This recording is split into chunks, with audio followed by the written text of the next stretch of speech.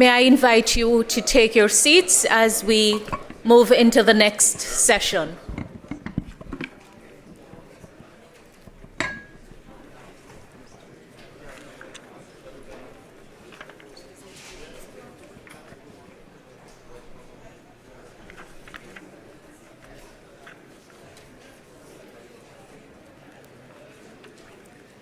I hope everyone has been properly refreshed and that your palates have been delighted. My name is Marlene Malahoo Fort. I'm a Member of Parliament from Jamaica, and I currently serve as Vice President for Latin America and the Caribbean on our Parliamentary Network. It gives me great pleasure to serve as this session's chair. We're looking at opportunities and challenges on the road to a greener recovery. We are going to be joined by two main speakers from the bank and the fund, and two of our MP speakers. Colleague representatives of the people, future growth must be greener, but the transition to a greener economy must be just, as a global community needs to transform the scale of finance available to make the leap. Shareholders, clients, and partners want multilateral financial institutions to do more for global public goods, notable climate change, which is one of the defining challenges of our time. Roughly US $2.5 trillion of additional financing is needed every year until 2030 to both reach the Paris climate goals and achieve the SDGs. Both the World Bank and the IMF has responded. Last year saw the World Bank Group surge a record $31.7 billion in financing to help countries address climate change, and it is currently in a consultative process to an evolutionary roadmap to better address the scale of development challenges, including climate change. While the IMF signed its first country deals with a new Resilience and Sustainability Trust. Now, as we look ahead to COP28, a critical milestone for mobilizing new green finance, what do we know about the opportunities and challenges on the route to net zero? And what, ladies and gentlemen, are the options for reform? Reform not just locally and regionally, but also globally. Also, how does nature play a role in the climate agenda? Many of us are experiencing droughts in our countries, unpredictable rainfalls and floods and hurricanes and typhoons. The seasons come and they go. So how does nature play a role in the climate agenda? How is a bank supporting green and blue inventions, and what tangible results have they had so far? To help us interrogate these issues, we have Gergen Fogelé, who is Vice President for Sustainable Development at the bank.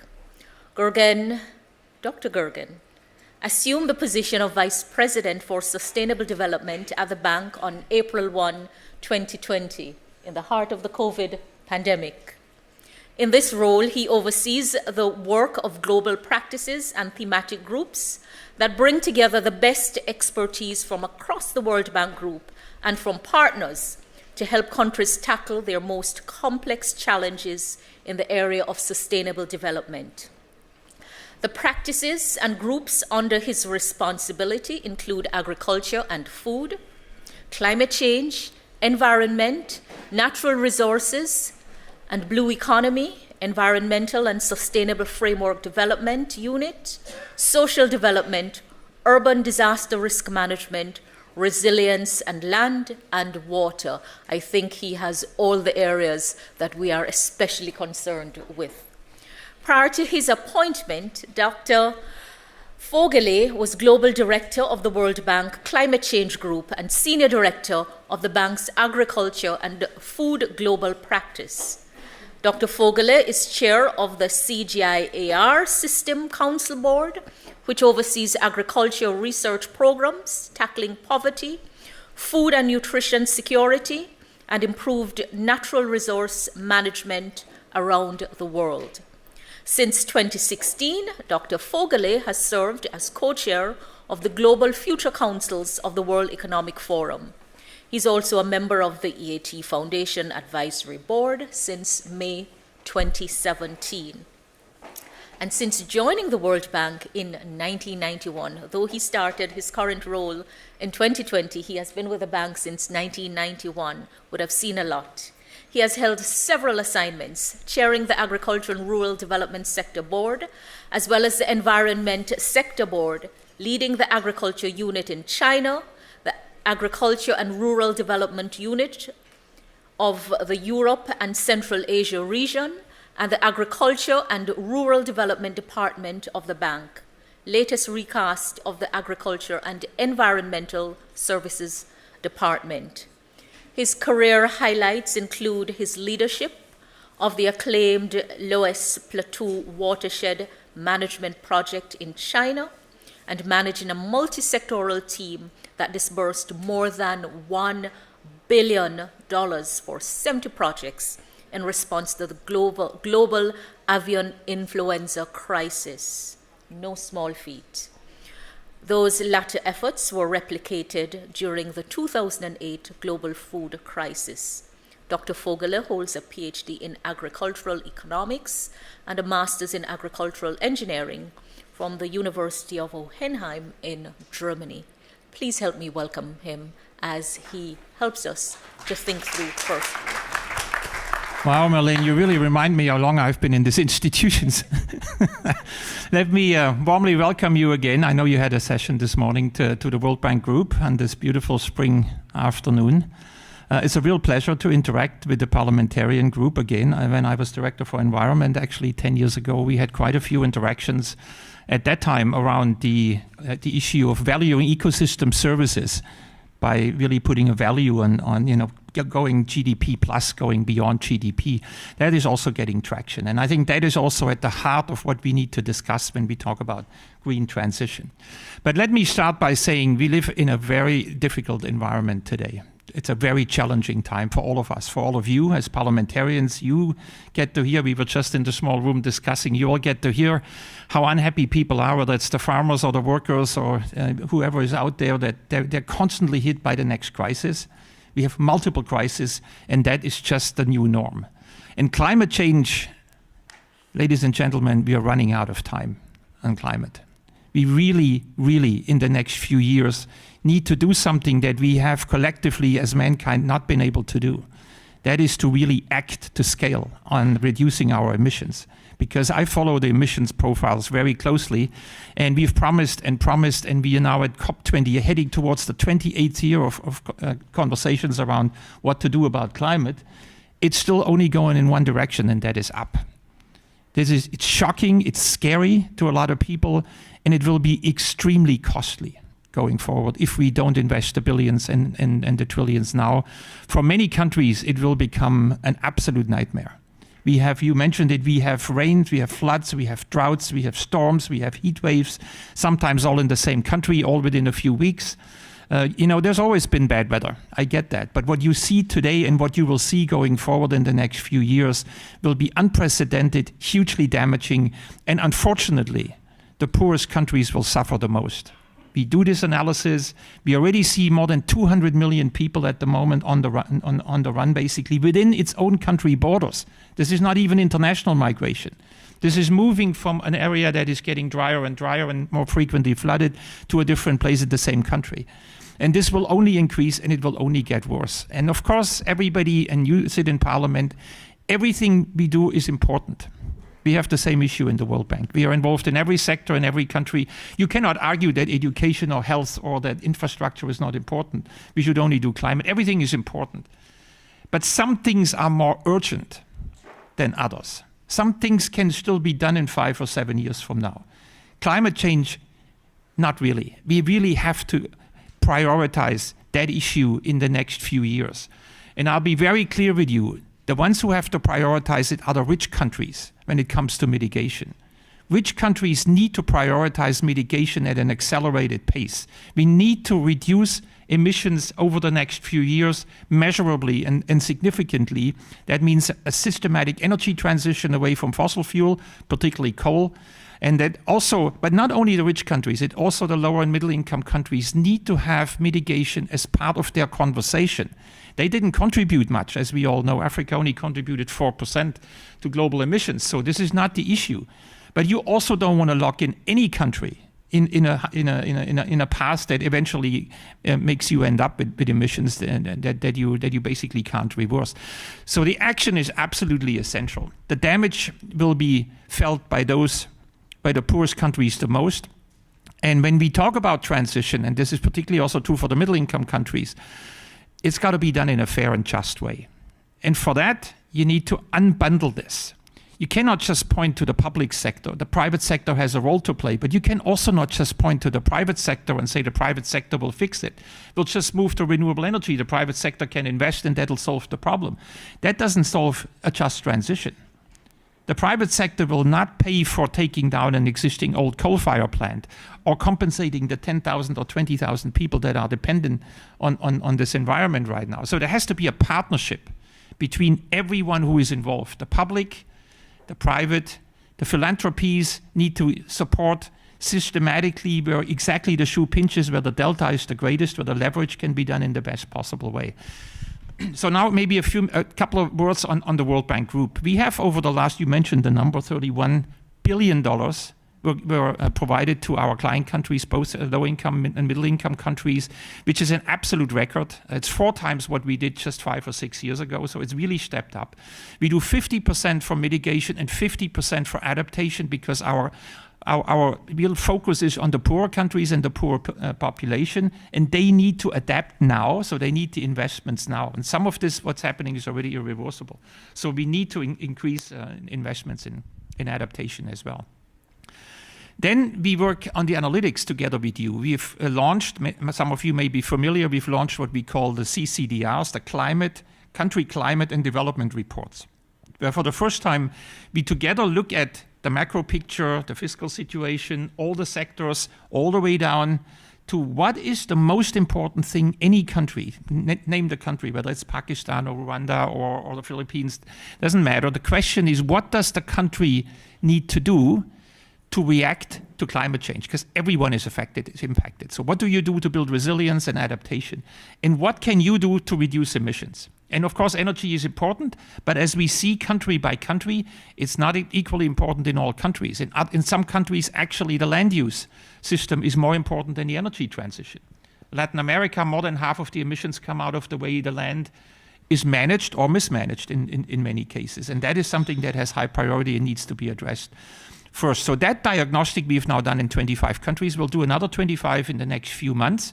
So very soon, all of you hopefully will have an opportunity to be a part of this conversation. And this is not just another report run by a consultant or a company. We had 2,500 people in this institution working on this over the last 9 months, because it requires macro knowledge, fiscal knowledge, taxation, modeling, macro modeling, every sectoral issue. You need energy, transport, agriculture specialists, everything that is relevant in climate for the economy. We needed to analyze and get through. And now with partners together, we hope to help every country to actually make these things priority investments. We now see this translated into our investment portfolio. So it's not just a paper. It actually now shows up in all the conversations we have about what is the next 3-year program. You briefly, and I know I'm running out of time, but just briefly, you mentioned the roadmap. So right now, there's a lot of push and a lot of pressure on us as an institution. Same with the IMF, I guess, and you will speak to that as well. And let me tell you very honestly, I welcome this. I do think the World Bank Group needs to continue to evolve. We need to find a way to do more and to have a stronger focus on the global public goods agenda, climate being a very important one, but not the only one. We need to do better in fragility. We need to understand pandemics better, help prevent them from going forward. And we were not actually established to do that. We're doing pretty well, but I think we can do a lot better if we move forward. We've done a lot of analysis in-house. We will be able to come up with a bit more money. By squeezing our balance sheet, it'll be maybe $4 or $5 billion, but that's not enough. That is by far not enough. We do need additional injection of capital, and if we do have that, we can do significantly more with all of you. Sorry, took a little longer. Thank you. A lot to unpack. Indeed, very, very challenging times, multiple crises before our eyes. And we are the repository not only of the people's hopes, but also of their frustrations. Moving over to Tobias Adrian, who serves as Financial Controller and Director of the Monetary and Capital Markets Department at the Fund. Tobias is the Financial Counselor and Director of the Monetary and Capital Markets Department of the International Monetary Fund. In this capacity, he leads the IMF's work on financial sector surveillance, monetary and macroprudential policies, digital money, financial regulation, bank resolution, debt management, capital markets, and climate finance. He also oversees capacity building activities in IMF member countries with regard to the supervision and regulation of financial systems, bank resolutions, central banking, monetary and exchange rate regime, central bank digital currency, and debt management. You know, I'm taking the time to tell us with whom we're interacting from the bank and the fund, because the purpose of the forum is to enable us to have better conversations with the bank and the fund through the representatives, and also at the end of the day to ensure that whatever money is sent our way, its impact is the best. So prior to joining the IMF, Adrian was a senior vice president of the Federal Reserve's Bank of New York and the Associate Director of the Research and Statistic Group. At the Federal Reserve, he contributed to monetary policy, financial stability policies, and to crisis management. He knows what he's talking about. He has published extensively in economics and finance journals. His research spans macrofinance, monetary policy, financial stability, climate finance, with a focus on aggregate consequences and capital market developments. Mr. Adrian holds a PhD from MIT, the Massachusetts Institute of Technology. He holds it in economics, an MSc from the London School of Economics in econometrics and mathematical economics, a diploma from Goethe University, Frankfurt, and many other qualifications. Over to you, Adrian. Thank you so much, and we should have kept it a little bit shorter perhaps, but it's really my pleasure to be here, and I think Dr. Vögele already laid out the challenge that we are facing. The IMF and the World Bank are sister organizations, and we complement each other. And so I'm going to explain a little bit how we are sort of complementing in a small way at the moment what the World Bank is really leading in terms of climate work. So the IMF is a macro shop, right? It has a mandate that is about macroeconomic stability as well as a growth objective at the macro level. So we are doing more and more work on climate because it is becoming macro critical, right? It is no longer something about, you know, a hurricane hitting this region or that region. It is threatening global growth on a massive scale. And that is really the reason why the IMF is venturing into climate in a complementary fashion to what is being done at the World Bank. So at the IMF, we will not do project finance, right? So we don't have expertise on projects. That is really where the World Bank is leading. Our expertise is about macro stability and how to make sure that countries can continue to grow and make the right choices from a macro perspective, and thus complementing all the tremendous efforts that are done on this side of 19th Street. So let me start with a little bit of a conceptual overview.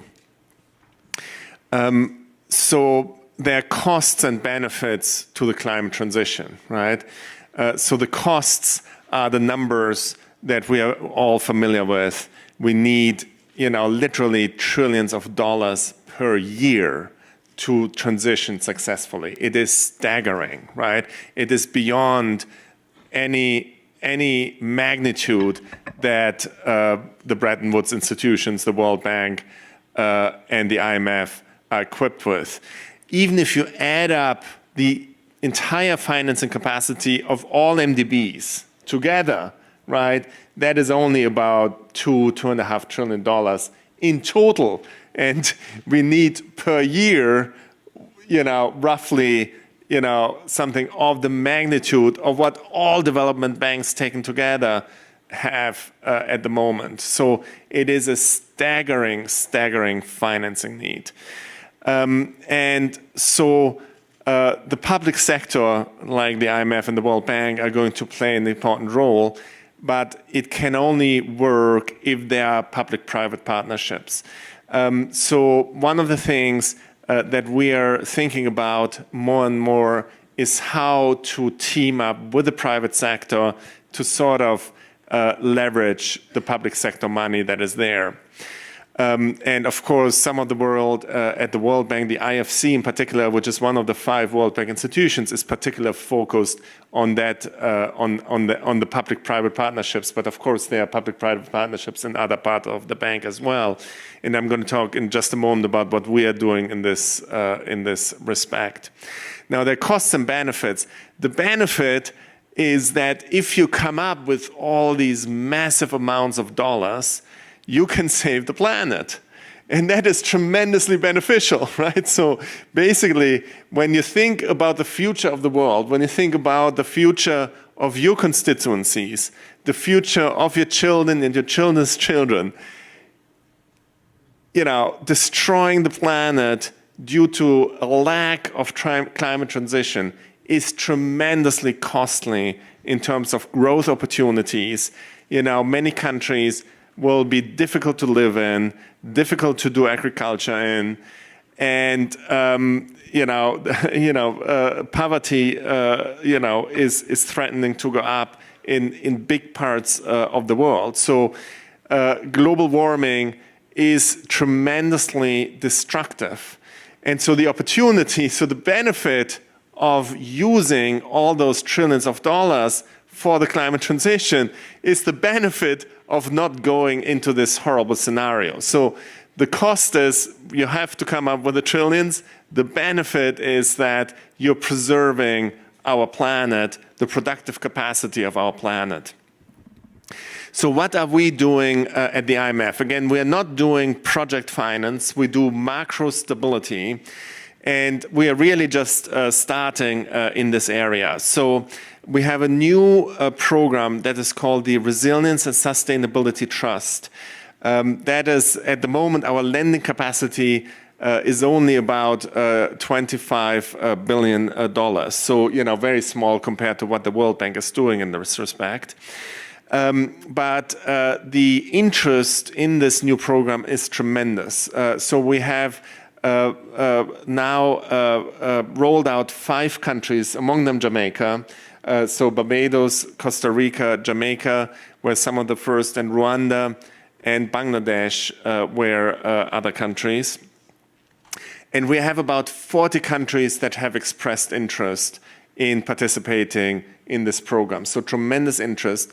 It's the first time that the IMF is lending in the medium term. So it has a much longer maturity than normal programs at the IMF.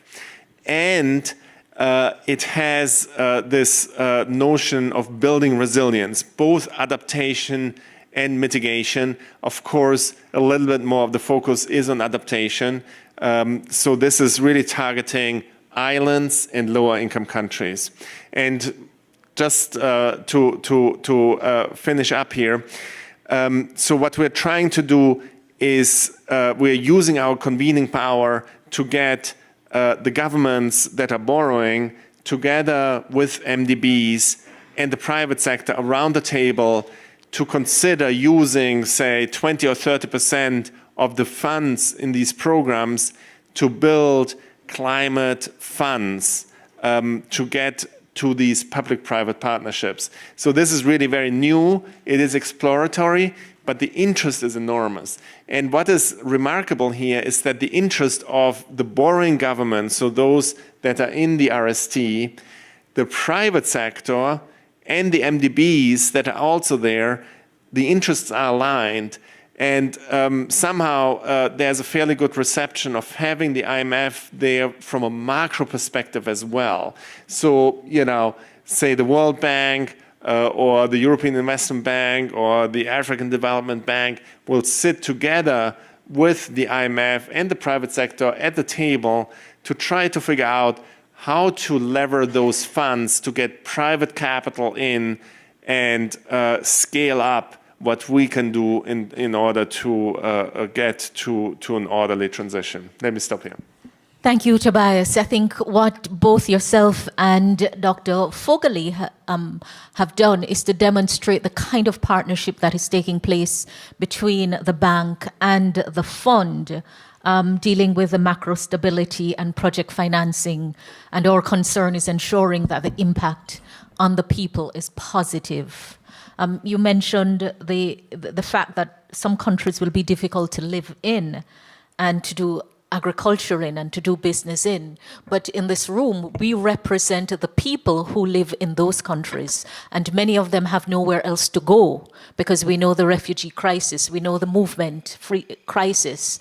And our work is even more crucial, and the engagement that is taking place here is even more critical for us to have a better understanding and to be able to communicate with our people.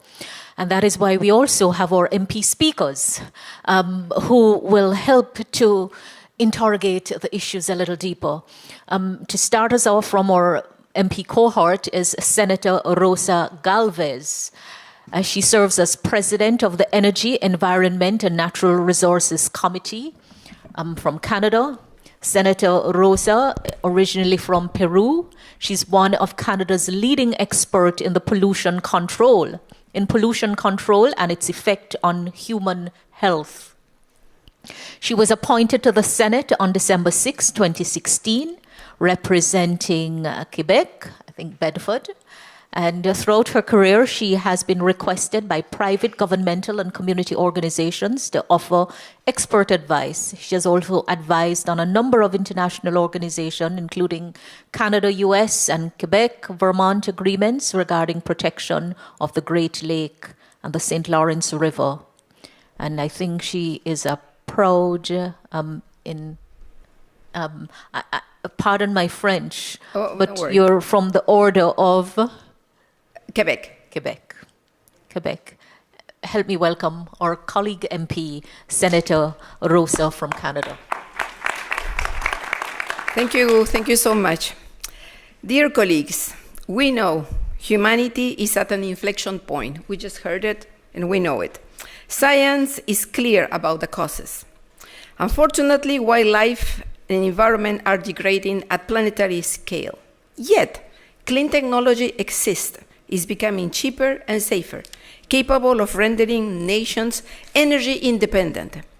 We are interconnected. We are a globalized world. Thus, it's becoming very evident for most of our concitizens back in each one of our countries that pollution, hunger, inequality is the result of political choices. The transition to a low-carbon economy must accelerate by 5 times to be just and peaceful. Apart from a stronger political will, we need to bring the finance sector on board to scale up the required cash flows. We need to see this as what it is, as an investment on humanity, and not as an expense. If you recognize the ongoing earlier infrastructure destruction resulting from increasing extreme weather events, social dismay, loss of habitats and biodiversity, you will agree that it is the cost of inaction that is unaffordable. Climate change is a pressing issue in Canada. The whole country has experienced the impacts of climate change. Meridional Canada warms 2 times faster, and the Arctic warms 3 to 5, and recently we discovered in some areas 7 times faster. Parliamentarians have an important role to play in addressing climate change at the national and international levels. We can adopt laws and policies that incentivize green development, uses climate change lenses, promote renewable energy, and support innovation and healthy competition in a race to net zero. The Canadian government asked me to sponsor the Net Zero 2050 Accountability Act, which I delivered in the Canadian Senate and has become law. But today, we have the responsibility to hold the government accountable for meeting this goal by monitoring the progress towards emission reductions. Canada is the only country of the G7 that has not reduced its emission. Pushing for stronger climate policies, funding and advocating for a just transition to a greener economy. As a developed country, Canada has the responsibility to support developing countries in their efforts to address climate change. This can be done through financial support for climate mitigation and adaptation projects, by sharing knowledge and expertise, and supporting international agreements like the Paris Agreement and the Sustainable Development Goal, which is running out of time. Canada funds and hosts Parliamericas that promotes and acts following 3 important axes: gender equality, climate change, and open parliament. I have the honor to chair the Climate Change Network. In Canada, parliamentarians can draw on the country's experience with carbon pricing and updates in its environmental protection laws to inform policy decisions and share best practices with other countries. However, it is so critical to recognize that every country and region faces unique challenges and will need to tailor their climate policies to their specific context. I introduced the Climate Aligned Finance Act, based on consultations with international and national sustainable finance experts around the world. Proudly, I can say that we have started the conversation about how the finance sector is needed as catalyzer, without whom we can't make the transition, but also to assist the sector in the introspection about how their lending, how their investment, and how their advice finance and facilitate emissions. Bill 243, which is available to the public on my website, is a comprehensive legislative framework that aligns the financial sector with the Net Zero 2050 goals. Of course, there are challenges to achieve a greener economy and walk the path to a low-carbon economy. We need a stronger and decisive political will to make the necessary changes. But the medium long-term goals of greening the economy are not always compatible with the short-term election process. In Canada, long-term regional particularities and minority issues fall in the realm of a senator. Europe and US have attained policies and legislative progress in this direction. The Green New Deal, the European taxonomy, the US Security Exchange Commission new proposed rules, the US Infrastructure and Inflation Reduction Act are incentive, clear signals to the financial sector in promoting green growth, but unfortunately, Canada is not there yet, and the risk is growing. And this risk, our industry is going to face it. Canada's politics are influenced disproportionately by a sector which contributes 5% to the GDP, but produces 26% of our emissions. This is the fossil fuel sector, which requires significant investment in renewable energy and green infrastructure. The sector, despite of record profits and highest subsidies in the world, doesn't or are not investing enough in this.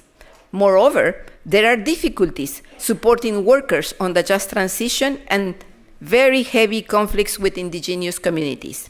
While climate-related finance risk disclosures are becoming increasingly important for investors as the risk of climate change materialize, In Canada, regulators have begun to require companies to disclose climate-related risk.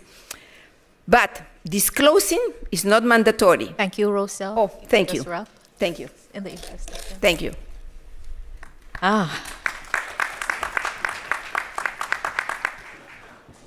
Stronger political will is needed and holding governments to account. What say we, the parliamentarians? How do we think about political will when our party forms government? And how do we think about it when we are in opposition? When we speak of holding government to account as parliamentarian, which part of government are we speaking about and what is our role? You know, as I hear about cost of inaction being unaffordable, we really have to think about what is our role and what it is that we're going to report back. Turning over to our next MP speaker, Julio Cestemero, our Italian MP. Julio is trained professionally in tax mergers and acquisition, and at the same time consolidated his political experience in the European Parliament together with Matteo Salvini. Now, Giulio is a member of the Chamber of Deputies at the Sixth Finance Committee and coordinator of the Financial Markets Unit of the Economic Department of Lega and treasurer of his party since 2014. He is a member of the Italian delegation to the Parliamentary Assembly of the Mediterranean. Chartered accountant and statutory auditor with a degree in economics and commerce from the University of Bergamo, and an executive master in public administration management from SDC. And you have to forgive my Italian, which is non-existent. My Jamaican is even worse. So. But Giulio has published interviews and articles in general and financial sector magazines and channels. His greatest interest lies in fintech and alternative capital markets. Help me welcome our colleague MP speaker, Giulio. Thank you. Thank you, Ms. Forte. And I would like to thank a lot also Liam Byrne for his effort that dedicates to this network, and is doing great things, in my opinion. So, Excellencies and their colleagues, still in the words of Nassim Taleb, I would say that the black swan of the pandemic unleashed a number of unprecedented crises. Plus, the Russian invasion of Ukraine has shattered the world order, threatened the global economic prosperity, and jeopardized the progress made thus far towards a green transition. Against this backdrop, it is imperative to foster alternative ways to promote long-term growth and a greener recovery, where, and I agree with my colleague Rosa Galvez, finance has a key role to play. We need to unlock the current global capital potential. To this end, in a world in which communities are becoming the backbone of our society, we need to increase the involvement of the private sector and foster the synergies with multilateral financial institutions. For this reason, last December, PAM, and I'm hereby to represent the Parliamentary Assembly of the Mediterranean, I'm currently Vice President and Chairman of the Economic Committee, PAM organized, with the crucial contribution of the World Bank and the IMF, the first Euro-Mediterranean and Gulf Economic Forum. At the forum, business representatives from the region and beyond had the opportunity to interact with decision makers, international organizations, and the academia, and discuss effective legislation solutions for a green economic recovery of the region. On that occasion, it clearly emerged the absolute need to increase economic, financial, and commercial integration as a tool to foster access to finance, support regional SMEs, and the green transition, especially as the regionalization and reshoring processes have regained momentum after COVID and the global value chain disruptions. For this extent, we count on the support of the World Bank and the IMF to all those countries, such as Tunisia, facing political and economic turmoils. We really need to help them stabilize, also in order to control illegal migratory flows to Europe, which often turn into human trafficking and modern slavery. Scaling up climate efforts, however, would require additional resources. Innovative financial tools, such as blockchain, can represent a viable and sustainable tool, as they often build on crowdsourcing approach. PAM is deeply invested in this sector and created the Startup Market Project for the Mediterranean, which aims at facilitating access to alternative capital markets for startups and SMEs, also through fintech and AI tools. Furthermore, the green recovery would also require rapid energy transition. For this reason, the 2022 Forum delivered a clear mandate for PAM to foster the establishment of a parliamentary energy community in the Euro-Mediterranean and Gulf area to increase regions' energy autonomy and resilience to external actors and shocks. When talking about the parliamentary energy community, Greek philosopher Heraclitus comes to my mind. He taught us that everything flows, pantarei, or it should. It is clear that consuming finite and limited resources is not the best idea. And as economic historian Carlo Cipolla taught us, it also causes geopolitical consequences. I suggest the war of the black pepper, that so we understand that some resources that seem so nice and friendly right now, they were so important that they caused wars in the past. Okay, going back to finance, green IPOs and scoring systems for listed companies are being created in the Mediterranean area, but the impact of such measures is quite limited because, as highlighted by a research that PAM did, not all countries have access to equity and capital markets. We have to make available all those instruments. This evidence emerges also from a seminar for debt managers held on February from the words of Mr. Adrian, here on stage with us. Okay, and I also watched a session of the Canadian Senate in which my colleague, Senator Calves, sustains that the costs and benefit of the transition from a linear to a circular economy should be distributed equally. I do agree, but sometimes this is not happening. This is not the case, due to asymmetries in the legislation or information, or to the fact that often ideological approaches prevail over scientific ones. This is why a well-planned green recovery would also require a reinforced commitment to international climate negotiations and probably the definition of a common ESG taxonomy. Doing it just in Europe, it's not enough, and it's also quite limiting, I would say. For this reason, PAM has been participating in all COP meetings since Copenhagen. Nonetheless, and I'm going to conclude, we need to look at innovative solutions to fund ex-ante mitigation strategies that are fundamental to the green recovery. In this context, the next COP will represent a crucial appointment in the implementation of a new infrastructure, and PAM is closely working with the UAE presidency in order to do that. Thank you for your attention, and we all wait for you in December in Marrakesh for the next Euro-Mediterranean and Gulf Economic Forum organized by PAM. Thank you. Thank you, Giulio. Thank you. Multiple crises. Finance has a role to play, and we're counting on the support of the World Bank and the IMF. Our countries, our governments are counting on your support, and our peoples are counting on us to represent them well. Perhaps I'd like to start off the Q&A with two questions to you, Gurgen and Tobias.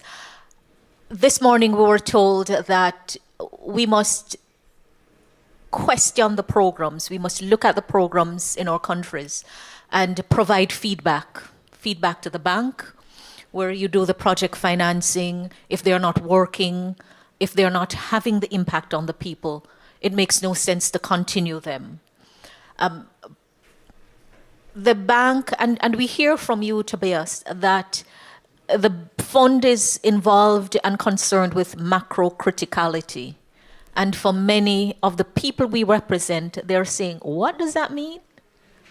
How do we break that down for our constituents? What does it mean when you say that your focus is on macro criticality and the climate change is in threatening global growth on the massive scale that it is threatening it? Your role is about the macro criticality. How do we break that down to our constituents? And then I will come to you. I'll just give you the question to think about. How do the parliamentarians go back to their parliaments and ask the right question when the fund and the bank engages primarily with the ministers of finance and the governors of the central bank? And if you're not in the front bench, you really don't get the information. And when you are in the back bench and your party's in power, you really don't ask questions that seem to be opposing your party. How do we get to the bottom of it in the interest of our people? I'm glad I got the first question. Yeah, but macro criticality, I mean, it is really about everybody having jobs, right? I mean, an economy that functions well creates employment, and employment creates opportunities, creates income that allows you to put food on the table, to buy consumption goods, to buy education and health services. So, really those things that make a difference to your constituencies in everyday life. There are too many countries around the world that are in crisis, and in those countries, employment drops, poverty rises rapidly, human suffering is increasing, and what we are getting at from the macro point of view is to help the governments, the finance ministers, the central bank governors to stabilize the economy, to get back to a path of growth, of employment and prosperity, and as a result also a decline in poverty. We are different from the World Bank in that we do this only from the macro perspective, while the World Bank goes directly into countries at the project level, building a school, building a hospital, or working towards the climate transition. We are working at the macro level, at the level of government finances and monetary policy.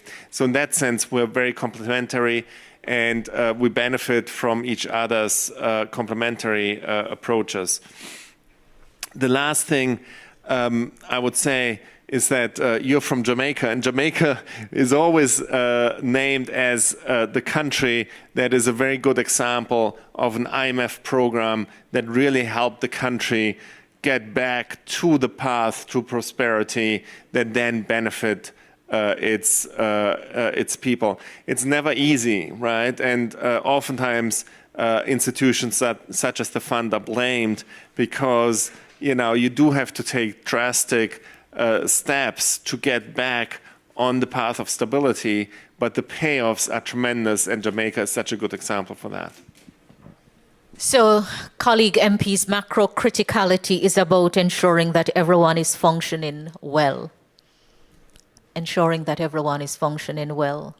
Jamaica has had a painful story, but we're grateful for the help of both the fund and the bank. Over to you, Dr. Fogarty. Allow me one addition to what Tobias was laying out. The world has seen incredible progress over the last few decades. Growth has gone up, poverty has gone down, education has gone up, health has gone up across the board in almost all countries of the world. If you, and I mean all of you, want to maintain that growth, it's got to be done differently. There is no path forward that we see today where we can repeat what we've done the last 50 years and have the same outcomes. Our modeling, and I'm sure the fund's modeling, indicates that we will have a reduction in GDP growth, a very significant one across the board if we don't tackle climate change. That's macro criticality.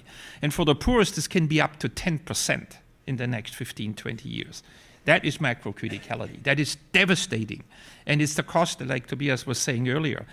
If we don't act, it will be so big and so impossible to deal with that there is just no option in my view and in our view. So we need to do everything we can.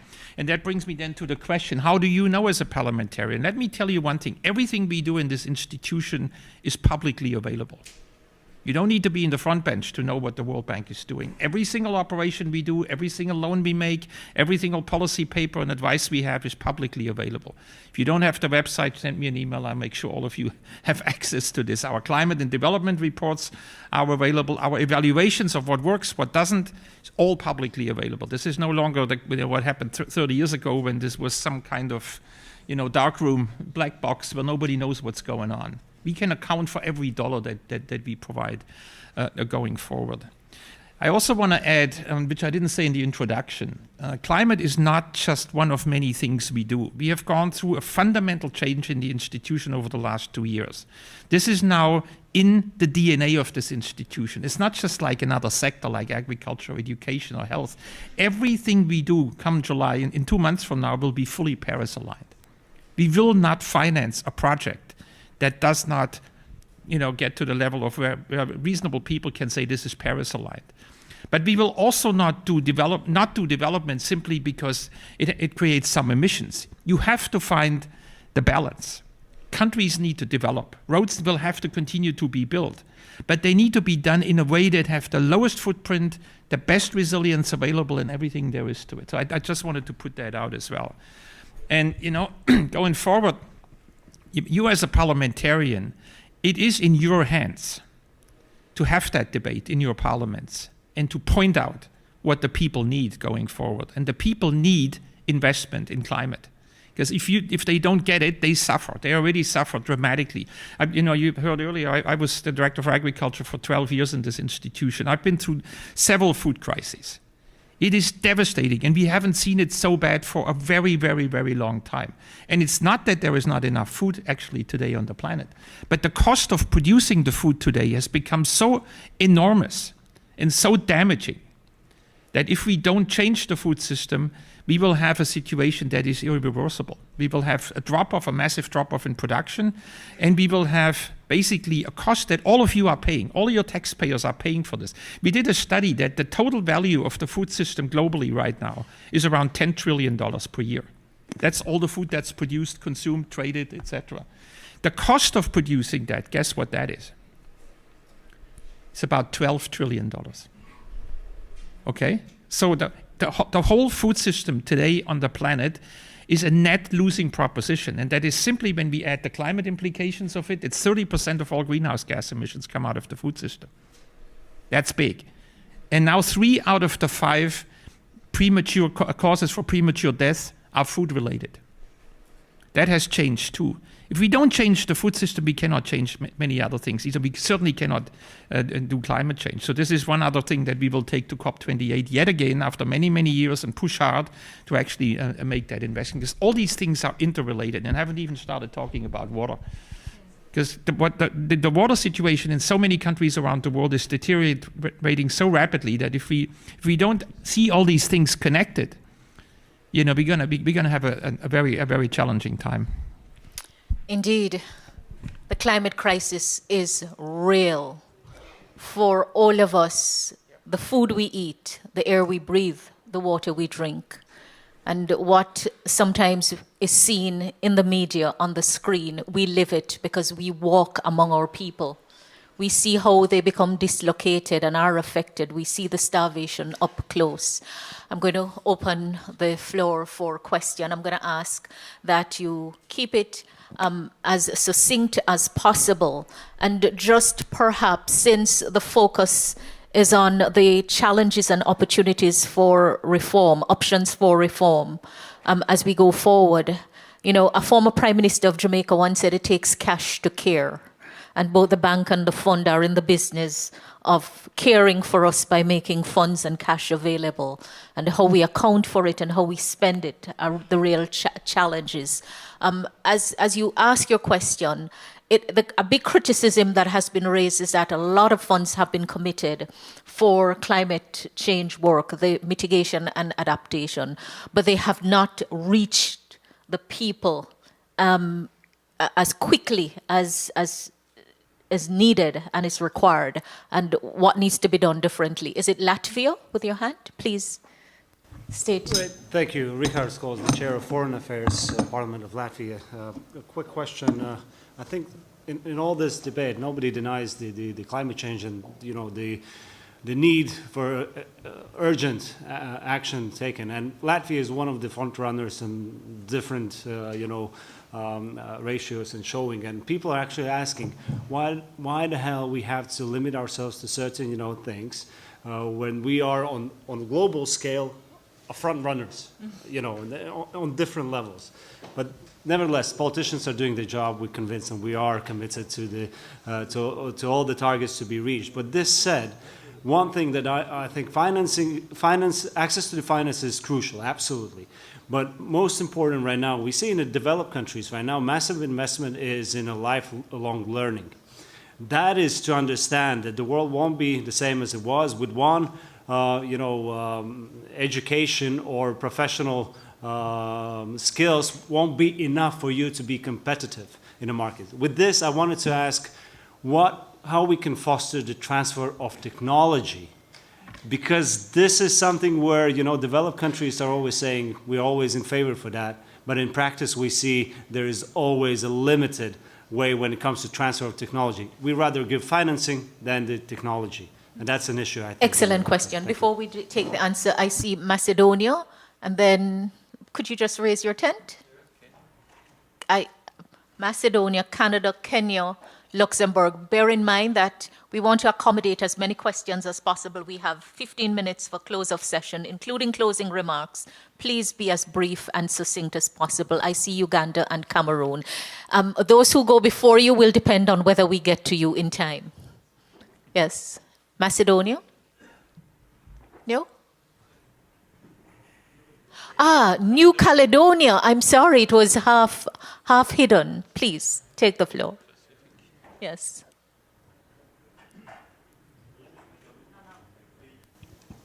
Je voudrais juste intervenir en tant que petit.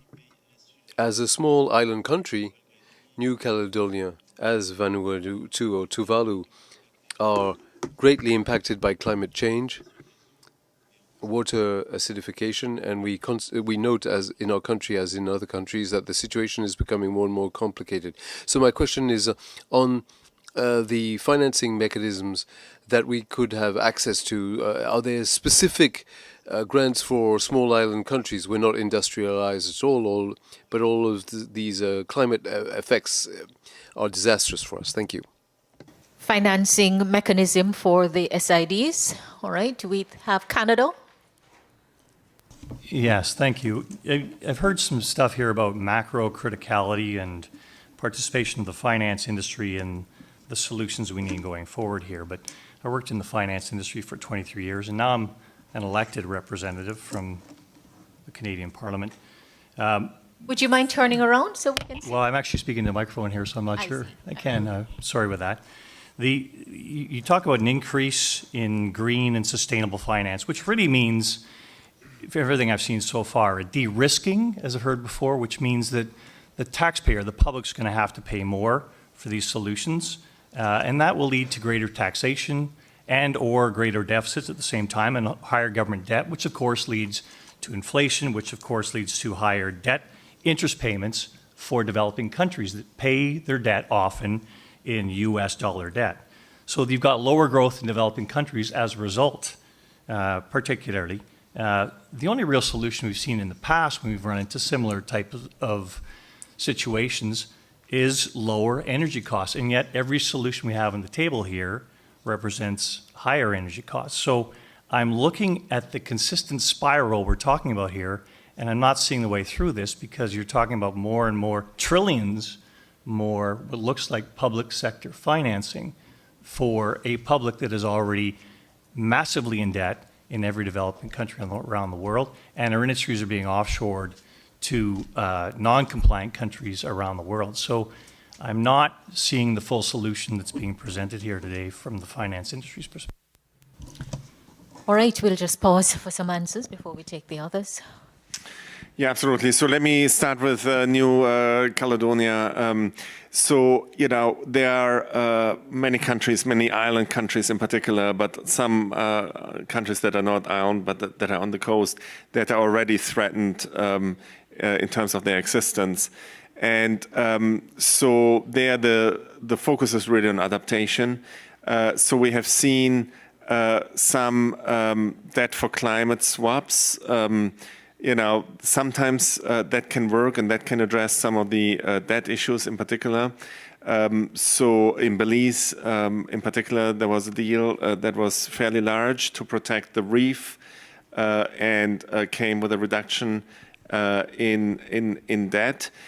In general, you know, there is funding for adaptation purposes. Also, you know, not necessarily tied to debt reduction. But of course, in the private sector, there are deals, but they're less developed than the mitigation deals. So it is a challenge, but I do think there is something that is emerging. On the question from Canada, of course, you know, I would say two things. So one is, of course, the costs for alternative energy are coming down dramatically, right? So over time, you know, that is going to help in terms of carrying the costs. I think, you know, you can argue about the science of that, but there has been a very, very dramatic decline, and that is expected to continue.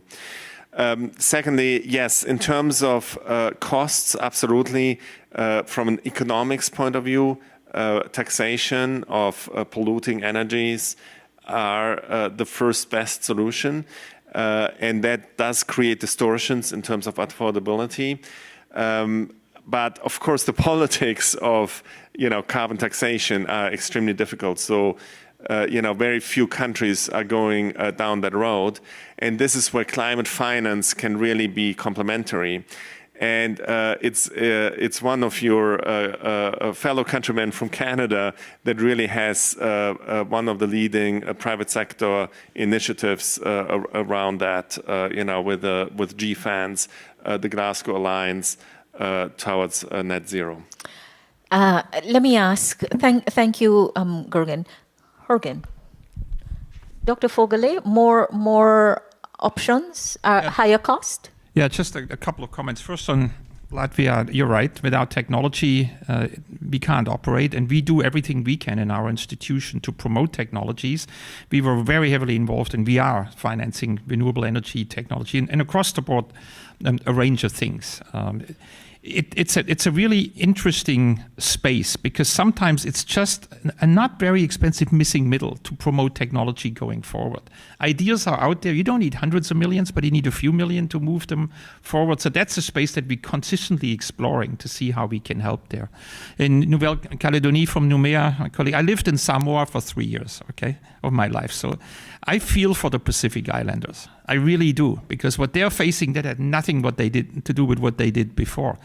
And Vanuatu, we mentioned Vanuatu and a couple of really low-lying islands, they are going to really suffer because sea level rise is inevitable, as we know today. There will be a rise in sea level. The only question is how much it can be managed. But we do also increase our programs quite significantly to help exactly with adaptation, resilience building against stronger hurricanes. Level. For most islands, there are actually solutions. But there are some exceptions. Now to Canada, look, I feel the same pain. The financial sector isn't where it needs to be for us to do what we are discussing over the last hour. They're sitting there and waiting, and unless you mitigate my risk, I'm not going to go there. However, there are a growing number of companies that do certain things and are willing to take a certain amount of risk. Very interesting. These results-based programs. We issued what was called a rhino bond. I don't know whether you've actually read about this rhinoceros bond, where a private company is willing to take a certain risk if the population of the rhinos in 2 national parks in South Africa does not increase as is promised, they will not lose their premium, their principal, but they will lose a certain percentage of their coupon. And they're willing to take that risk. And I also talked to HSBC just recently. They are already providing differentiated interest rates to their client depending on how green they are. I'm being very brief and very simplified. So, there are things at the margin that are happening. If everybody would go down there and pass, things would already really move faster. Let me finally say, you may not know this, but we are the largest issuer of sustainability bonds at the World Bank. We did about $200 billion of bond issuance around sustainability, and increasingly about $18 billion of green bonds. And we're going to push this further and further and further. It's still a small part. And as I said, there is only a handful of real private sector companies that are pushing the envelope and taking a risk. But that's the direction of travel. And if you as parliamentarians can create the environment for those to move forward, that is a hugely important part. Even pension funds or sovereign wealth funds, we used to talk to them for years. And they all say the right things, but there's no traction. That's now beginning to change. They're willing to set a certain part of their investments aside and do what is the right direction to go. And then they get a sense for the risk appetite, and they get a feel for it. And this is the only way forward. Are we there yet? No, we're not. Are we too slow? We are too slow. We need to get faster. And finally, on the energy price, we just recently did a deal in Uzbekistan for a solar plant installed at 1.5 cents per kilowatt hour. Wow. So talking about cost coming down, right? That doesn't solve all the problems, but it's come a very long way from where we were just a few years ago. All right. May I invite Rosa and Yes. Julia, if you want to just come in. And then we will have a minute and a half for questions, and we will close out giving each panelist a minute with closing comments. So just very quickly on the issue with the transfer of technology, but also on energy. So as an engineer, I've been teaching graduates from all over the world because developing countries send students to Canada, to United States, and we have received students from, I was talking with many of you. And so it's been 20 years, engineers, we've been teaching about renewable energy and solar, biomass, and nuclear, and this, but the transition was not there. And these students went back to their countries.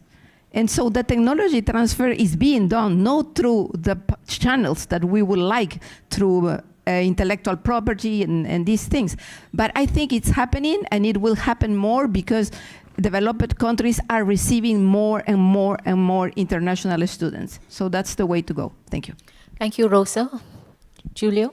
Yes, I would like just to take this issue from a parliamentary point of view. So, before even doing technology transfer, we need to create intellectual property, we need to create patents. And one way we parliamentarians can do that is by creating facilitation, to cutting the red tape in order to operate in certain sectors. And I make an example. Okay, so in Italy, but it already exists in many countries of the world, we created a regulatory sandbox for fintech and insurtech. In Spain, they are creating one about artificial intelligence. Before, startups, so with a small need of money, companies with a small need of money, they didn't start their activities because they didn't know what laws were applicable, what surveillance bodies were surveilling their activities. Now, in the geographies that have sandboxes, this is possible because it's an experimental regulatory environment where no regulation is required. So they will operate, and from the reality of the facts that are happening in the sandboxes, then the lawmakers will do accurate laws. So you create IP through this, and then how to exchange it. First of all, domestically, to putting in touch the offices concerned by the registration of the IP, and, for example, the company's registrar. And then let's use the parliamentary diplomacy, like we're doing, for example, in Parliamentary Assembly of the Mediterranean within the committees, in order to exchange ideas and to put in touch Chamber of Commerce's, IP registration offices, companies registrar, and so forth. Thank you, Julia. I think I will have to accept those comments as your closing comments, but it's a poignant reminder that we're lawmakers and we have to make sure the right laws are passed and better regulatory environment. Uganda, Kenya, Ecuador, and Jordan. I see the time. We're under pressure for the time. Thank you very much. This is half a minute. John Baptist Nambeshe, Uganda. I salute the submissions by all the panelists, and they do agree that the levels of greenhouse emissions in the record history are the highest and still skyrocketing. But the question is, after the COP21 resolution to drastically reduce consumption of fossil fuels, there is a serious rush by Europe in Africa to exploit more of the fossil fuels, and that is particularly gas, by multinational, these are foreign multinationals. May I get the question? Now the question is coming. Africa's resources, for instance, in wind power, sun power, okay, solar energy, and also wave. You know, it has a huge coastline, and would exploit wave energy, wind energy, solar energy. All these clean energy resources are abundant and underutilized in Africa. But it would reek of hypocrisy. The question now is, why is Europe concentrating its funding on consumption of fossil fuels? Because, for instance, Uganda is a victim where we have been denied resources to construct a refinery, but all the petroleum is for export. On funding for fossil fuel? Fossil fuel, yeah. Okay. Funding is more for is longer for fossil fuels and Uganda. Very short for cleaner energy. Remember, I say to allow others to speak, it will depend on those who come before. So you're going to be cutting. We can take a vote. You cut a little into the coffee break if you want to extend a little. So we go to Uganda. Thank you very much. Kenya. No, it was the neighbor here. Yes. Yes. I was asking you to raise your tent. Yes, I raised. Yes. No, Uganda. Two questions from Uganda. Okay, thank you very much. Mine is without repeating. Without repeating what has been said. You're putting me under pressure. Without repeating what has been asked by my colleagues, the opening remarks were very clear. We are running out of time. Yeah. And we need to invest resources. I just want to find out from IMF. The last time we were here, we were told about the Resilience Fund. And only 5 countries, the same countries that you've mentioned today, were the only ones that have been able to access this funding. What is the problem? Why are the rest of the countries slow in accessing this funding, and yet time is running out? Thank you, my Ugandan brother. And then what are the short, in terms of investment of these resources, if you can break down for us, especially the emerging economies, what are the short, medium, and long-term areas we should focus on specifically, since time is running out? Thank you. Ecuador. No. Ecuador. No, it's just for Kenya now. Oh, Kenya, and then colleagues, I know the interaction here is usually quite beneficial, but do remember that we have time constraint, and I'm asking, be very short, otherwise you will force me to cut you. Thank you so much. I just wanted to know 2 things. One of them was asked by Uganda, but the issue is with the World Bank, especially. For East Africa and Kenya specifically, in the last 5-10 years, the engagements are more with the executive. And we see things happening with governments. The things come to Parliament very late in time. The level where you cannot intervene, even if you wanted to intervene. How are we ensuring that in future, we involve, because Parliament represents the people. We have the pulse of the country. How do you ensure that the interventions that you're making involve parliamentarians early enough so that we are able to be part of these interventions? Thank you, Kenya. Ecuador?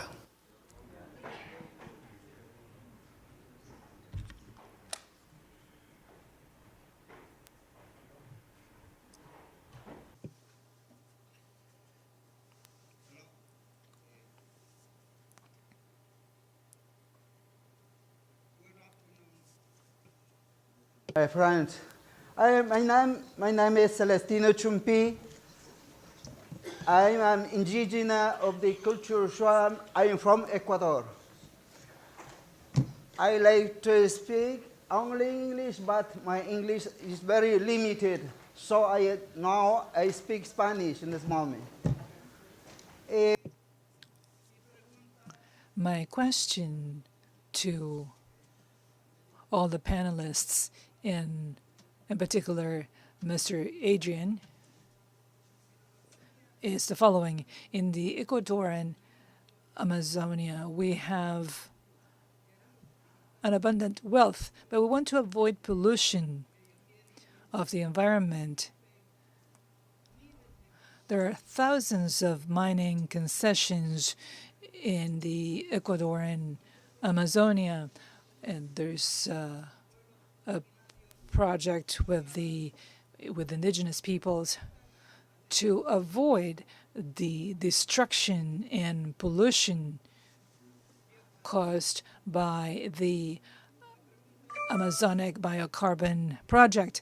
So my question is, how can the World Bank or the IMF help us so that we can keep nature intact? Because the Amazon, as in many other countries, is the lungs of the peoples and the world. That's my question. Thank you. I regret that I will not be able to take any more questions in the interest of time. I do regret, Jordan.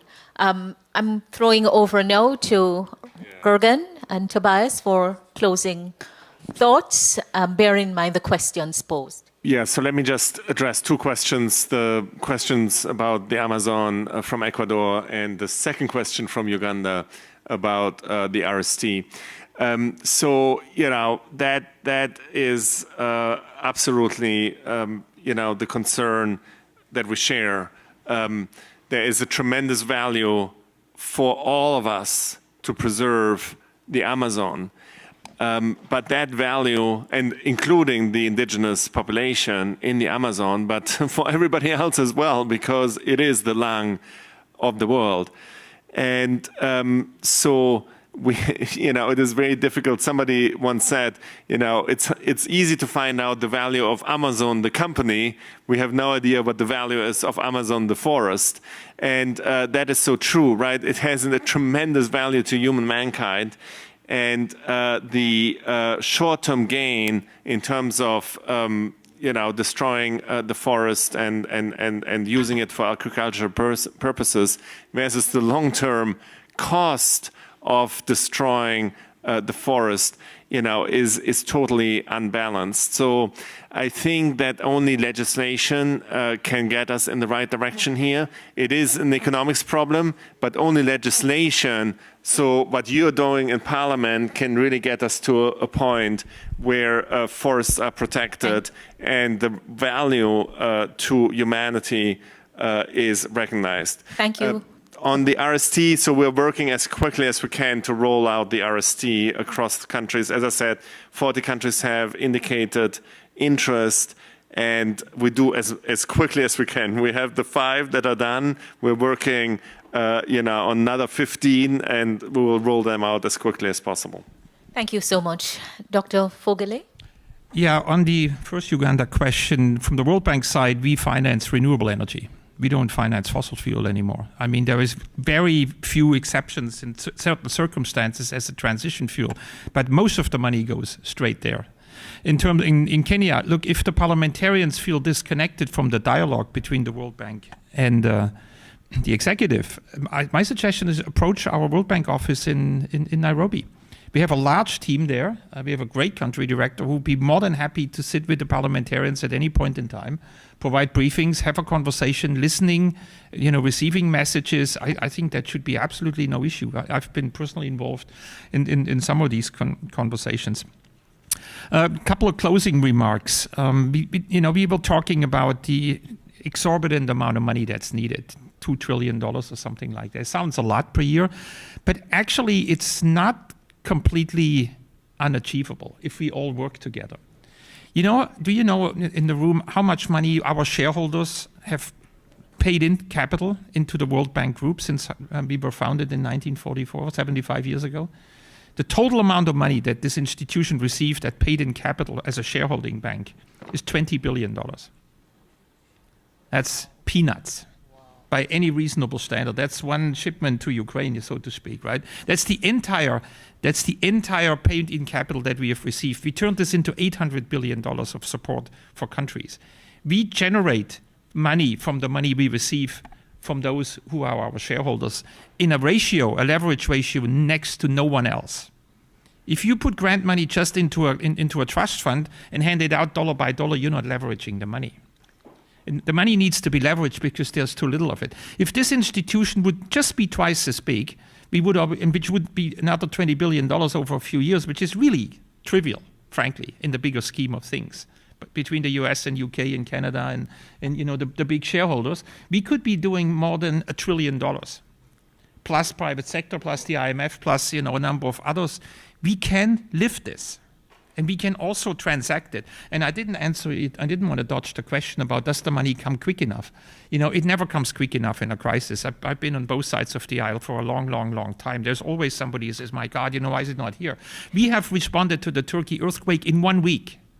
They had an agreement from the World Bank that they would get X amounts of dollars. During the food price crisis, we had it for within 3 weeks. I don't want to name the country, but I also want to put it back to you. It's not always on our side. Look at your own parliaments. I can give you a handful of examples where things were not approved in parliament after they've been approved for months on end. Because many of these in many countries need parliamentary approval. What a note on which but this is something. Yes. I think we need to work together. Yes. This is not criticism. I understand the dynamics and the politics of these things. But if something is ultra urgent, if all of you can also work with your own parliaments to make sure that things move. If we can do faster, we take the criticism. We can move. But it's really both sides. Thank you. It's a good point when we're left wanting more. And I can tell that we would want more of the engagement, more of the discussion. Colleagues, future growth must be greener growth, and the transition to a new economy must be just. And I think that the call is for us to do it differently, for the bank to do it differently, for the fund to do it differently, and for we as parliamentarians to practice the politics differently, pass the laws better. Please join me in thanking our panelists and also to you for being an extremely engaging audience. Thank you so much, Gergen, Tobias, Rosa, and Julio. Thank you. You're now left with only 5 minutes for coffee break for the next session. Thank you so much.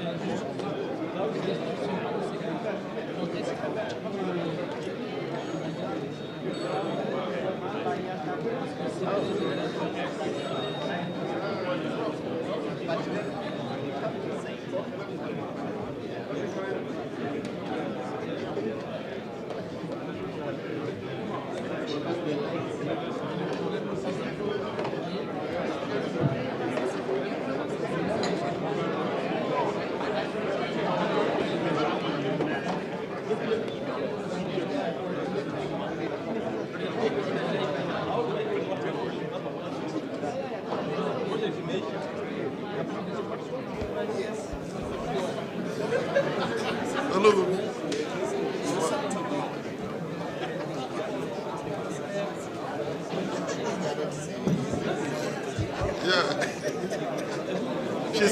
She's my daughter.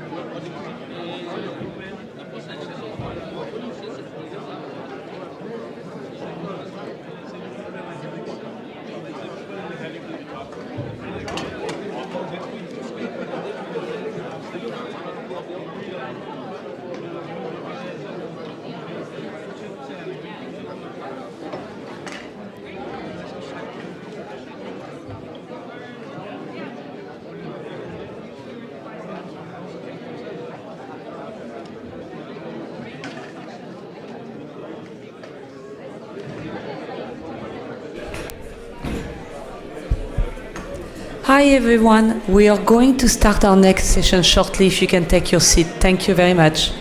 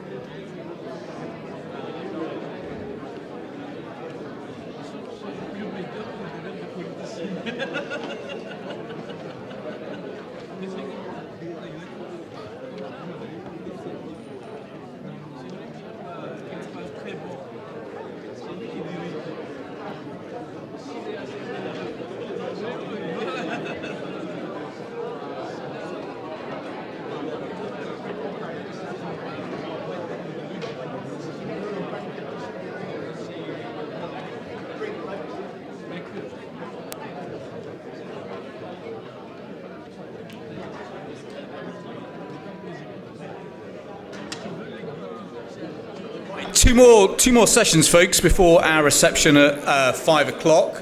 So let me just encourage you to now take your seats.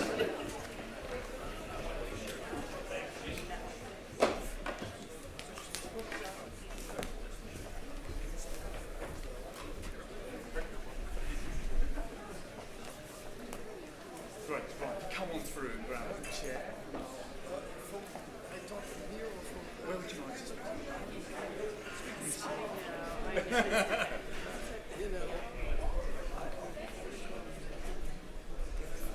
Fantastic.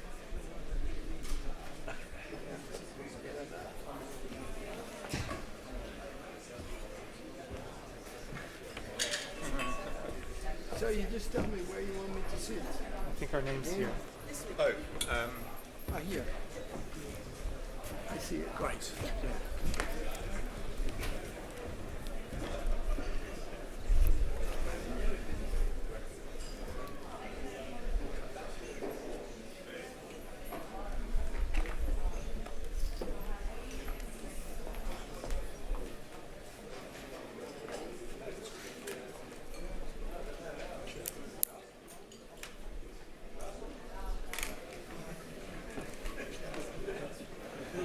Great. Well, welcome back, everybody. We've now got two sessions on two of the key topics that parliamentarians told us they really wanted to understand a little bit more about, and indeed how they can work together on both of these topics, together with the fund and the bank. So the first session that we've got now is on how we finance preparedness for global crises. If there is one conclusion that I think we can draw from all of our time in politics over the last decade, it is that we now truly live in the age of the shockwave. And of course, there have been no bigger shocks over the last 4 years than the shock of COVID. COVID killed 17 million of the people that we come into politics to serve, and it has left shockwaves throughout communities that not only took lives away, but destroyed livelihoods too. We know, however, that given the tempo of what has happened over the last decade, that this is the way of things now. This is not some kind of one-off. These sort of shockwaves are bound to keep hitting our shores wherever we are at increasing speed and potentially increasing force over the next decade. And so that's why I'm absolutely delighted that we've got this panel that has come together to talk about that basic challenge of how do we finance readiness? How do we build resilience? How can we make sure that the communities that we protect are as strong as possible? And crucially, how do we pay for it given everything else that we have on our agenda? So the panel that we've got today, we're going to just do this in two halves. First, we're going to hear from Axel van Trotsenberg, who's the Senior Managing Director of Development Policy and Partnerships here at the World Bank Group. Axel can't stay with us for the whole session, but he's going to hand the baton seamlessly over to Juan Pablo Uribe, who's the Global Director for Health, Nutrition, Population and the Global Financing Facility at the World Bank. And then we have got three superb members of the network with tremendous experience in this field. We've got Akua Sena Dansua, who is the chair of the Unite Parliamentary Network for Western Africa and Central Africa. We have Valérie Rabault from France, who's Vice President of the National Assembly. And then we have the Vice Chair of the Parliamentary Network, Ricardo Baptista Laity, who is, of course, the founder and President of the Unite Parliamentary Network. So brilliant perspectives that I hope will provoke a few questions and thoughts in your mind, which I'll ask you to share once we have heard from Axel, from Juan and from our MPs. But with that introduction, Axel, let me hand the floor to you. Thanks so much for joining us. Yeah. Well, thank you, Liam. And a very warm welcome to all of you to the World Bank. This is the first time in 4 years that we are organizing this meeting in person. And I learned just that you have gone through an experience this morning to get into the World Bank building. And it seems to be quite unique. I don't want to ask you to fill out, the listing or your frustration index, but I hear that it could have been high. So let me just, I'm not responsible for that, but I would like to apologize for this because we need you. And I just want to make that point. We need actually parliamentarians more than ever. And the reason is that the problems are mounting. If you are looking how the SDGs are off track, you see climate change is off track. We see increasing fragility and multiple crises around the world. And we need more engagement in developing countries rather than less engagement. And the problem is that we are confronted by a world that is sometimes appearing to be disengaging from developing countries.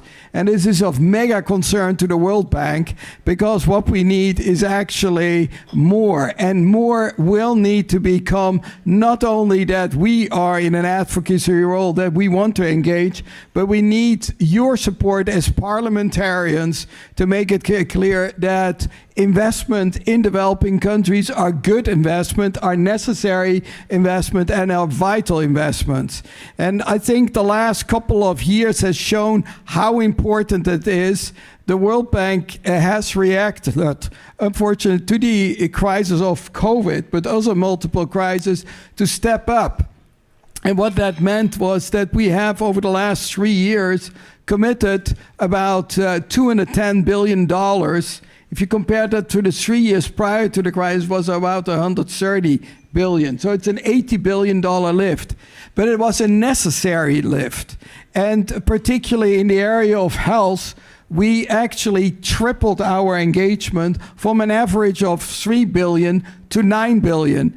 And you will say, well, that is wonderful. I don't need to have the congratulations. What I would like to make the point is that these investments are necessary from the bank, but we need far more investments. And that's the harsh reality, that we will need to step up.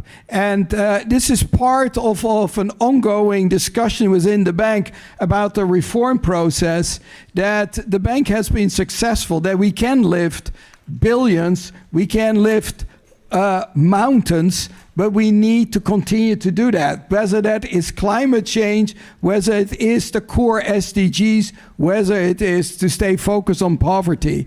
And so therefore, I think that debate with you will be important when you are talking about one of the great challenges, and it's the health area.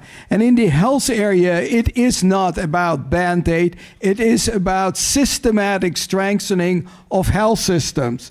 And that is what is needed, where we need long-term investments and long-term engagement. It cannot be a short-term engagement.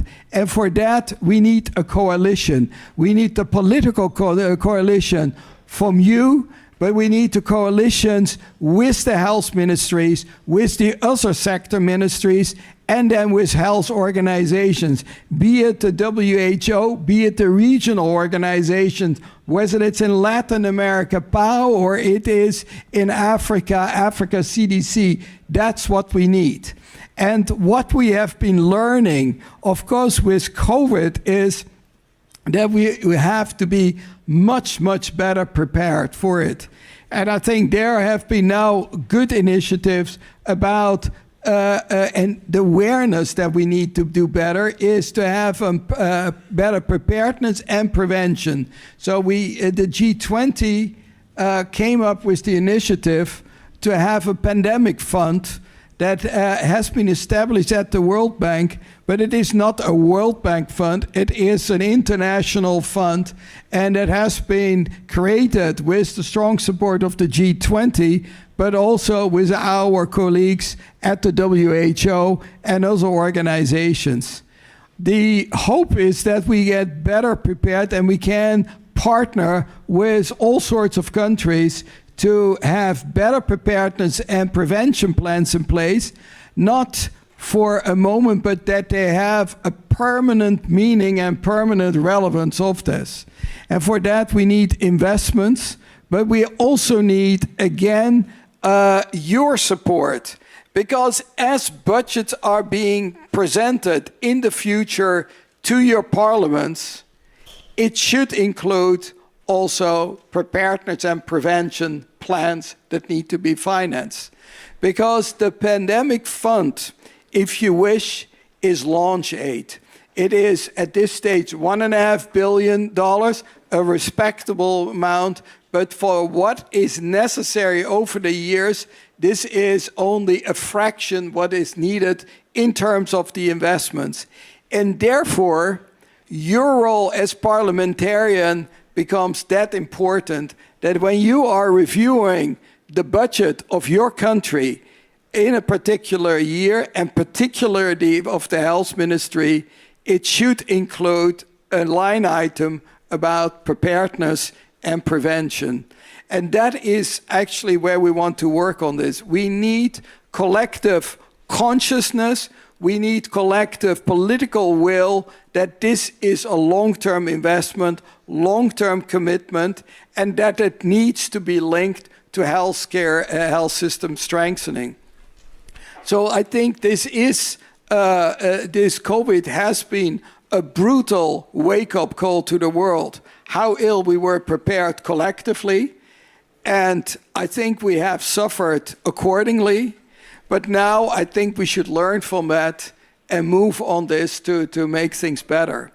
In general, I think, and I will finish here on this, it is precisely the need for better coalitions, and therefore I think the Parliamentarian Forum has this importance that what we are seeing, whatever we do, we need to have more dialogue on this, also at the political level. We need better understanding from each other, and then ultimately we need more solidarity. And that solidarity has to be expressed not only in words, but also ultimately by financing for developing countries. And that's certainly our concern here, that particularly for the poorest countries will need a lot more in order to help them get back on track with the SDGs.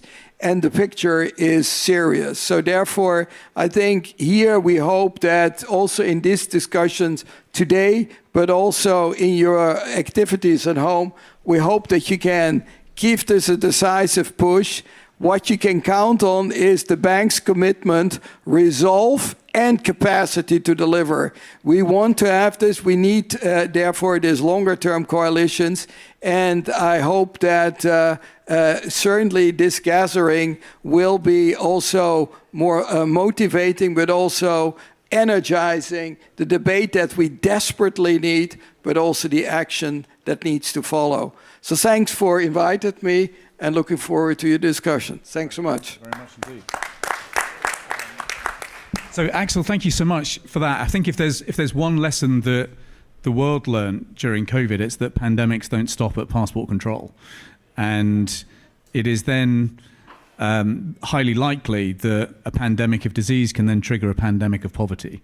We saw terrible knock-on consequences. I suppose the two questions that strike me are, do you think the leaders that you talk to have absorbed that lesson and therefore recognize that preemptive investment is wise? It's always cheaper to build a fence at the top of the cliff than put an ambulance at the bottom, but sometimes people forget lessons quite quickly. And then I suppose the second question is, we're conscious that the bank is in the middle of a debate about evolving its mission, moving beyond twin goals to potentially adding objectives around climate change as well. Many people are quite naturally worried that that will squeeze what the bank can do in areas like resilience and preparedness. So give us a couple of perspectives on either or both of those issues. I think regarding your first question is, I think that where when you're working at the World Bank, you shall never forget that there are 100 million people more extreme poor as a result of COVID. And that should be the brutal reminder that this is maybe far away from industrialized countries, but it is very close to home in many of the poorer countries. I think clearly that people want to move on. We have multiple crises, but it is precisely the need for political leadership to push back that basically there is a problem and it is not only at home, and problems can be even worse. And I find that sometimes, difficult, particularly in OECD countries, we are richer than ever, but sometimes more self-centered. I think that you even saw that in difficult times, you see countries sometimes that are poor, more generous. And we should basically appeal to basic generosity, but it is not generous. It is also the solidarity. And these problems like COVID and particularly climate change, they were not caused by the Global South. Let's be clear on this. And that Africa is paying a disproportionate price for climate change that is caused by others. And so one of the things is the least we can do is stand by these countries and provide the necessary support. So I think that is what is absolutely needed. I also think it is needed that we need to direct always the attention. We cannot only think of the short term, we need to keep the long-term character. The World Bank is about long-term development. And I think that it is that we have to push back. If we don't push back, who else will push back? We're a development organization, and we should be loud and clear that we are representing the needs and interests for developing countries because they need our support. And I think from your side is you could be very, very instrumental in building the coalitions to work together. And I think if we do that, I've been 25 years ago, I was involved in the debt relief campaign on HIPC. I was on the HIPC side of the bank. You can see what civil society and parliaments can do. You can move massive initiatives. Great, thank you. I know your time is limited, but thank you so much indeed for joining us today. That's been hugely appreciated, and thanks for that insight. And indeed, thanks for the leadership over the last few years. Thanks so much. Right, we're going to pass the baton seamlessly now to Juan Pablo Uribe, who's Global Director for Health, Nutrition and Population, and the Global Financing Facility here at the World Bank. The floor is yours. Thanks so much. Sure. Yeah.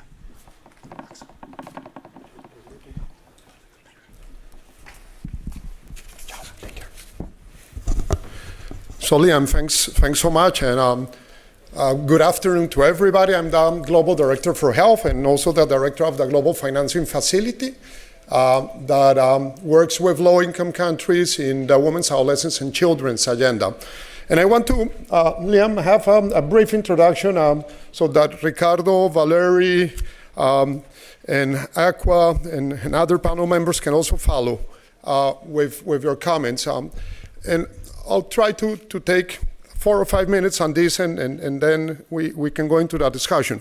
But as you heard from Axel, the crisis and pandemic preparedness agenda is core to the World Bank, and it's core in terms of pandemics to the work that we do in health, a long time before COVID struck, by the way.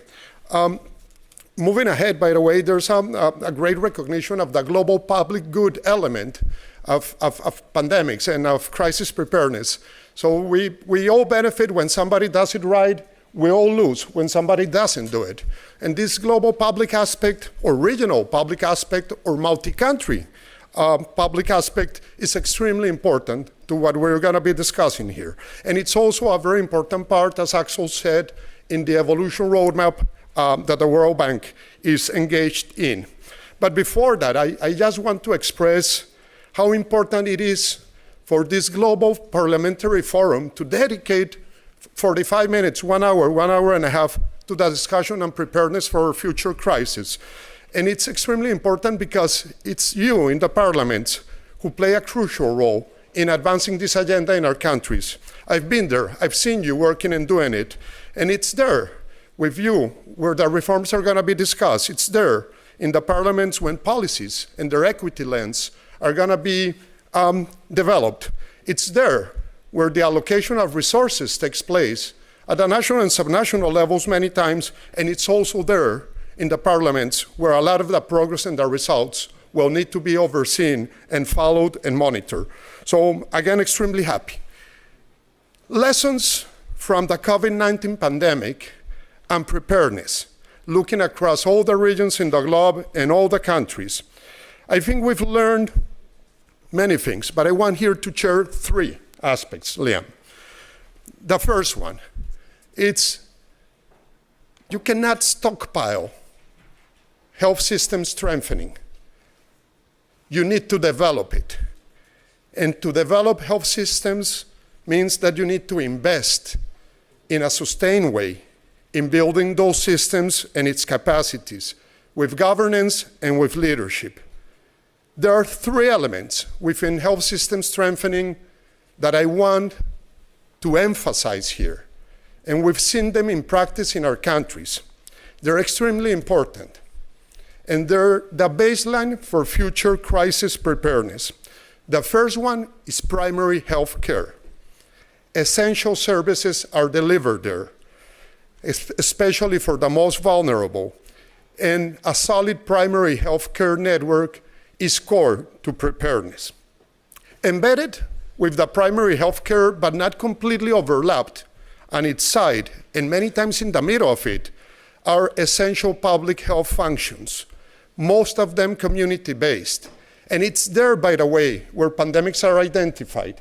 It's there in those essential public health services with the community-based anchor where most of those risks can be contained. And the third element, in addition to PHC and to public health functions, is advancing via financing towards universal health coverage. Nothing different than financial protection for households or individuals when they reach out for the needed health services. Of course, within public health functions, and this, the pandemic fund is underscoring in its first call for proposals, we're looking into the health workforce. We're looking into the public lab capacity, and we're looking into disease surveillance. So these are the main elements that I want to highlight on the first element of pandemic preparedness, and it has to be, again, strengthening health systems.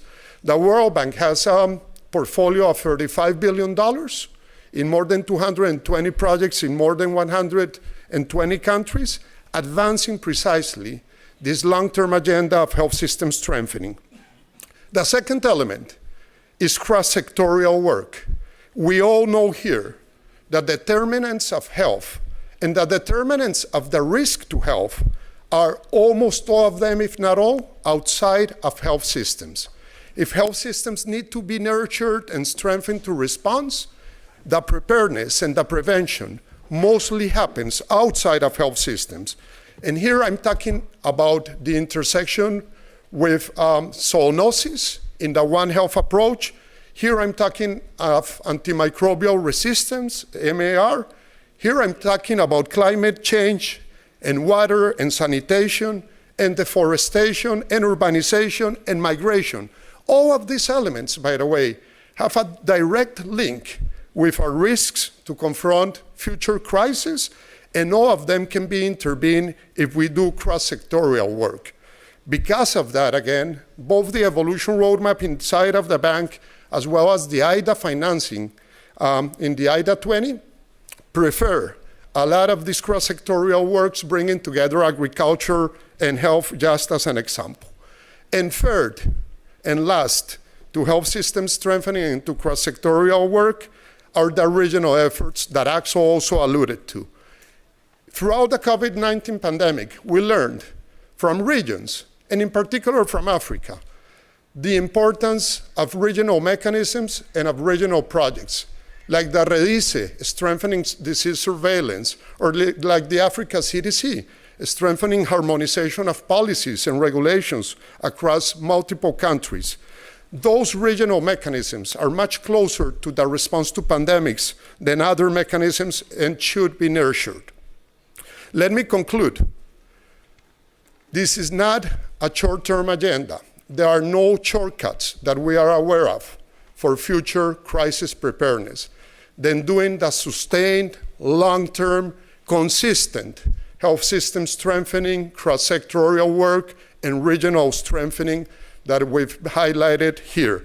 And for that, countries will be able to succeed if they have your leadership, the leadership of the parliamentarians working in these consistent policy sets, again, with no shortcuts, with a long-term agenda, and it's doable. And the good thing, by the way, the same recipe to be better prepared tomorrow for future crises and pandemics is exactly the same recipe today to better serve our citizens, our countries, with the needed essential health services. Thank you. Brilliant. Thank you so much. Great. Excellent. Call to arms. Right, I'm going to hand straight over to Valerie now.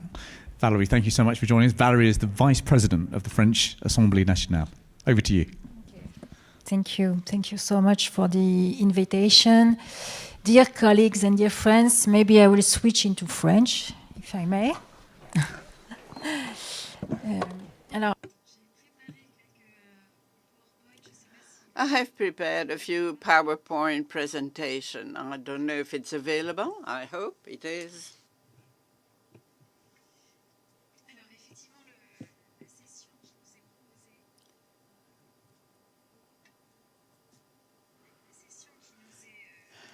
This session is crucial for us because we have to get prepared for the future crisis. Many things were said regarding health, with an initiative which has been launched by the World Bank.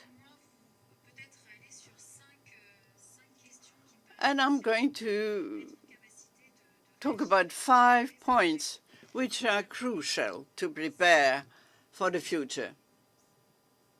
Maybe next one, please. Yeah.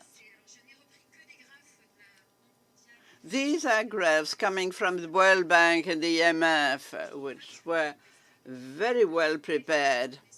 And we can see that the level of debt is unprecedented, even though it went slightly down in 21 and 22.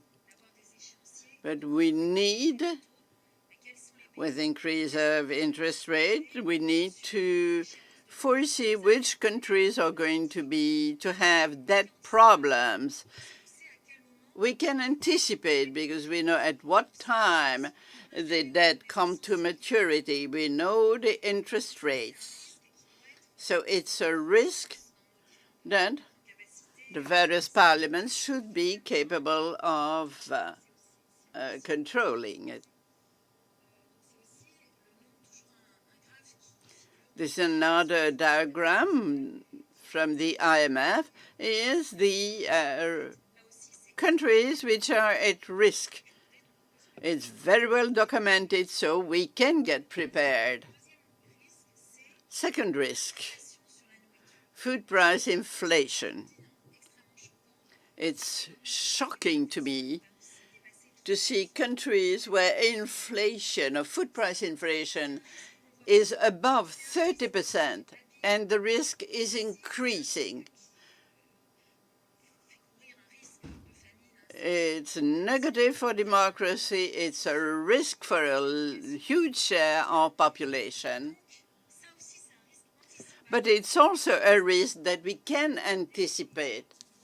Our parliament should work to get prepared. When you see this map where food price inflation is above 30%, where you see those countries, you can prevent it, you can anticipate.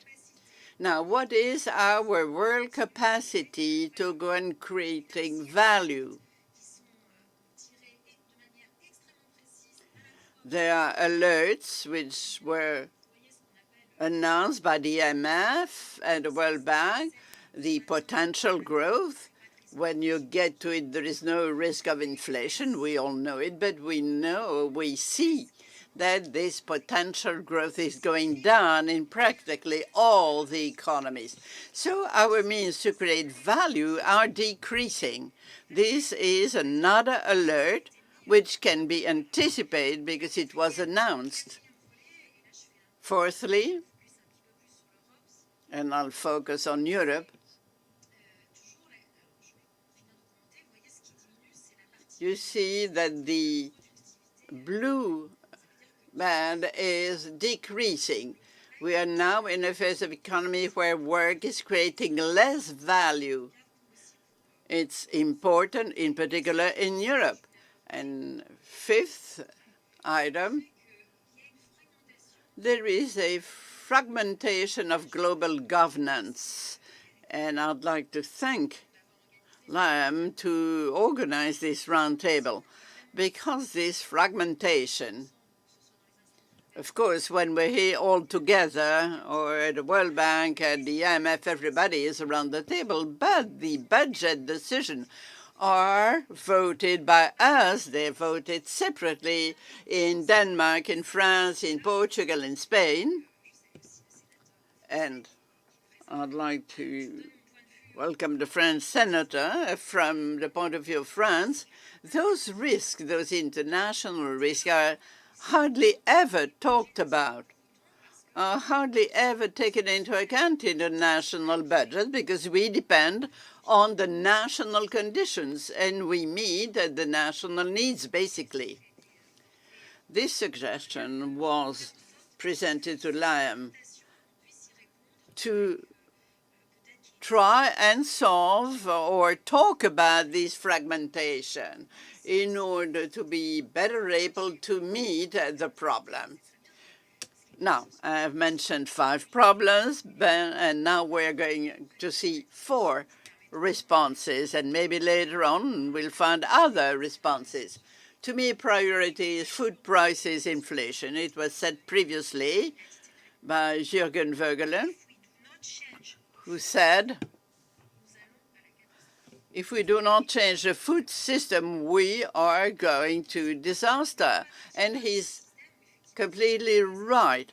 We cannot go on having a system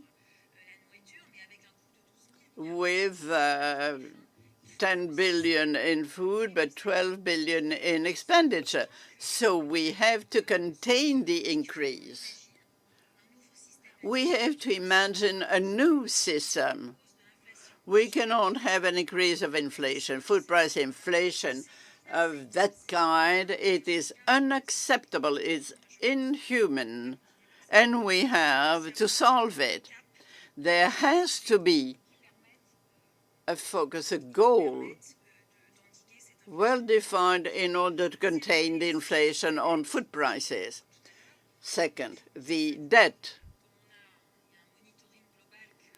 There is a global monitoring, and we need anticipation in order to avoid dramatic situation. Third item, investment. Here also the IMF and the World Bank said it very clearly.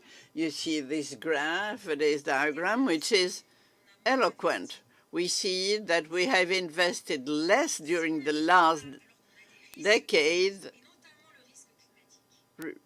much less than in the previous decade. How are we going to pay for the future? Of course, in parliaments, we talk a lot of daily budgets. But here we clearly see that there was a decrease of investment. And in recent years, 22, 21, the trend is clear.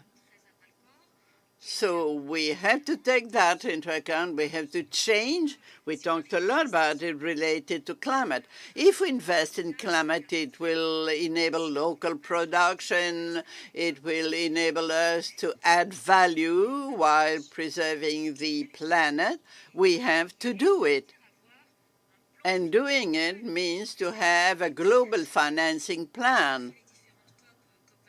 attributed to each country, but we need a concrete solution, concrete action.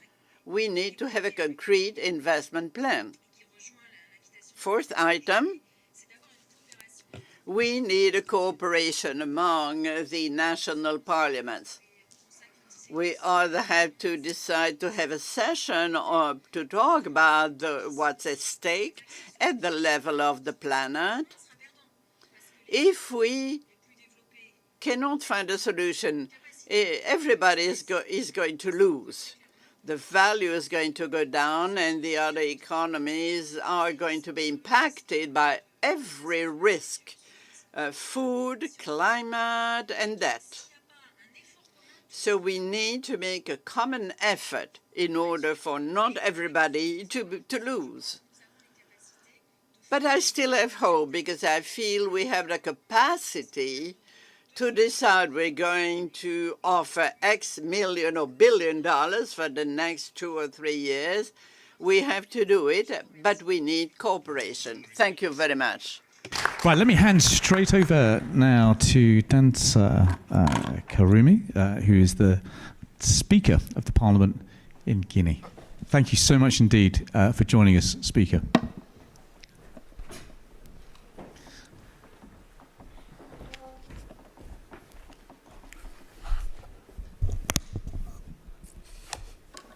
Merci, Monsieur le Président. Thank you, Mr. Chairman.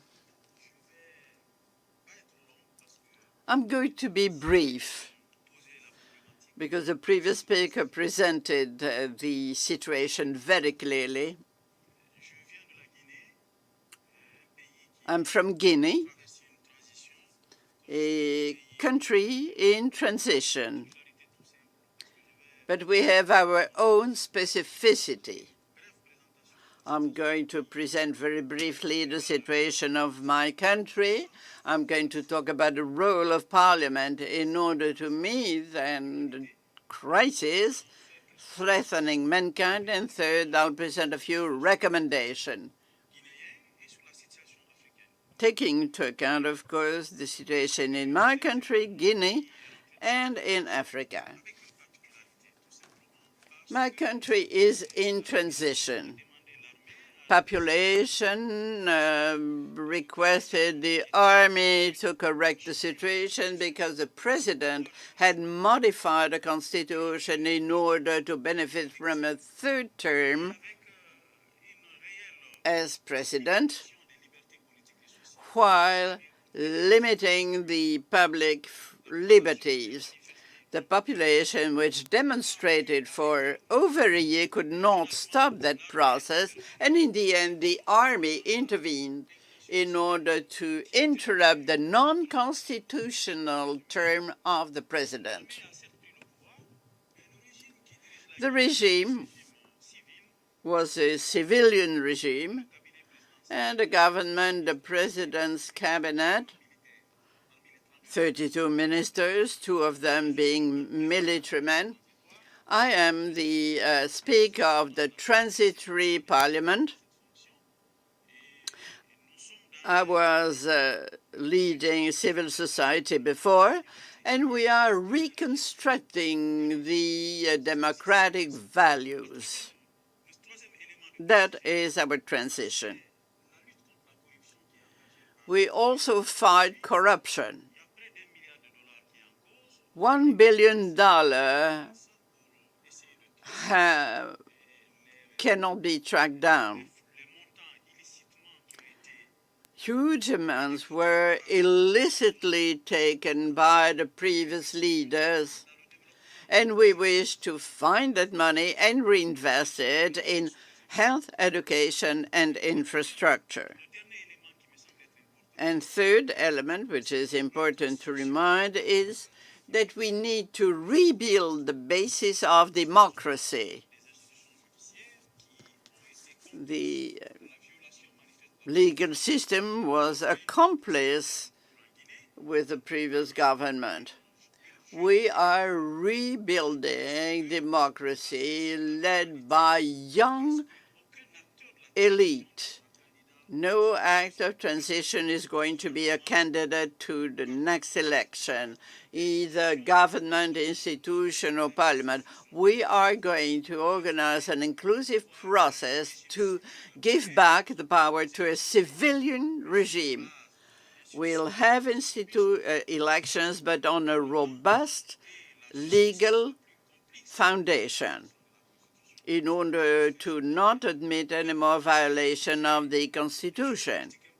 At the same time, we're facing huge challenges, for instance, terrorism in the Sahel, and we see it in Mali, Burkina Faso, Niger, and Chad, where countries like Togo is also under threat. And we are in a very risky situation. We have risk due to insecurity. We are victim also of the food shock, and I'd like to thank the IMF and the World Bank, which has supported our country. While the Constitution was being violated in 2020, the country was not sanctioned. But when the army came to correct that unconstitutional situation, we were punished. So I'd like to thank the World Bank for helping us. I know we have to be vigilant. We talk about climate crisis, food crisis, but insecurity due to terrorism in our countries is a situation which multiplies by 100 the risk related to climate change. So I'd like that all countries and parliaments have a look at the situation in my country in order to avoid to make mistakes regarding the opinion you have. We need to face the risk which is threatening the continent. Guinea has a strategic position. You talk about the Gulf of Guinea due to our specific situation, location. Most of the large rivers in the sub-region have their source in Guinea, so we'd like to have more investment in energy sector. Guinea can become a good platform in order to help to solve the energy crisis in the Gulf of Guinea. Guinea is a mining country. We have signed the framework agreement regarding the operation of the biggest iron ore mine in the continent.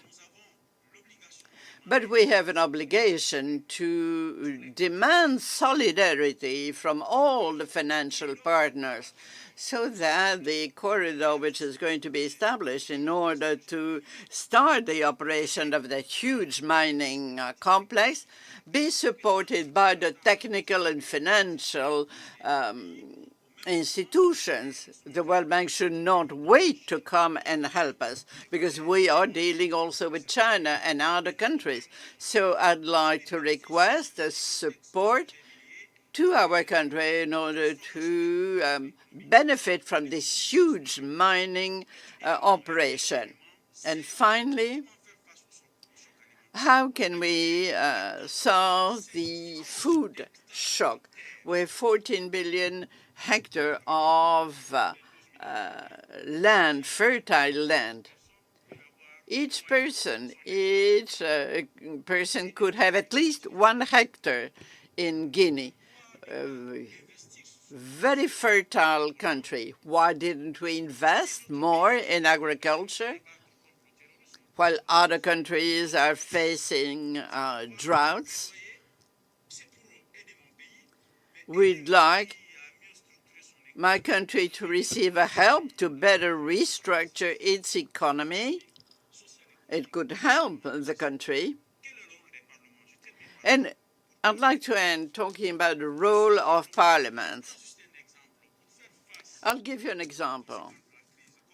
To face the COVID crisis, we ratified credit agreements, the second agreement to buy vaccines, and we evaluated the stock of vaccine we had in the country, And in view of the resistance of the whole population to vaccines, we asked the Minister of Health why we couldn't strengthen the health system in the country.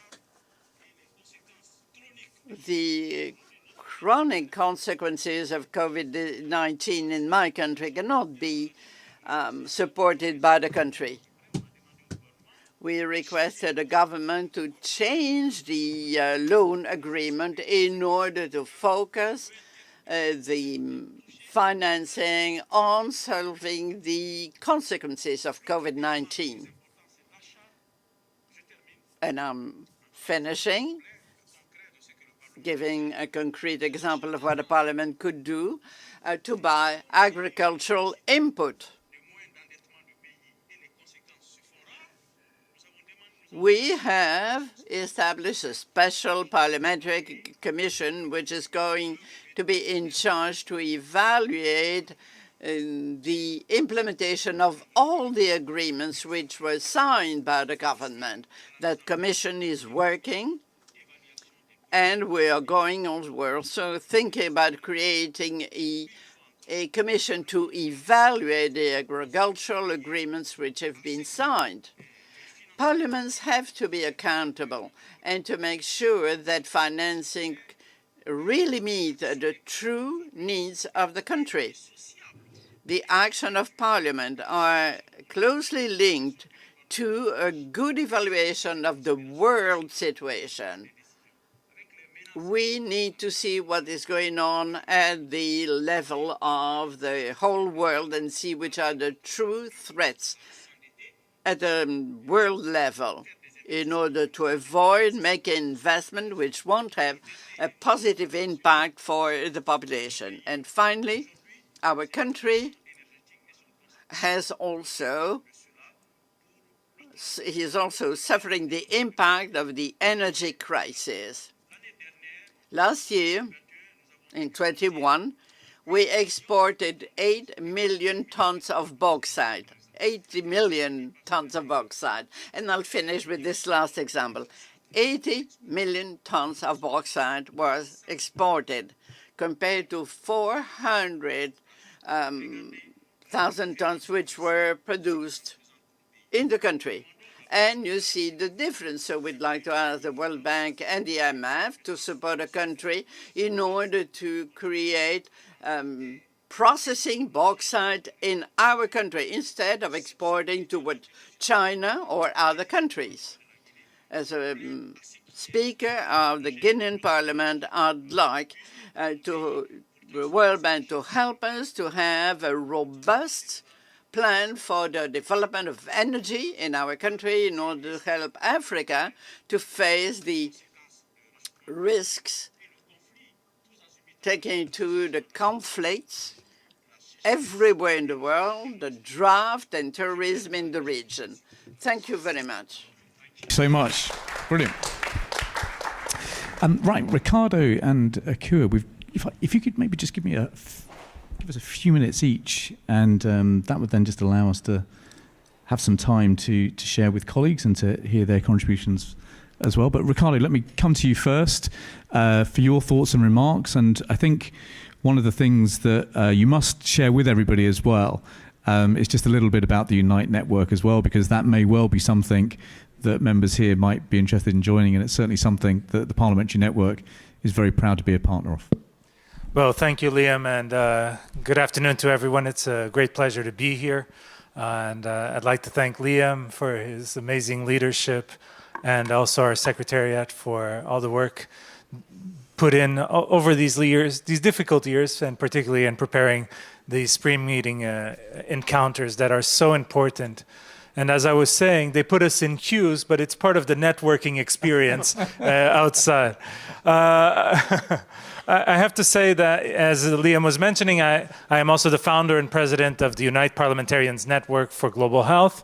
Many of you, including my dear friend Akua, are members. We are a network of current and former members of parliaments, congresses, and senates focusing on global health in partnership with the World Health Organization, currently present in 97 countries. And together with the Parliamentary Network on the World Bank and IMF, we have created the International Forum for Global Health, which is a federation of 12 parliamentarian networks, hopefully more will join, precisely creating a common narrative on the need for us to do more when it comes to health, to invest more in health, as Juan Pablo was saying, sustainably, over time.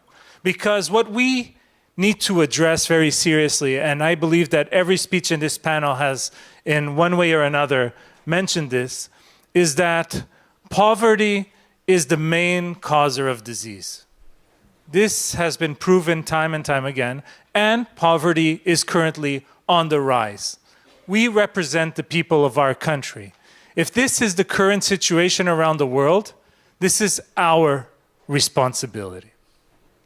And COVID-19, the pandemic, has really shown us that the world was not prepared for a cross-border health emergency. And I want to tell you something that you've probably heard before, but we need to repeat this as many times as we can. The next pandemic will come. It's not a question of if, it's a question of when. And it might not actually be from natural causes. It might be caused by artificial causes. It might be caused by a biological terrorist attack. We have no idea. But we better be prepared. Because there are no more excuses that we can use to our people, to the people that have elected us and to whom we represent. It is on our watch to make sure that we are better prepared. What we saw was the components that allowed us to overcome the current pandemic were due to advances in technology and the pharmaceutical industry with the advancements of diagnostic testing and of vaccines. But when we look at public health measures, when we look at the way health systems were prepared, when we look at the way our cross-border regulations were in place, to be honest, it wasn't that different from 1918 with the Spanish flu. We were trying to learn to fly after we jumped the cliff. And now we need to understand that we have a unique opportunity in our hands to learn from this lesson in real time and to make a difference. Let me see a show of hands. And be honest, how many of you are working actively with your governments in the negotiations of the pandemic accord that started 2 years ago at the World Health Assembly by the World Health Organization in Geneva? Nobody. And this is something that is currently being negotiated. This is something that is going to be voted at the World Health Assembly in May 2024. And each of us will be called by our governments to ratify, potentially based on your constitution, but to potentially have to ratify this accord or treaty or whatever comes out of the negotiations in our own countries. This may imply you having to pass new laws. This may imply having to change your constitution. This may imply having you to put more money in international organizations. And I'm telling you, we have to do all of it. And I'm really getting fed up of all of these people out there that have been denying the realities of science. We are here to protect the people, and the best way to protect the people is to develop our work as policymakers, developing science-based policy making. That is our job. And so by saying this, I do hope that you can reach out to us at the Parliamentary Network, on the World Bank IMF, at Unite, so we can work together on the pandemic accord, of course. We can provide you all of the insights you need so you can keep your government accountable, so you can speak up, so you can raise concerns, so you can speak on behalf of the people in your communities, so you can help them be part of this process. We need this to be a very inclusive process. And we need to make sure that we transform our health systems, as Juan Pablo was saying, sustainably over time. Our health systems, when we talk about universal health coverage, it's not just about making sure that people have access to doctors or nurses. It's making sure that we transform our health system, and we can use digital revolution to do this, to make sure that we stop having disease systems which simply react when somebody gets sick, to systems that actually focus on the well-being and quality of life of people. If we do not do this, and especially with the rising aging of population in certain parts of the world, our health systems will become unsustainable, and this will lead to ever-growing inequities across the board. And this is something that I think we all need to embrace very seriously, because if we do not change radically the way our health systems are built, no matter how much money you pump into your health systems, they will fail. And the only people that will actually make it with good well-being and quality of life are those that actually are on the richer end of our societies. Those that are poorer or in most vulnerable situations, they normally don't even have a voice. So they'll just get sick or pass away, and we won't even notice. But we'll see the impact in our societies in the long run. That being said, I also want to just say that investing in preparedness is also economically sensible. The Lancet published a paper saying that for every dollar we invest, we get $3.7 out of it when it comes to emergency preparedness. This is easy money. It's a no-brainer. And it's something that we need to make sure that international financial institutions like the World Bank, like the IMF, are involved in creating these solutions. And we have to acknowledge that, yes, the richer countries of the world will have to pay a higher price. It is in their own self-interest, as we have seen. If we are able to make the world better prepared, it is better for everyone. And so we need to do this. We need to make sure that we get back on track when it comes to the Sustainable Development Goals. But I'd also like to leave this message to all of you and to me and to all of us that represent the people of our countries. The Sustainable Development Goals were approved in 2015. The 2030 agenda ends 7 years from now. We're exactly at the half point. And we are failing tremendously. And negotiations for what the SDGs are going to look like after 2030 are already ongoing. And I'm not going to ask you to put your hands up if you're involved in those negotiations, because I know you're not. Because some people, I don't know where, are doing it in a room. But those negotiations are already are happening on our clock. We need to step up and say what we want to change today and what kind of world we want to leave for tomorrow. And that's why I believe that the International Forum for Global Health that we have co-created is such a powerful tool. And I'll end just with a single note. Since Kristalina Georgieva mentioned Easter and the rising of Christ, I have to talk about the devil, if you don't mind. And the devil is called corruption. We need to deal with corruption seriously. As members of parliament, we have to have zero tolerance in our country, in any negotiation we are involved in.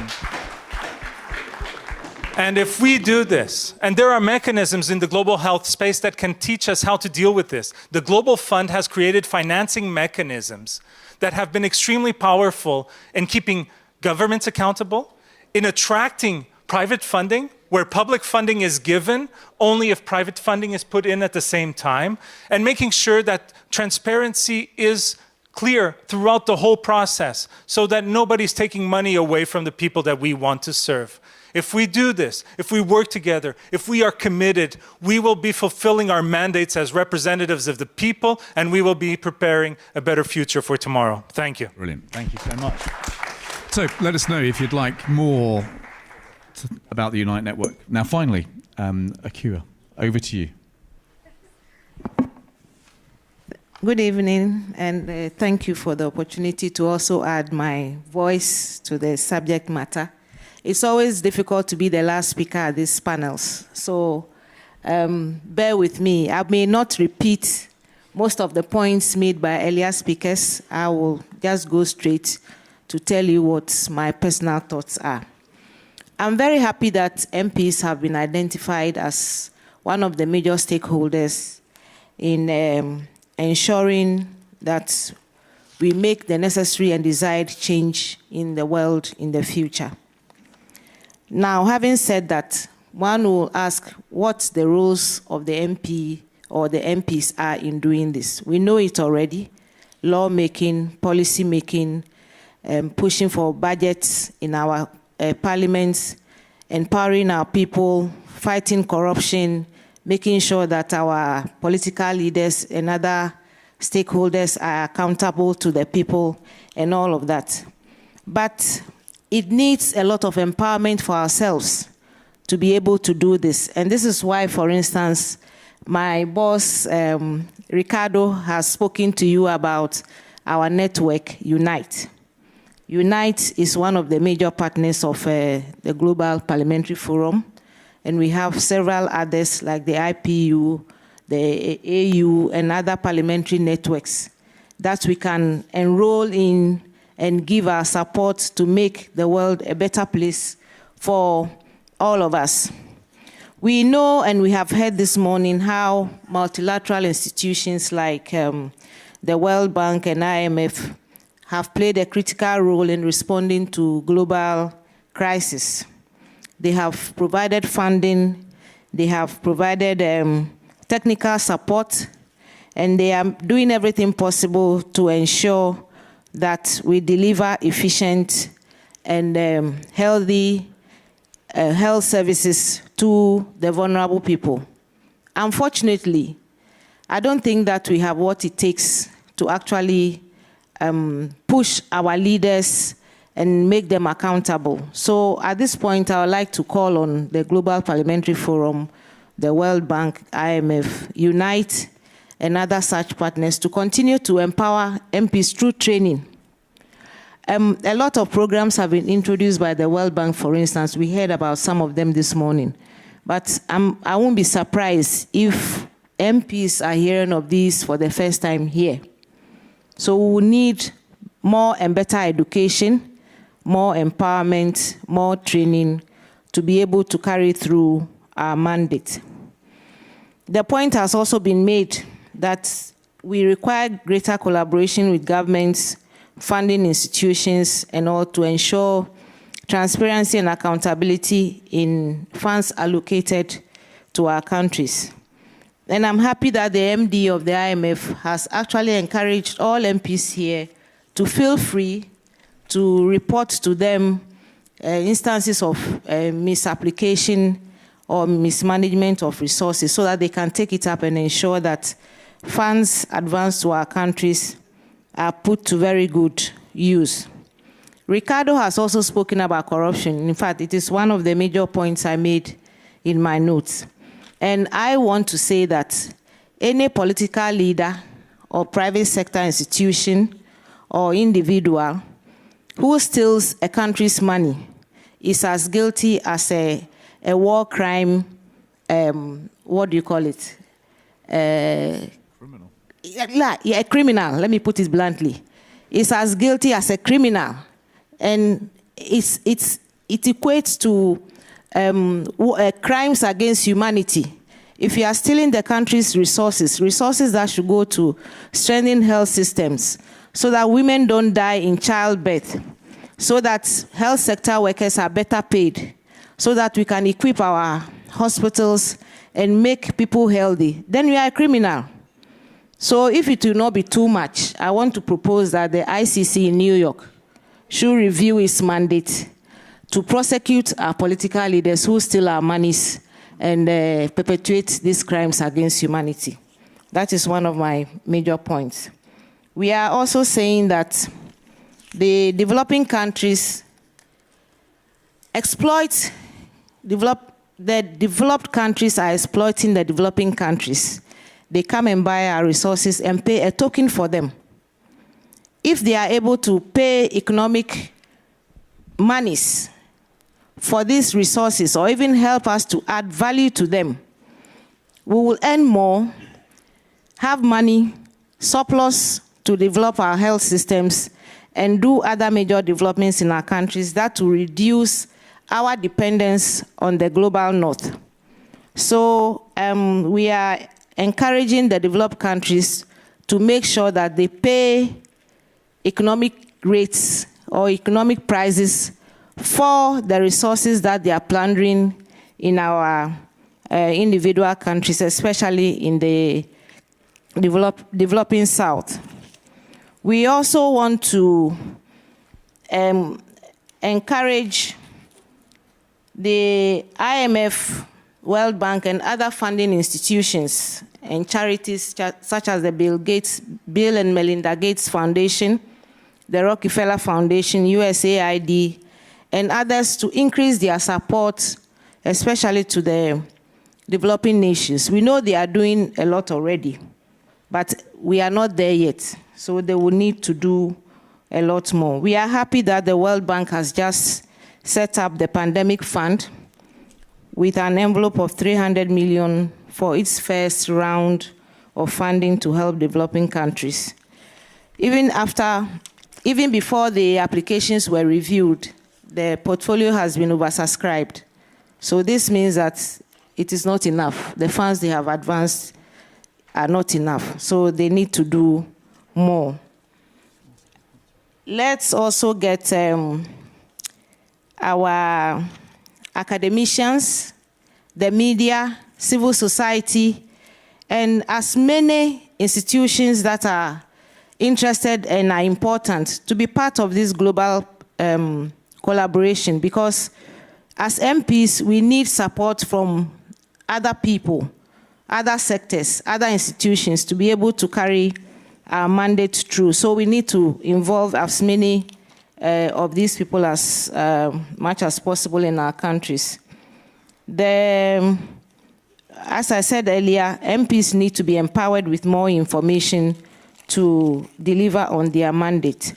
And in conclusion, may I humbly suggest to the Global Parliamentary Forum, if you don't have a mechanism for following up, conclusions and decisions made at this fora, then you must develop one to ensure that all the recommendations and points we made, conclusions we make at this fora are implemented, so that we don't come and waste our time and energies in discussing issues such as this. So on this note, I thank you very much for your... Great. Thank you so much. Yeah, thank you.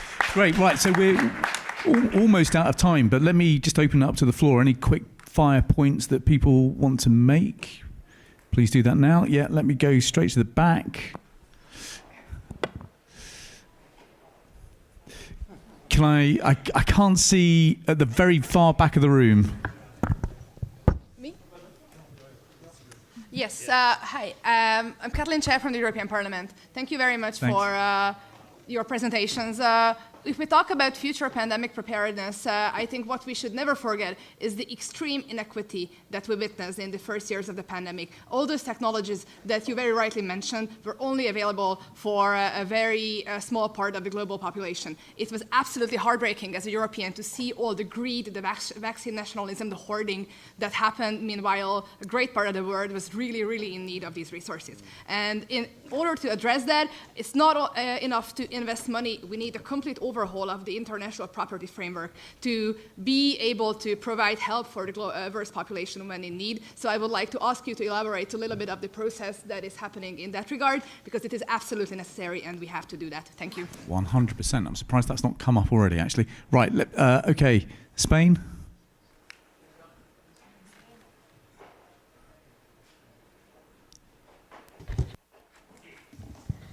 Sí, se le escucha. Sí. Can you hear me? Good afternoon. It's been very interesting to listen to all of you, but especially what was mentioned by Don Juan Pablo Uribe when he talked about the importance of preparing and strengthening health systems. The World Bank is, as we are well aware, has very interesting projects. Recently, the government of Spain has supported a program with a guarantee of more than 20 million in a project that will strengthen the health system in Ukraine, their hospitals to treat their population. And we understand that government should give a more reassured support to the World Bank and their project through governments, through the private sector as well, poor countries have greater needs after the pandemic to strengthen their health system. There's a high mortality rate of children, and there's a greater need. And in this sense, Mr. Uribe, we would need a greater economic support, especially those developed countries need more support in this aspect. And right at the back, yes, right at the back, that's it.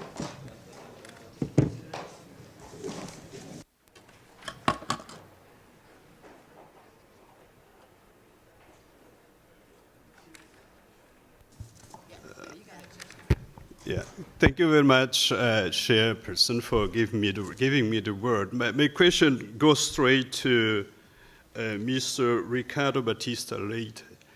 I mean, the point he has raised about the need for the state and us as MP to have an upfront position with regards to the fight against corruption, applying directly the zero tolerance against corruption. I think it's very close to heart. But my question is very practical one. How can you as an MP assist the successive Portuguese government policies on helping former Portuguese colonies dealing with zero tolerance corruptions, as the fact coming from a corruption perception index pits all the former Portuguese colonies countries or Lusophone Africans in very low in terms of being corrupt. And persistently, what we are able to see is that successive Portuguese government are playing the game with also some political incumbent regimes across the Lusophone Africans. So then how you as an MP then assess the behavior of a successive Portuguese government in terms of dealing upfront with some corrupt regime in Lusophone African. Thank you very much. Okay, thank you very much. Saw one there. Yeah. Thank you. I'm going to ask you in Spanish because my English is not so good. Faced with the need to improve the access to finance for more vulnerable countries to guarantee their needs for development in the long term and debt sustainability, as we mentioned today, and to obtain finance support to face future global crisis that requires greater investment in education and health. What do you believe would be the need when it comes to tackle the framework, considering that there are developing countries that have very reduced fiscal margin and face the many challenges we've talked about today? Senegal. Merci beaucoup. Thank you very much. A small comment on as to what Ms. Rabo has said. What in terms of the effort on the debt, our countries had considerable growth rates before COVID, but when COVID occurred, we all found ourselves in crisis. We tried to negotiate a debt moratorium, but we were imposed to not do more borrowing. However, countries such as yours or countries such as France could go beyond the convergence criteria. You went to more than 100% of your GDP for most countries. Today, for countries such as ours that have many issues, most of the financing that we receive from the bank and the IMF are catch-up financing. And today we have a demographic shock. So we need to finance education, health, and also to better develop our potential. You heard Mr. Koluma talk about his potential, and other countries have discovered gas, for example. But are these criteria on debt sustainable, or should they not be reviewed now? And Denmark. Oh, you can't do it.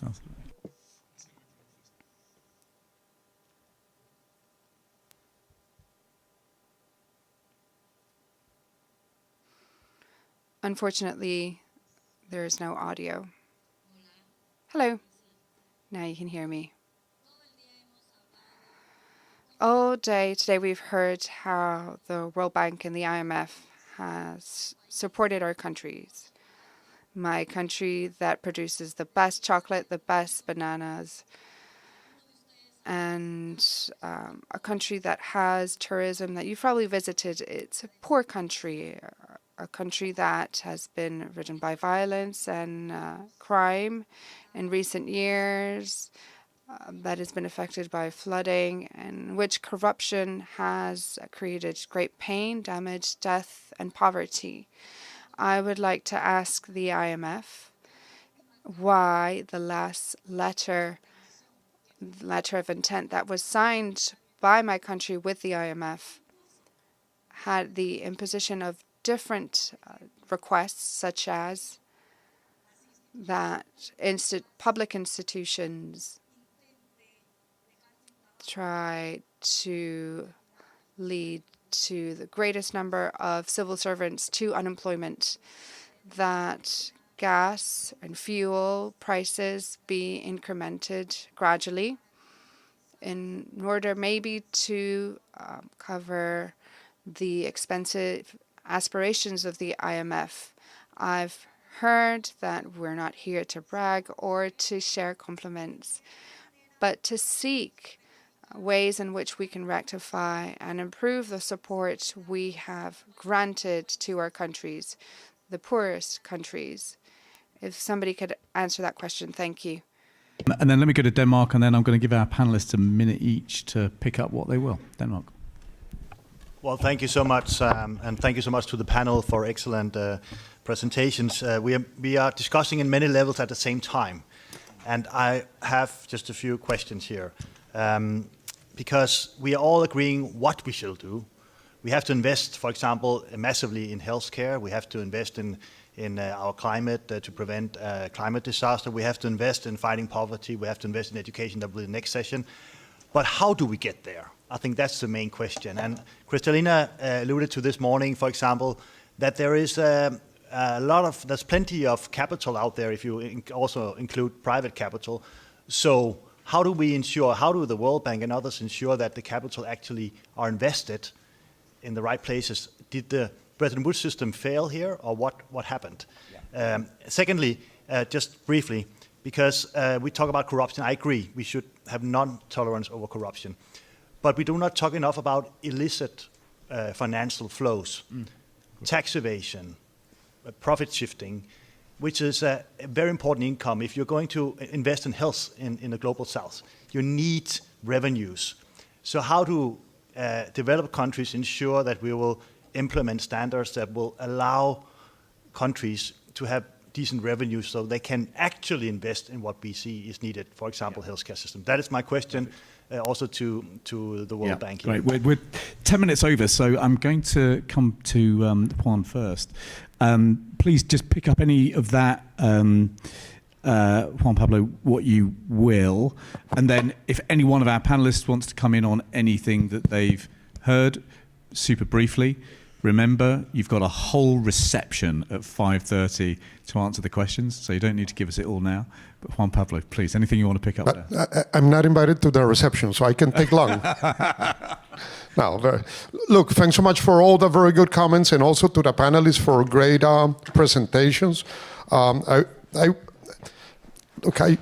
want to address from the World Bank part, not the IMF, from the World Bank part, the question on resources and the sufficiency of resources that came from Denmark, from Spain, from others. And I do believe that resources are not enough. We need to be realistic. There's a lot of domestic resource mobilization that can be increased and should be increased, and it's a difficult, by the way, it's a difficult political agenda in our countries, very difficult, especially as Valerie showed up with inflation, food crisis, etc. It's extremely difficult, but it will need to be done country by country, leadership by leadership. But very quickly, we raised $1.6 billion in the pandemic fund, and we cannot turn the back on it. We still know that we need much more resources there for the global public good agenda, for that concessionality that countries really need. And we all will need to do more effort there. We've been following countries, and Liam, almost 50 countries are going to be working during the next 5 years with much less per capita public spending on health that what they had in 2019. So we are increasing the agenda, reducing the resources. That's not realistic. We will need to prioritize. We will need to do much more there. But my last comment, and again, I know everybody wants to react quickly here. We need to mobilize as much resources as we can. We need to prioritize in that mobilization. This is sustained. It's not for the short term. I'm very sorry. There's no shortcuts here. It's going to take long, but we need to do it. And the non-financing resources that some of you also pointed out in the interventions are fundamental. And I'm talking here about solidarity. I'm talking here about collaboration. I'm talking about partnership. I'm talking about leadership and institutional capacity. These are musts. We need to work on those as well, and we need to be accountable, Liam, as well, for those elements, again, of leadership, collaboration, partnership, which are going to be paramount. Without those, we wouldn't make it. Yeah, perfect. Ricardo, Akua, anything you wanted to pick up there? Yeah, very quickly, right? There was so much that was said. You could do longer later. Yeah, I'll do longer later. But there's so much. Well, I'll be quick. Denmark, I think, brought a very important topic. I think we're talking about tax evasion in the global south, looking at what India has done with a 1.3 billion population, investing in digital public infrastructure, in simplifying its tax system, and ensuring that everyone has access to a bank account. And having done that in the last 20 years, has transformed radically the country. Now, most people are paying digitally and therefore are paying taxes. So I believe digital is the way forward for these countries to actually leapfrog from many of the mistakes the richer countries have made. You also mentioned on investing in health and other issues. You were saying, but how? I think that's the question. It's not just pumping money in, it's actually reforming. We're seeing a lot of countries putting millions into digital transformation of health systems, but they're basically translating what we're doing in the analogical world into digital. No, we need to change procedures. We need to change our health system so that it focuses on prevention. At the back, Catalin was mentioning from the honorable colleague from the European Parliament, the important issue of how globalism has changed, and how we saw the hoarding of vaccines and other health essential equipments. And this is a very important topic that is currently being discussed in the Pandemic Accord. We don't have time to get into details. I'm happy to share information through Unite on this. But it is important for us to acknowledge that the idea that the world will be divided into a whole bunch of one-stop shops where we send things to be done in China and they will serve the world, that world is over. We will move towards a world of regional globalism, of regional interdependence, but each region will want to be self-sufficient, which will lead to a rise of costs, but it may lead to a greater amount of resilience. And finally, I was addressed because of Portugal and corruption and its connection to African countries. I don't want to miss out on responding to the colleague. I didn't understand which country you were from. 3 generations before me were all born in Angola. My parents were kicked out of the countries as refugees, and they didn't go to Portugal because they didn't know Portugal. So they ended up in Canada, where I was born. And I can tell you, all of the leaders that were corrupt in all of the former colonies, they are criminals. And that is what Akua said. And zero tolerance is exactly that. If some governments in my country in the past have turned a blind eye to corruption, shame on them. As it is the same when we see corruption at local government in my country, which is probably the main source of corruption in Portugal. Shame on them if they turn a blind eye. That's why as parliamentarians, we must demand strong justice systems. We must demand strong justice international systems. We must demand that countries that are not part of those international systems become part of it. So we work together for the greater good. I do believe it is possible, and I do not mix a few rotten apples in different countries around the world with the majority of generous people that I find in all of the countries, including the Portuguese-speaking countries of Africa, including of my home country of Portugal. Thank you. Thank you. Akira. Yes, I think MPs should be bold and criticize their leaders who refuse to prioritize their development concerns. I'm saying this because when leaders must use resources to build hospitals, schools, markets for women, and invest in healthcare, Some are busy using the monies to build palaces. Others are building, I don't want to go into details. And of course, we should remember that any leader who doesn't think well about the development and growth and well-being of their people is not worth being a leader. And we should take every step to kick them out of office. Thank you. Yeah, super. Valerie, and then I will come je voulais to, répondre à... I just wanted to answer the question of this gentleman here. I think that the questions that we heard this afternoon show that there is financing as an issue, because the question was asked to our colleague from Denmark did say so, where will we find the money? So the question is a real one we have to ask, and also the allocations, what are the criteria? I think that we got, after the crisis, the COVID crisis, and we succeeded, and that's what you said for health, we succeeded in thinking of new objectives. We are in agreement with this. The needs are enormous. We did see that.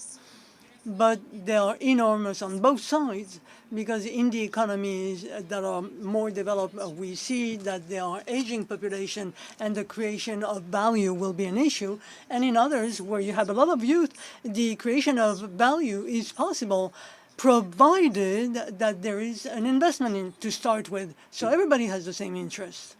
And I think then we have to agree on that. That's the challenge. Dancer, any final comments to round out the session?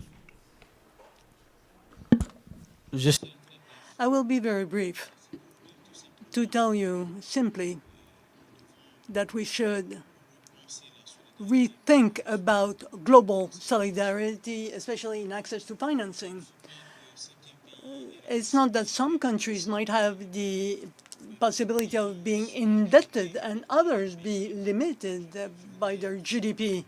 So I simply wanted to go back to what was told by my colleague from Senegal. It's a reality. Even countries that have possibilities in economy, they are limited in order to access to funding, especially in indebtedness.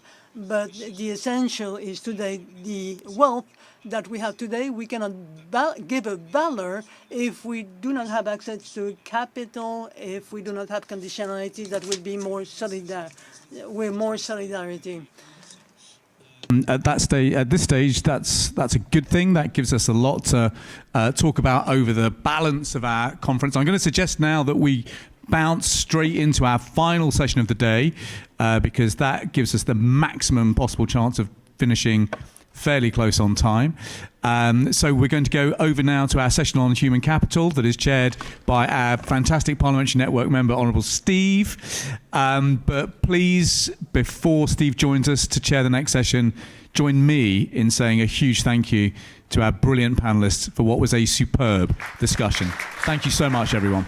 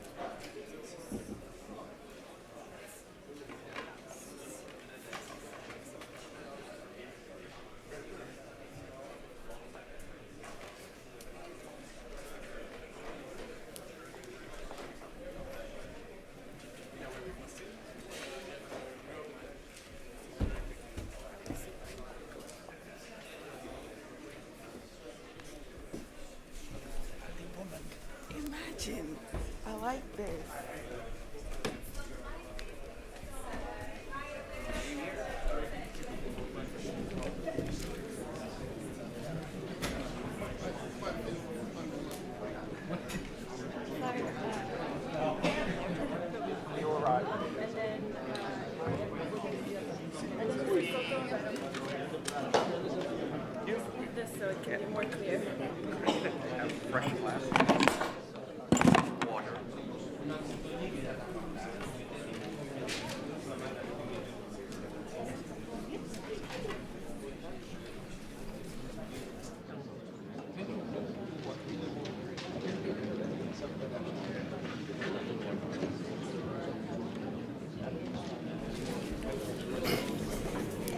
Good evening, members of Parliament around the world, invited guests, distinguished ladies and gentlemen.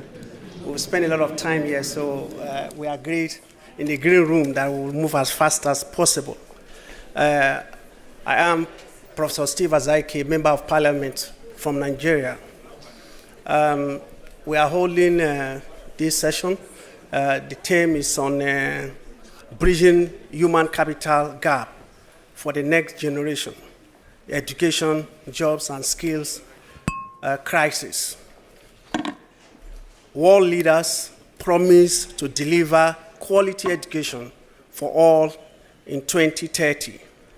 And we know that investment in education and training is mission critical if the global South is to reap the potential of the demographic dividend. Most poorer countries have growing working age population, with people under age 25 projected to make up 90% of the prime age working in 2050. However, 40% of low and lower middle income nations were forced to slash spending on education needed to unlock that potential in young people. As many as 78 million are now out of school altogether, and 73 million young people are out of work, 6 million more than before the pandemic. In fact, learning interruption owing to school closures risks today's generation of students losing the equivalent of 14% of today's global GDP in lifetime earnings if left unaddressed. Globally, this generation of students risks losing $21 trillion in potential lifetime earnings, which could mean lower productivity, greater inequality, and risks of social unrest for decades to come. So how do leaders make the trade-off needed to invest in the next generation on whom we will soon rely? I think we must understand that as parliamentarians, we hold this planet in trust for the next generation. And it is our role as parliamentarians to urge our countries to push for laws and regulations that can make sure that education is urgent and important, to make sure that these young ones get the needed skills to move the future forward. Luckily, we have speakers here who will do justice to some of these issues that are agitating our mind. Let me introduce our speaker, Norbert Shadi, Chief Economist, Human Development, World Bank. Previously, he was Principal Economic Advisor, Social Sector at the Inter-American Bank, Senior Economist to the Development Research Group. He has also been in the academia. He has taught in Georgetown University and Princeton University. He's bringing his wealth of experience from the academia and on-the-job experience to bear with us this evening. So may I introduce our speaker, Norbert Shadi, please. May I want to take the floor. Thank you.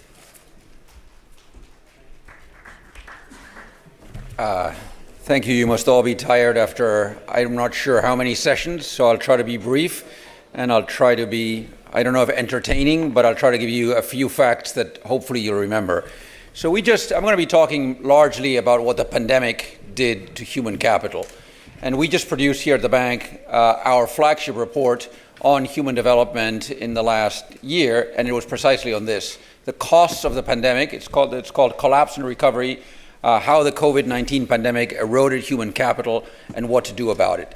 So let me just start by saying the most important fact here, which is the pandemic destroyed human capital in many contexts, and that unless we can figure out how to reverse some of these losses, it's going to be with us for a long, long time. Many of us know, obviously, that the pandemic killed millions of people. We know it led to a global economic contraction. We know it increased the number of people who live in poverty. And what has received much less attention is the fact that, as I said before, human capital was really destroyed during the pandemic, and that the long-term consequences of this are likely to be even larger than the short-term consequences of the pandemic on living standards. So I guess one question that people often ask, okay, you're talking about human capital. What do you mean by human capital? And human capital really isn't anything so mysterious. It really is the skills that make people able to earn a decent living, earn higher wages, and be more productive in society. We know human capital is one of the main, if not the main, determinant of long-term growth. And we know that if you look at incomes across people, human capital, their years of schooling, but not only their years of schooling, is the most important determinant of their wages and their ability to escape poverty in the future. We also know that human capital is built in a cumulative fashion. So you can't just take one little slice and say, okay, let's figure out what to do about this. Human capital starts in the womb, but certainly gets underway once kids are born, and every stage in the cycle whereby human capital is built builds on the previous one and in turn affects everything that happens thereafter. And human capital is also multidimensional. It's not just schooling, though a lot of it is schooling, but it also is health and skills that are built in various ways.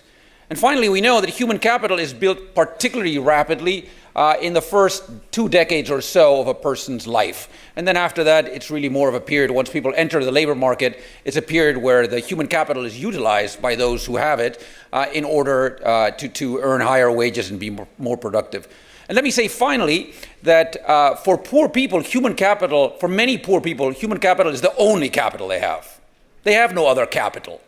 So when we're talking about erosion of human capital for poor people, we're talking of depleting them of the only asset, the only productive asset that they have. So let's talk a little bit about what actually happened during the pandemic.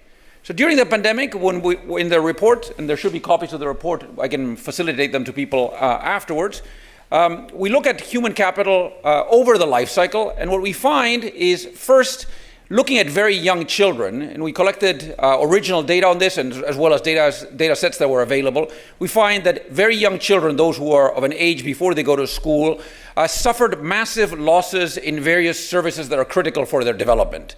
So in many regions of the world, big drops in vaccination coverage, drops that in most regions have not yet been recovered, and big drops as well in preschool coverage in those areas where preschool is somewhat widespread. And we find, perhaps not surprisingly given that, we find that in fact child development, in particular child cognitive development is highly predictive of what happens to a person in their lifetime thereafter, their wages, even their criminal behavior. The extent to which they are likely to engage in criminal behavior can to a large extent be predicted by what happens in their earliest years. We find that child cognitive development dropped precipitously during the pandemic. We have data on this on a number of Latin American countries, also on Rwanda, also on Bangladesh, and everywhere we see the same pattern. Large drops in child cognitive development as early as 2 years of age, comparing children during the pandemic with those before the pandemic. Then we look at school-age children, those who are between 6 and 14 years of age, and we find that this is, again, if you're just going to remember one or a few facts, 1 billion children in developing countries lost a year or more of in-person schooling. That's 1 billion. Rarely can we talk about policies that do something or events that affect millions or tens of millions. This is 1 billion school-age children who did not go to school during the pandemic for a year or more. And second, This is not a presumption. This is actually what the data show. On average, the average child learned nothing while schools were closed. There was no learning for the average child while schools were closed. We have data now for about 25 countries, and this is the average for all of these countries. And of course, when we say that the average child learned nothing, what we actually mean is that some kids learned something, especially kids from more advantaged backgrounds. But if the average is 0 and some kids learned something, then that means that some kids unlearned. What do we mean by this? So think of a child who was in 2nd grade when the pandemic struck. That child maybe knew how to add and subtract and was meant to actually then learn how to divide and multiply in the next grade. Not only did she not learn to multiply and divide as she was supposed to, she forgot how to add and subtract. So this child, this imaginary child, which actually corresponds to reality, this imaginary child who missed a year of schooling is more than a year behind now. And in many countries, schools were closed for 2 years. 2 full years. And we have evidence that these children are now back 3 or 4 years. So you can imagine a 10 or 11-year-old who now has the learning ability, the skills of somebody who's 7 years old. And this is the reality. And this is the reality that if we don't reverse, is going to follow us for a long time. Finally, we also find, if you look at young people, how well a young person is inserted into the labor market determines to a large extent how well she does or he does afterwards in the labor market. When people graduate, for example, even in developed countries like the US, when people graduate during a recession, they have lower wages for at least 10 to 15 years. Again, there's data to show this. So what we know is that many young people, especially young people, found it very hard to insert themselves into the labor market during the pandemic for rather obvious reasons, and that in many countries there's been no recovery. At least until the end of 2022, which is when we have data, no recovery in the labor market for young people at all. So the global picture, the sum of all of this, is a really devastating picture for human capital. Let me also say that if you look at the prime age workforce in 2050, 90% of that prime age workforce globally will be these cohorts that I just described. So if we think that 90% of the workforce will have less human capital, as I just described, then we really should be very worried. The second part of the report basically says, what can we do about it? And I don't have the time to go into great detail, but I want to say 2 things. One is there are specific programs and policies which have a lot of evidence behind them, which show that you really can reverse some of these losses, but the time is very, very short. In fact, for a lot of things, we're barely where we might still be able to recover some of these losses. So that's the first thing. There is time to recover some of these losses, but it needs concerted action by governments to really do this. And it's particularly a worry because it really has to do with future growth prospects and future productivity, and it has to do with future inequality. Because, as I said before, these losses were largest for children from poorest households. So in some sense, we've condemned the children from the poorest households, if we don't reverse this, to be even poorer than they would have been in the absence of the pandemic. The second thing we can do, and with this I'll conclude, the second thing we can do is prepare ourselves better for future events like this. Of course, we all hope that there won't be another pandemic, but there'll certainly be some aggregate shock in the foreseeable future. We know this will be the case. Hopefully it won't be as devastating as the COVID-19 pandemic, but who knows? What we do know is that these things will occur. And what we do know is that countries that prepared themselves for this before the pandemic did much better than those that did not. And I will give you a couple of examples, and that'll be it. One example is, as I indicated a second ago, largely remote instruction was an abject failure in just about all countries. So let me give you an example from Latin America. I grew up in Latin America, so it's an area that I'm quite familiar with. So the country that was best prepared in terms of remote learning before the pandemic was Uruguay. That actually already delivered some classes, distance classes, before the pandemic. And yet, Uruguay was the first country in Latin America to reopen schools because they realized how ineffective, especially for younger children, was remote learning, even when you're prepared for it. So imagine the countries that are not prepared for it. Then let's go to another continent. Let's go to Africa. We know that the countries that have been affected by the Ebola epidemic in 2014 responded more effectively than other countries with similar income levels to the pandemic. And it's not, in some sense, not a surprise. They learned. They learned about how to make data more integrated. They learned for early detection systems. And in a variety of ways, they learned. And the same thing with richer countries. We have exactly the same examples. So the final two lessons, or the final 2 points I want to make is, one, we have to recover these losses. We know how to recover at least partly these losses, because it really will be a terrible thing for the growth, wage and poverty and inequality agendas if we don't.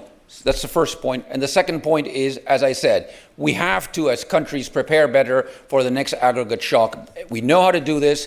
There are things we can do now. It's really hard to invent things as you go along. Once a disaster is struck, it's very hard to invent things. It's much better to do it early on. So thank you very much. Thank you.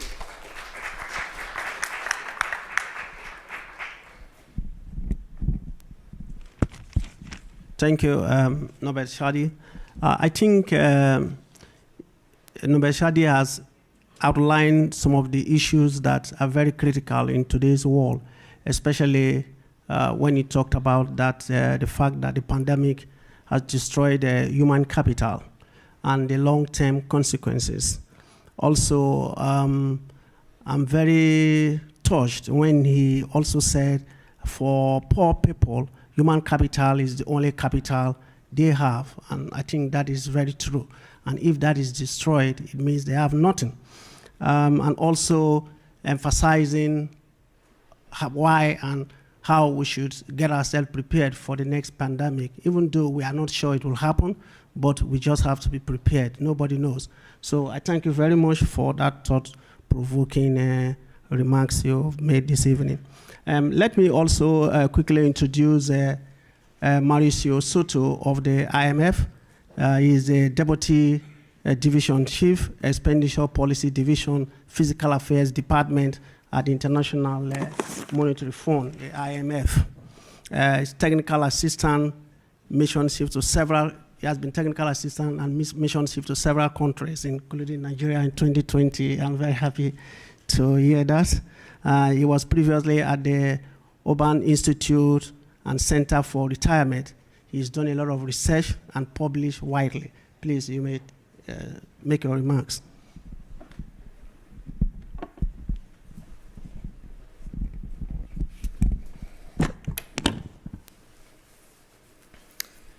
Thank you very much. It's a pleasure to be here.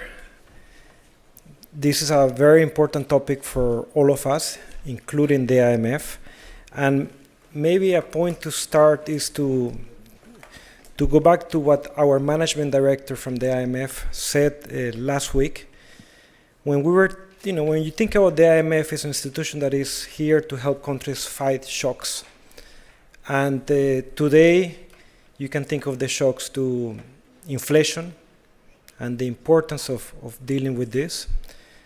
You also can think of the shocks of many vulnerable and low-income countries that have high debt, very limited fiscal space.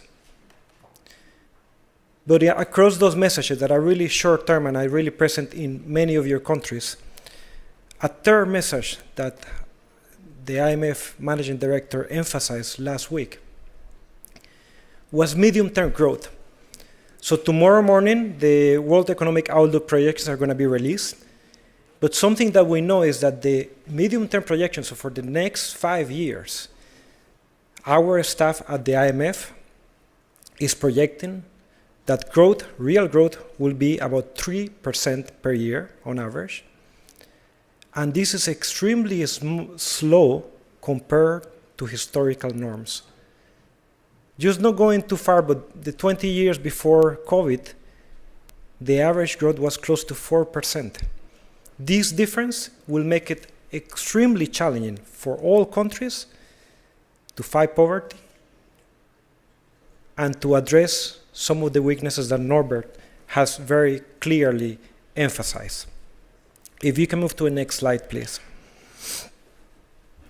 So what are we doing from the IMF? And one part to emphasize is that at the IMF, as you know, we focus on the macroeconomic.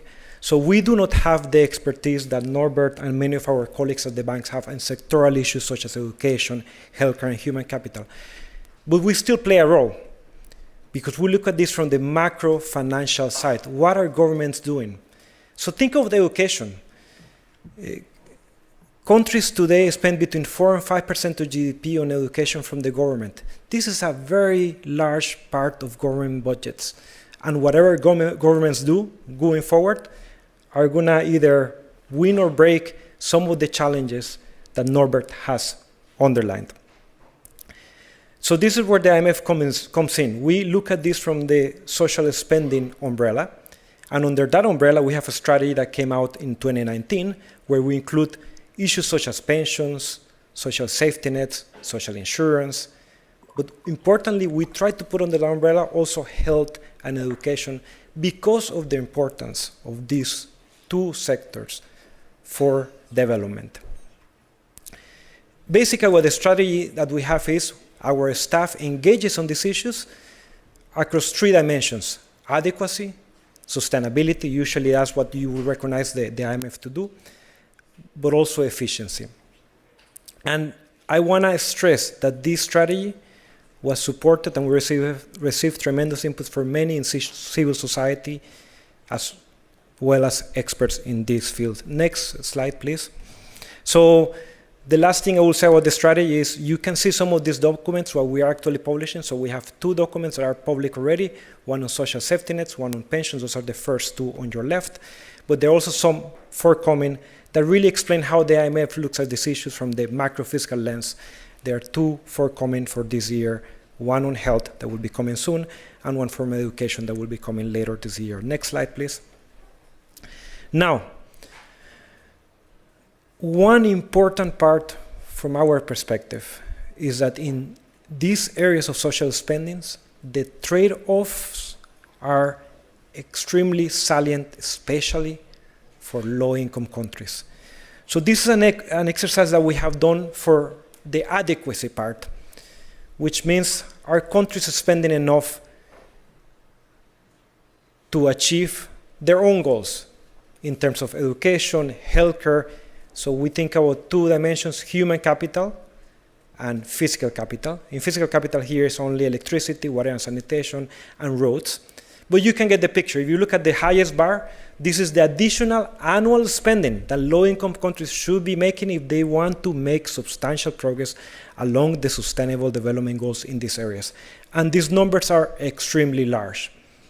Total close to 17% of GDP, of which education is probably 1/4. And this is even before thinking about how to address the COVID shock. So the main message of this picture is countries have very large needs, but not only on education and not only in human capital. And low-income countries are extremely constrained and they need to work along all of these goals.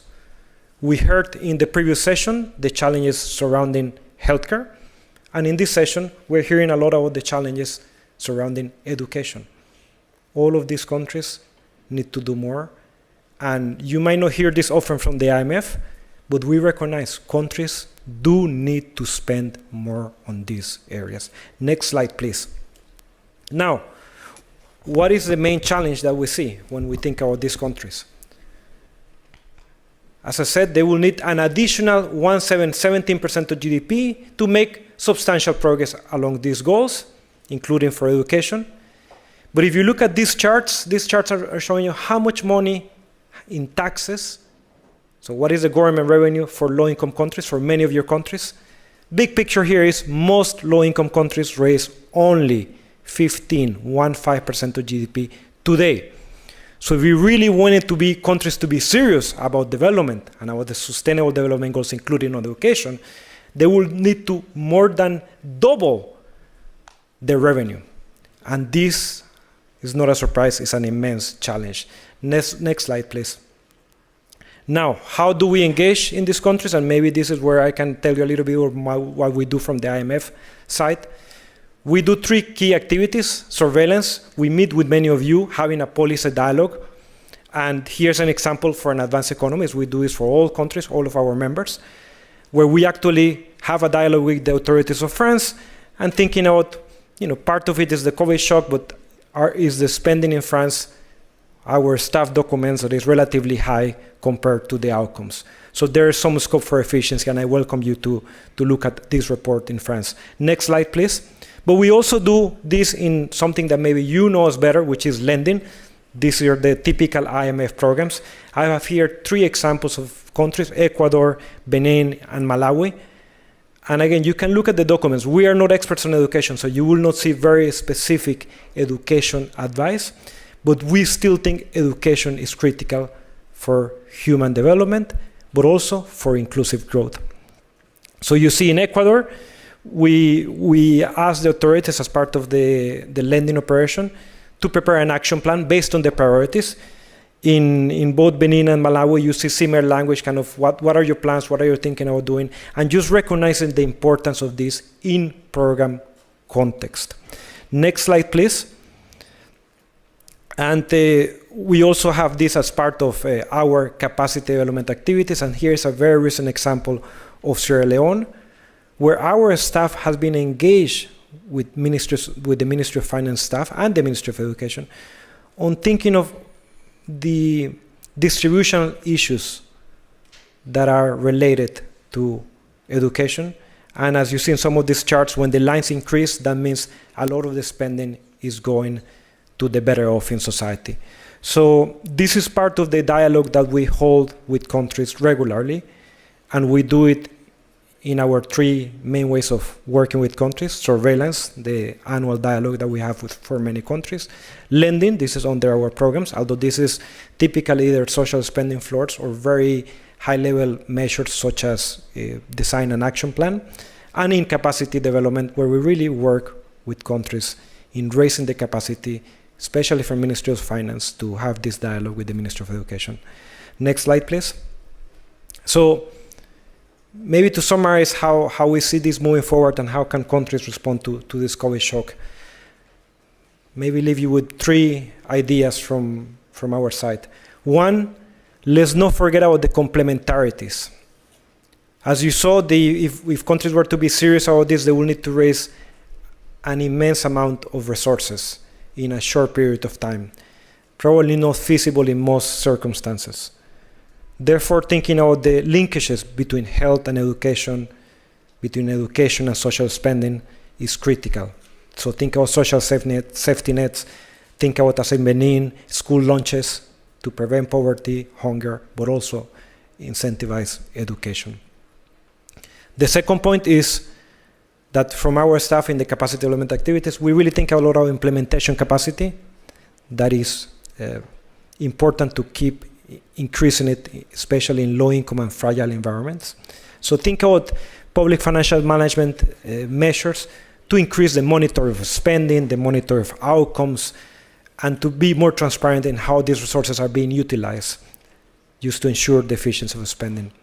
And the last point, and this is where our staff plays an important role, is really, as I said, countries do need to raise more revenue, not only for education, but for human development, for healthcare, for human capital, and also for physical infrastructure.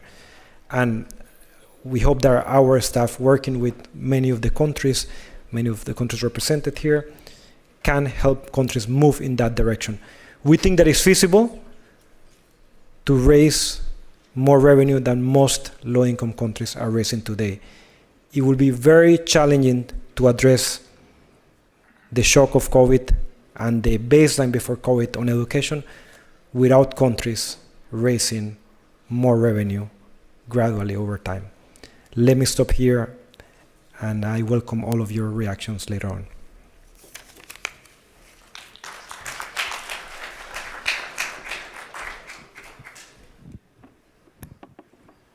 Thank you. On behalf of the Parliamentary Network, let me thank you for that presentation. Very, very good. We can see that the IMF have done a lot of work in several countries, and you have statistics. Also, you talked about we must raise our GDP, and countries must raise more, provide more money for social and physical infrastructure. I think this is true, especially when you look at most of the developing countries, what they have, it cannot even take care of the basics, not to talk about investing in education. So the points you've raised is well taken, and we thank you for that well thought out presentation. Thank you very much. Let me go to our colleagues, the MP. I will start with the MP. Just a minute.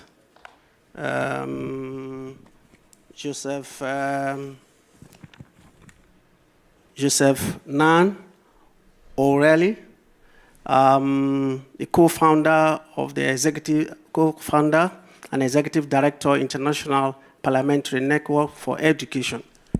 Joseph is head of education policy and advocacy at Save the Children, where he works alongside a global team committed to increasing children access to quality education around the globe. He also served a 7th term on the board of Global Partnership for Education.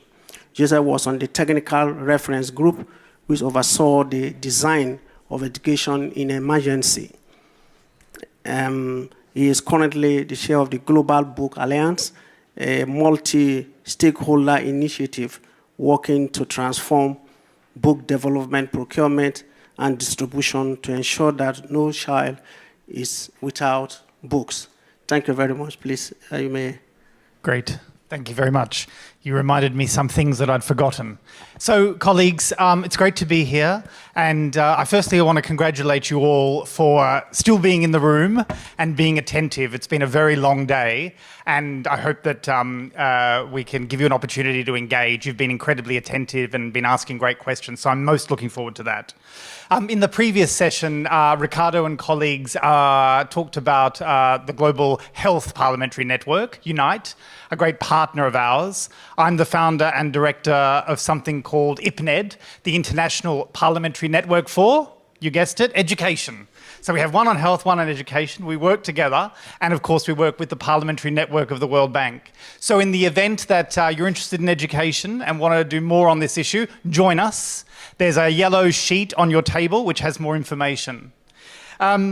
I want to start, I've got 3 things to say. I'm going to talk about financing quickly, learning, and well-being, and their importance for education. But I want to start by acknowledging and really asserting the importance of parliaments.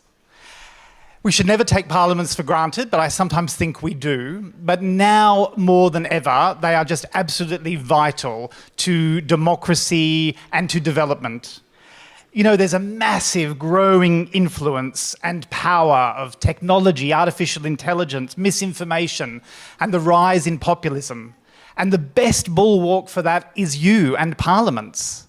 And you absolutely, we absolutely have to renew the importance of parliaments and parliamentary democracy in addressing all of the challenges which we've heard about today. And so I think, just to say, your work is more important possibly than it's ever been.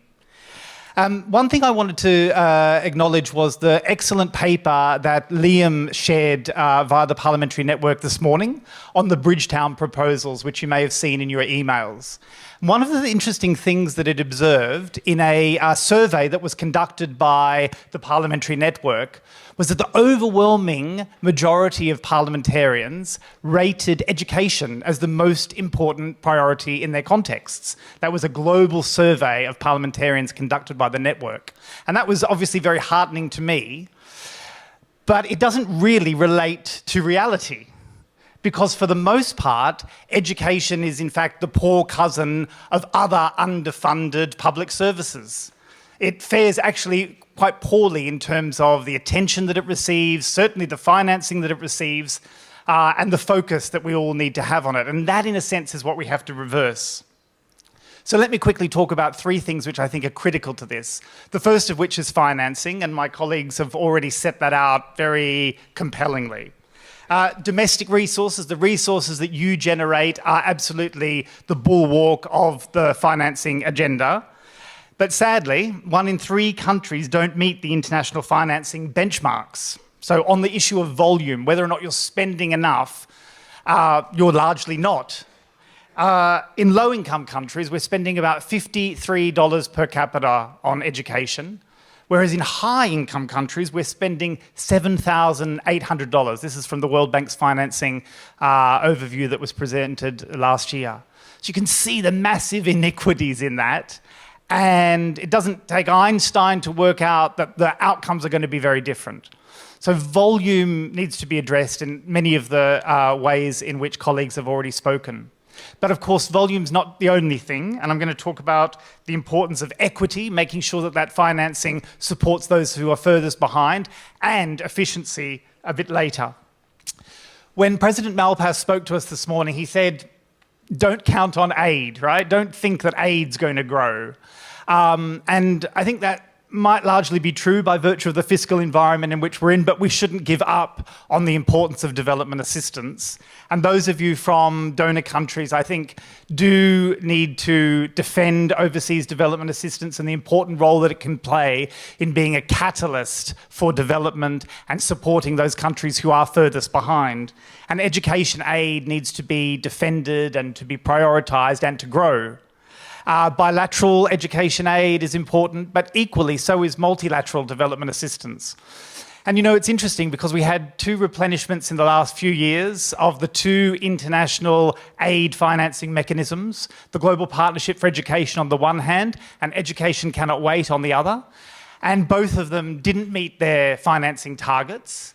There's a real threat to some of the pledges which are made particularly to the Global Partnership for Education. So I would urge you, if you're from a donor government, to be thinking hard about how you can support and encourage your government to continue to do its bit to support development assistance in general and education aid in particular. And of course, as we approach the World Bank's IDA replenishment, that's going to be critical too. So big issues and lots of them to do on financing. The second issue I just wanted to touch on was learning. And we've obviously heard from World Bank colleagues today about that. And the one thing I wanted to say, though, is that the World Bank came up with a new metric called learning poverty. And learning poverty includes both children who are out of school, and there's plenty of them in the world, that for which there is unfinished business of getting them into school. But there's also a huge number of children who are in school but not learning. And taken together, right around the world, that means that 7 in 10 children of age 10 can't read. So the vast majority of children, 70% of children at the age of 10, aren't able to understand a simple sentence, which is this issue that we were hearing about before. And of course, COVID's made that worse, but the problem existed before COVID. It's just exacerbated something. And that's largely because our schools and our education systems and our teachers actually don't know how to teach reading properly. They don't have effective methods of instruction, they're not supported sufficiently, and they don't have the materials to do so. And this is, of course, desperately wrong for children and their parents who send them to school expecting them to be able to read and do basic math. But it's also deeply inefficient. These children repeat, so we spend more on them than we need to. And sadly, they also drop out because parents make very reasonable decisions, which are that if my children aren't going to learn how to do basic things like reading a simple sentence, they're better off going to work. And so dropout and repetition is often highest in these early grades in the first 4 years of education. When we think about human capital as parliamentarians and politicians, we often think about higher order skills. And that's right and proper. We want skills so that people can work and be productive. But they won't be able to do that if they can't read and do math, because reading is the foundational skill that opens the possibility for learning higher order skills. And at the moment, even if they have access to education, even if they're going to school, the vast majority of children in low and middle income countries aren't learning how to read, which is a huge failure, which of course, as we've heard, was made worse by COVID. And so we need to focus on learning. We need to ask our governments, what's our learning data? Who's learning? Who's not learning? And what are we doing to accelerate the learning of those children who currently aren't acquiring these basic skills? The last point I want to make is about well-being. So being in school is good for children. It's protective. Children in school that go to school are healthier. It improves gender equality. But also, schools provide a fantastic platform for other services. And one that I just wanted to touch on today is that of school feeding. The ability to go to school and receive a nutritious and healthy meal. And I've been a bit surprised today that we haven't heard more about the global hunger crisis. The fact that there are 838 million people in the world today who are unsure where the next meal is coming from, and almost 1 million who are living under famine conditions. And of course, inflation is a huge challenge for households, which means they're making decisions about what they buy, which often results in their children eating less and eating poorly. But one of the ways in which we can ease that pressure and tackle malnutrition, but also improve enrolment, attendance and learning, at the same time as supporting local agricultural production and small businesses, is through school meals programming. And I'm delighted to say that we're a member of something called the School Meals Coalition, which emerged out of the World Food Programme. And many of your governments are members, but if you're not, you should encourage them to join. Because through it, you'll receive support to think about and design, implement, and then fund school feeding programs. Because they're a really important contribution to both child well-being and health, but also to education, and I think at this particular time can play a vital role in addressing some of those issues. So there's another sheet on your tables, which is some information about the School Meals Coalition. So if you're interested in that issue, do pick it up and contact the School Meals Coalition Secretariat, who are doing great work to support your countries drive progress in tackling malnutrition and hunger amongst children. But on education, we absolutely have to turn the financing challenge around. We have to focus to ensure that children who do have access to school, and that should be all of them, are learning. And we need to harness the power of education and schools to deliver well-being for children, including, of course, that they're better nourished. Thanks.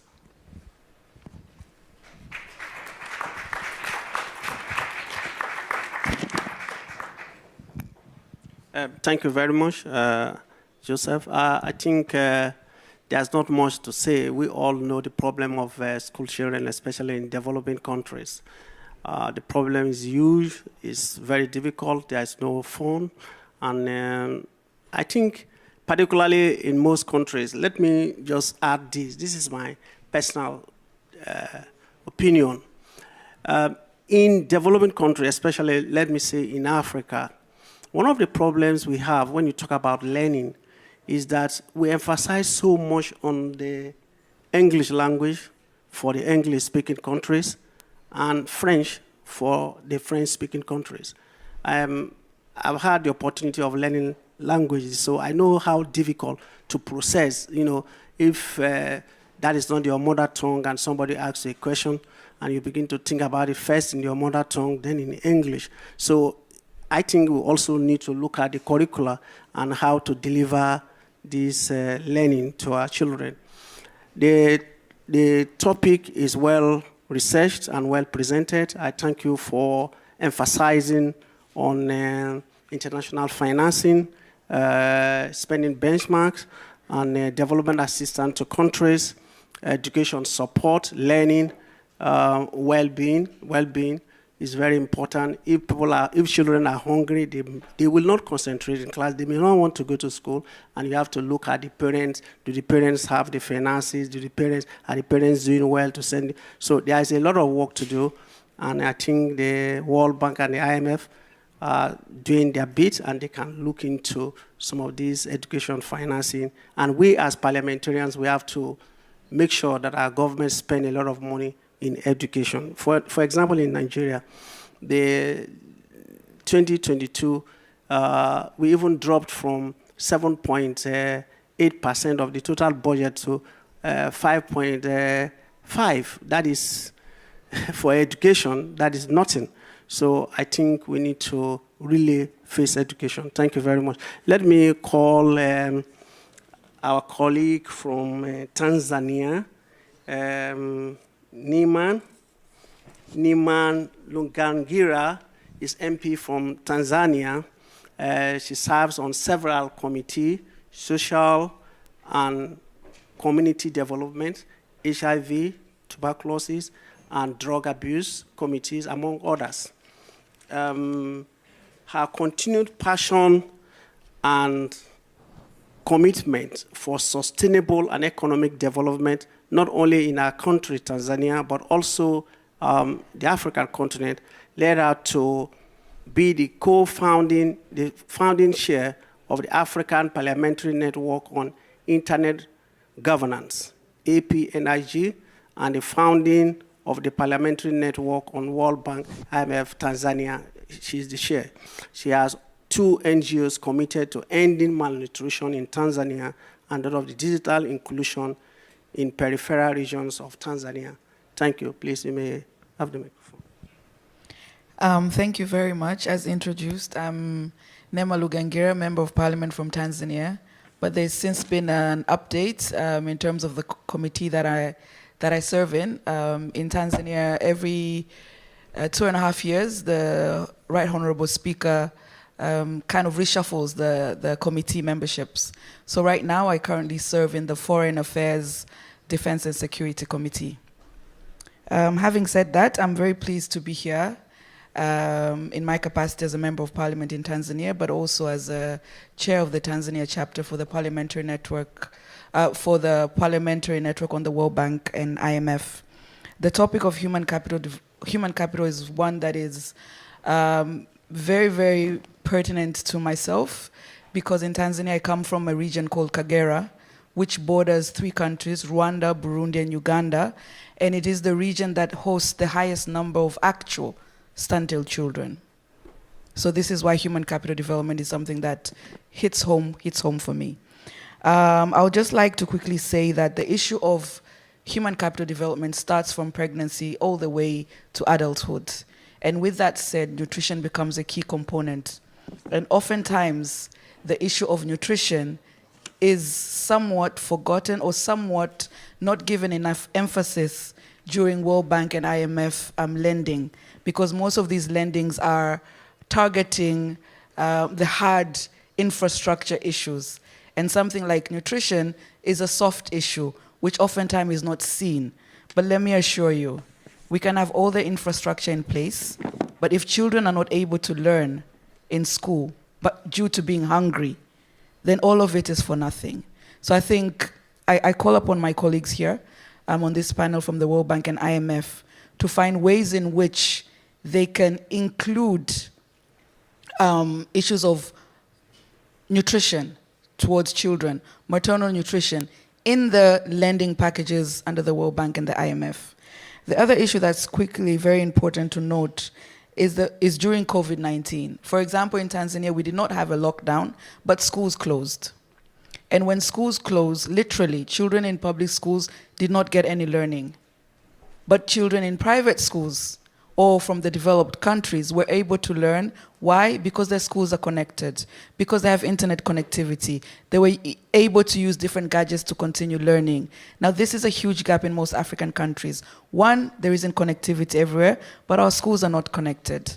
So how can the World Bank and the IMF support developing countries, the global south countries, to strengthen the school connectivity? Because if we're talking about human capital development, we must also recognize the existing digital gaps. We must recognize the importance of school connectivity. We're talking about being prepared for the next pandemic. How are we going to be prepared for the next pandemic if our schools remain to be unconnected, if our schools remain to be not having access to internet? So I think this is another angle for the World Bank and the IMF to consider. If we're talking about human capital development, how is the funding structure to support countries to ensure that the schools are connected? The other issue, very quickly, is the issue of functional literacy and numeracy. And it's very unfortunate that in Africa, there was a study done in 2021 that about 67.4 people aged 15 plus were not able to read and fully understand a simple sentence. And in sub-Saharan Africa, where I'm from, this is about 80%. So you can see the magnitude of the gap. Yet, we want to develop economically. How can we develop economically? Africa is a youthful continent. Yet, we are faced with a huge unemployment challenge. To me, I see it as an opportunity because we can export our labor to the developed countries where they don't have a youth population, they have an elderly population. But how can we do that? We can only do that if we capacitate and invest in our human capital. So again, to the World Bank and the IMF, how can you support countries, developing countries from the global south to truly and sustainably develop their human capital? To conclude, I would like to share a few examples from Tanzania. Her Excellency President Dr. Samia Suluhu Hassan, when she came into power, she's now been our president for about 2 years. And as soon as she became president, she made sure she increased the minimum level of education to grade 12, something similar to grade 12. Why? One, to make sure that as the government, it invests in the human capital, in understanding that primary school level education is not enough, secondary school education is not enough, at least it should go to higher secondary education. But at the same time, that also creates an opportunity of keeping girls in schools. But oftentimes, when there is funding structures for the World Bank and IMF, these social soft issues are not accommodated. Why am I putting this forward? A lot of rural girls are not able to attend fully schools because of just a simple and small thing like access to sanitary pads. They're not able to afford sanitary pads. And therefore, they miss 4 to 6 days every month, which impacts their level of education. But how can this funding structure for things of nutrition, things of sanitary pads, things of wash be included in IMF and World Bank lending? This is something that I throw on to my colleagues here in the panel. But now it comes to us as parliamentarians. What can we do in our respective countries? There is so much that we can do if we decide to use our platforms, if we decide to use our voice to speak for the voiceless. I'll just quickly share 3 examples of things that I have been able to do. So in the 2.5 years that I've been in Parliament, I've been able to advocate and ensure that Tanzania joins the School Meals Coalition. Why? Because school meals is important. But now the next issue comes. Okay, we've joined. Now what? They need funding to provide those school meals. This again goes back, even if a country wants to get into some lending, is there a structure for it? So these are things that I think we need to consider. Second is the issue of school connectivity. I've been able to get in touch with the UNICEF program of Giga Project to try and get them to come to Tanzania. And they're currently in discussions with the government through the Ministry of ICT on how to do a school mapping to look at the entire country and see how many schools are connected, how many schools are not connected. But even after having that mapping, there'll be an investment needed for the infrastructure. Where's the funding going to come from if such things are not accommodated and embedded in World Bank and IMF funding? Lastly, the issue of health. If we're talking about human capital development, and if we're talking about getting prepared for the next pandemic, we must invest in our health human capital. And this is important to invest in the community level. I'm a true believer that if we have strengthened community health systems, we will have strengthened global health systems. And this was true during the COVID-19. And my last point is going to be, in whatever we do, be it human capital, be it health, let us not forget border regions. Oftentimes, border regions, because they're far too rich, they're forgotten. I'm saying this because I come from a border region, and I know, even when donors come into a country, rarely would you find them picking a border region. Why? Because it's so far. Nobody wants to be so far from the city. It takes about 2 days from Kagera to Dar es Salaam, whereas the proximity from Kagera to Kampala, which is in Uganda, is so much closer. So who would want to come there? But it's important for the World Bank and IMF, sometimes when you're providing this lending, ask what's the regional coverage? Because you'll find that there are certain regions within the countries, they are overpopulated with donor funding and donor programs, whereas others are not. So to conclude, I'm also very, very grateful to be the Africa representative for the International Parliamentary Network on Education. So I highly recommend all of you to join IPNED if you're interested in education.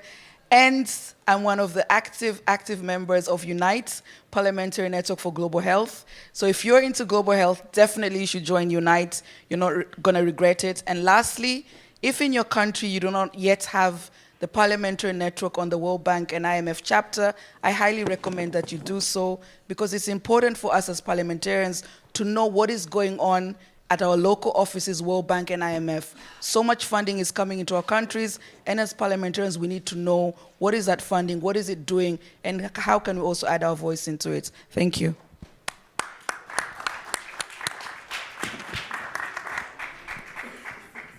Thank you very much, Nima. The issues you raised are very topical. You talked about investing in health, community, nutrition, hunger, poverty, investing in human capital. And there are two things you mentioned that I and my colleagues from Nigeria will also discussed it. That is area of coverage when IMF and World Bank are giving assistance to countries. In most countries, I know in Africa, you can see that most of the World Bank projects are domiciled in a particular region. That is, it is because the other time, last time, we asked those questions, and the answer was that because we deal with governments and heads of government, and heads of government point out the areas that these projects should be domiciled, cited. But we as parliamentarians, we have a duty to direct the government properly and also to inform the donor agencies of the need to diversify or to spread their assistance. Then you also talked about connectivity. True, a country like Nigeria of about 200 million people, most of the villages still are battling. They've not even seen energy light. So how do you teach children through the internet, online classes? That is not possible. So the COVID has created an inequality in terms of now some children are repeating classes, some have lost classes 2 years, and while some are still going on because they had the opportunity of learning online. So you've raised a lot of issues, and I'm sure the IMF and the World Bank have taken note of that. And because of time, I will throw it open to my colleagues. And sorry. Our speaker, the MP, sorry, because we are running out of time, so we have to. We have Honorable Armen Gevorgyan, MP from the Republic of Armenia. I've been to your country twice. He's the head committee on European integration. He has served on several capacities in his country: Secretary of the National Security, Chief of Staff of the President of the Republic of Armenia, Minister of Territorial Administration of the Republic, Deputy Prime Minister of the Republic of Armenia. Distinguished colleagues, ladies and gentlemen, let me allow our colleague from Armenia to make his remark. Please, you have the floor. Thank you. Thank you. Good evening, dear colleagues. I will follow my text to be maximum short. Let me start by underlining the crucial importance of the topic we have in our agenda. We are witnessing three acute challenges which will have a profound impact on our future. In particular are being the following: worsening environmental situation, change of global security architecture, decline in the quality of the human capital in general. Evaluating shifts and transformations in educational megasphere must be a high priority for us. It has no less significance than the growing risk of rise of average temperature on the planet or the potential nuclear catastrophe. Let me invite your attention to two transformations on global scale which took place at the turn of the 20th and 21st centuries. First, the technological progress has remade a completely new environment for social integration of peoples, where group networks and preferences, or in other words, the social life, have gradually become less important compared to the principle of unconditional individual freedom and new forms of self-expression in the same environment. A comprehensive survey done by the Wall Street Journal and University of Chicago revealed that in the United States, for example, patriotism, religious faith, having children and other priorities that helped define the national American character for generations have sharply receded in importance. I believe this trend is rather widespread in most developed nations. Second, tectonic shifts in the world have caused the middle class, the main driving force of free liberal economic and social relations, to erode and in fact lose its historical purpose as a foundation of any sustainable democratic regime. Many developing nations, most likely, will not see through any formation of a middle class. In many places, we are witnessing the emergence of a new digital society, for which it's difficult to define any criteria for social welfare and group affiliation. At the same time, we are going to deal with another reality where more research is in so-called meta-reality and meta-conscience is being funded. With a degree of certainty, we can claim that the fundamental transformations of the global educational environment can be traced in the following aspects. 1. The apparent trends of introducing consumer approach in education, where consumer is always right. 2. The correlation between the decline of democratic regimes in the world and the level of education. 3. Potentially massive losses for the young generation due to the current defects of educational system. 4. Reincarnation of our societies into certain so-called digital colonies, where corporations and their algorithms create tools for manipulating public opinion and which, at the end of the day, worsens the quality of democratic governance, accountability, and transparency. And 5. Deepening inequality between and among nations, as well as internally inside states, reinforced factors of social injustice and decreasing levels of public mistrust. Colleagues, summarizing my general observations, let me suggest 5 broad ideas as a framework for discussion and most probably incentives to act. First, the biggest deficit in the world today is positivity. As a result of the activities of the modern political elites, the so-called negative trend has formed and does not leave a significant part of humanity. We have to break this trend and do it through education, restoring optimism and striving for the best. The global educational space must serve as the main mechanism for dialogue across generations and nations. I also believe education must serve as the main driver for eco-friendly life, promoting the green way of thinking. Second, political populism is gaining momentum in the world. Unfortunately, many modern political actors do not attach special importance to the level of their own educational achievements. We need to think about how to make the continuous learning and training programs reality for those who are involved in the political decision-making process, specifically the parliamentarians and the members of the governments. By own personal example, we can bring new drivers to the world of education. Third, the backsliding from democracy in the world is also expressed by tendencies of increased control by political forces over the work of educational institutions, especially universities.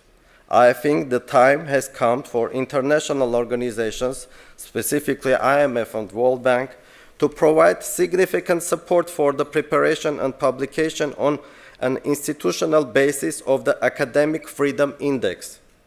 Structural and future-oriented reforms are doomed to failure if the country's academic environment is under high political pressure. 4. I think it's high time that we shall witness the most influential head of states and governments calling for a summit to discuss issues of education and eventually give birth to a framework document on new strategy of development of education in the 21st century.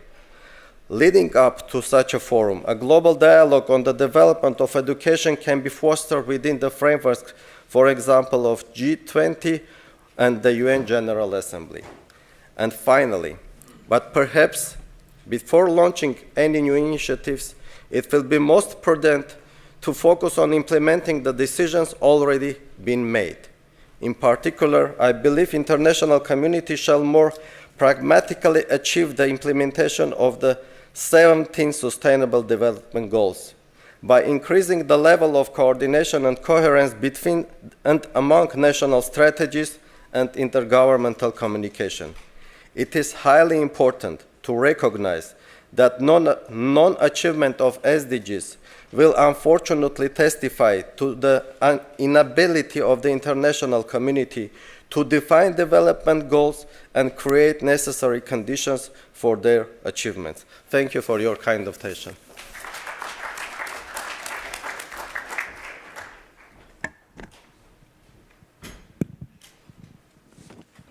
Thank you very much, Honorable Armen Jevoyan, the MP from Armenia, Republic of Armenia. He was a former Deputy Prime Minister and he has served his country in several positions. He brought that experience of security and education to this talk today. I am very happy when you highlighted the general educational importance in every country. You talked about the global architecture, the change in global architecture of education, the unconditional human expression. Human must be given opportunity to express themselves, democratic regime and potential of education, democratic governance, social injustice. Education must serve as a drive for thinking, training, learning for those involved in political leadership. Education will fail if it's under political pressure, true? So you've given us food for thought, and we thank you for this great contribution. Because of time, our colleagues would like to interact with you. So colleagues, you may want to raise some issues, and let us be brief because we all have stayed here for too long. Thank you. Let me start with Kenya.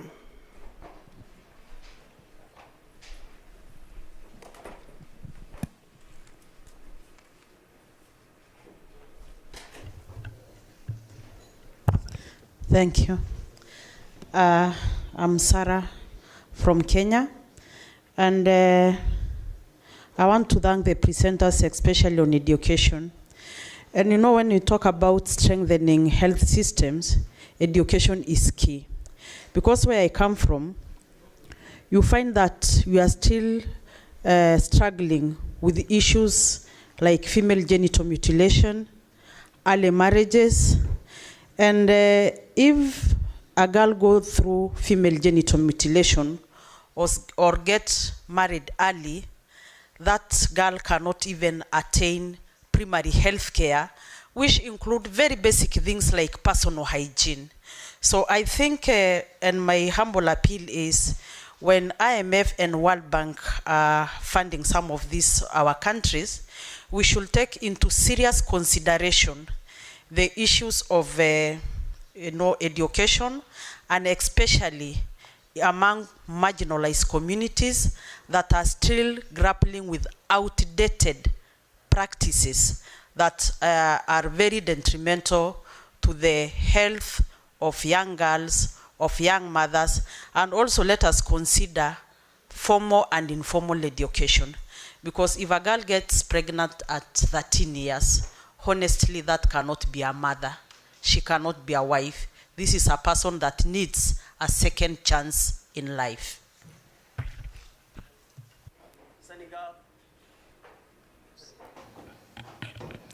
Merci beaucoup et je remercie.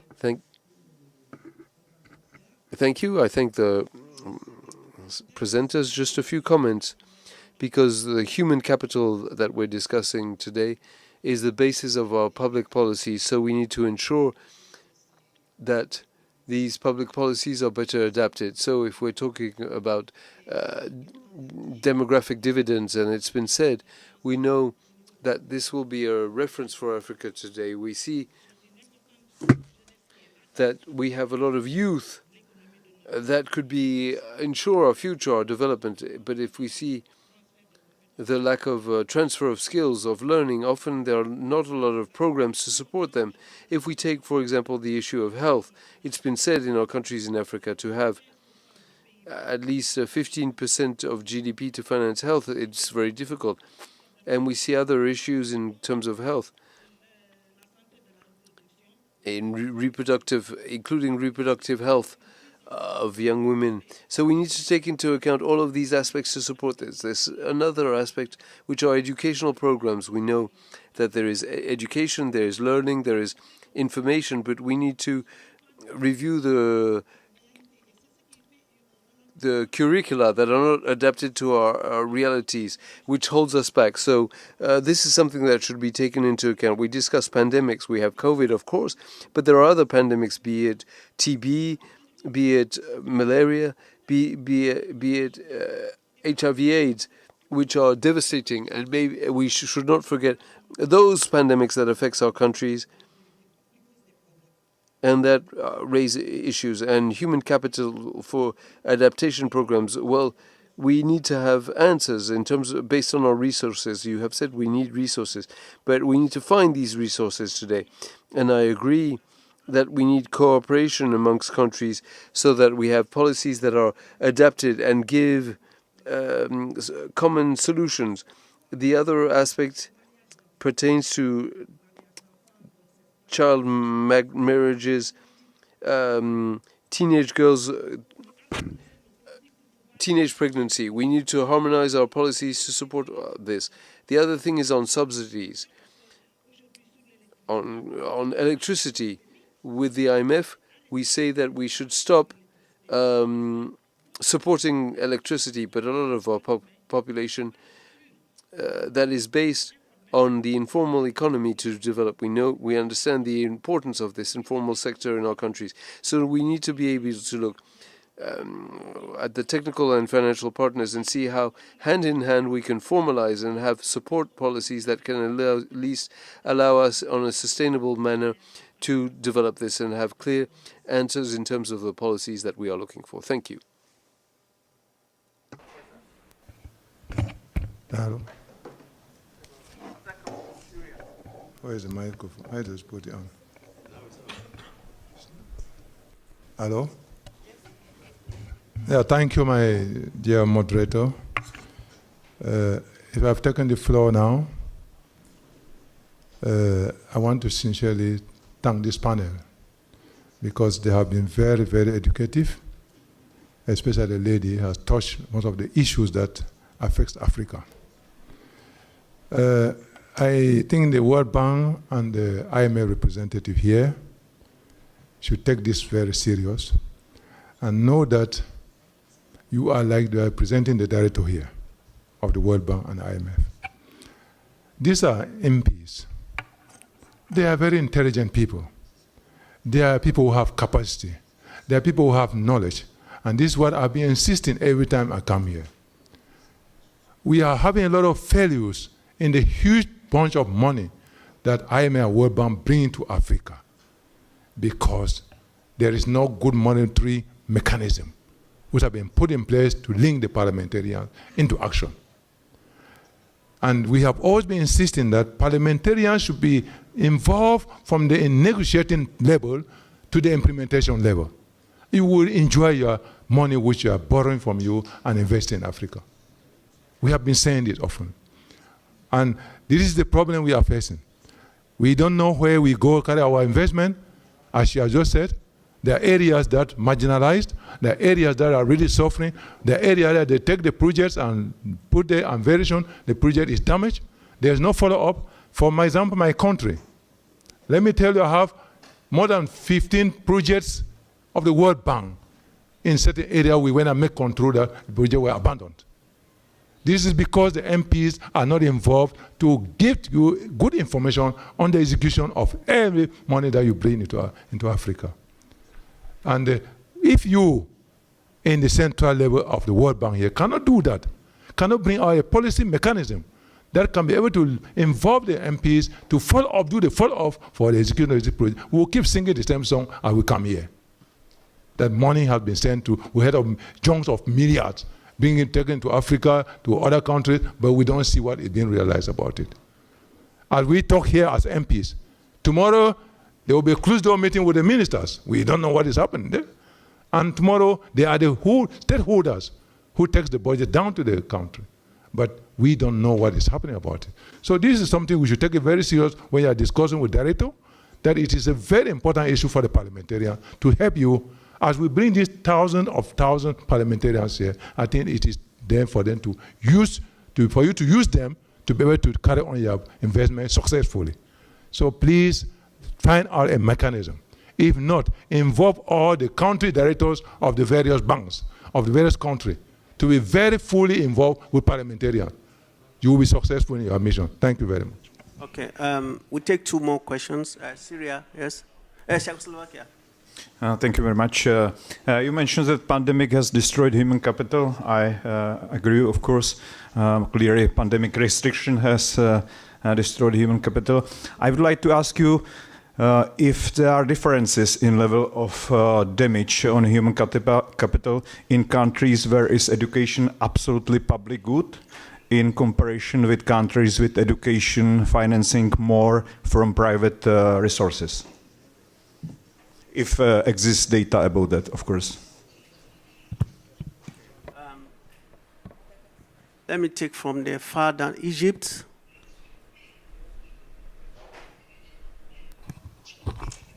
Thank you. I'm Senator Farid from Egypt, Deputy Chairperson for Committee on Human Rights and Social Solidarity. It's really interesting to see the talk about the human capital. And I totally agree that the human capital, probably for the poor people, is the only capital they get. But the real question is how to move on with that. I mean, there is a lot of good words, a lot of great rhetoric being said, but how to take it into action. Let's talk about the macroeconomic environment. In my country, and as a parliamentarian, I find myself in a very tight place because 54% of last year's budget goes to repayment of debt. So where should I allocate the resources? This is one question. Talking about the soaring inflation taking place. I mean, away from the headline inflation, let's look at specifically the food inflation taking place and how this impacts the people's choices for their own food basket and how this will do damage on the long term. Talking about education, for example, how can I do that and looking only at the enrollment rate without looking at the quality of education itself, the class sizes per se. And speak again to the about the macroeconomic environment. We say, yes, let's increase the tax revenues. But frankly, the private sector is contracting for months now. Away from that, the GDP growth itself, it's declining. So we need to figure out how to move on. And I presume that the missing virtue here is the economic freedom. How can we pursue and push more for economic freedom in order to have a thriving economy where we can generate tax revenues? And adding to that, of course, the other side is the governance and the rule of law to be sure that this amount of resources is well spent So as a parliamentarian, this is how I see it, and I'd like to hear from you. How can we do it? Thank you. Let me appeal to the representative of the World Bank and IMF that this topic is very critical and is important to especially those of us from Africa. So you have to bear with us. We are running out of time. But 3 people will speak, Uganda, South Sudan, and Madagascar, and we will close the session from the floor. Thank you very much. This is Uganda. The question straight away is, since we have to, if it is about how do we get prepared for the next pandemic, in my view, a lot more focus should be on building the capacity of our scientists in Africa, because human capital is about linkages between education and health. And the African Centers for Disease Control and Prevention are recipients of huge funding from the World Bank. But why is it that it is not focusing on African continent developing its own value chain so that the scientists are empowered, not merely to be distributors of finished products? Because most of the medical supplies, equipment and the supplies are manufactured outside Africa. We should be seeing the manufacturing, the research being done by these scientists, if they are empowered.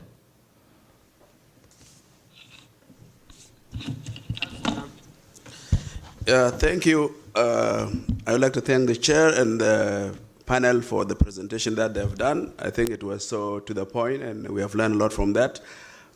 2 of my points was already said by my colleague from Cameroon and from Kenya. I think those are really very important. I came from South Sudan. I'm called Shankos Bishop. You know, South Sudan is the newly independent country that got their independence. And then in 2 years, we rolled to a senseless war. And then immediately there are sanctions and all this.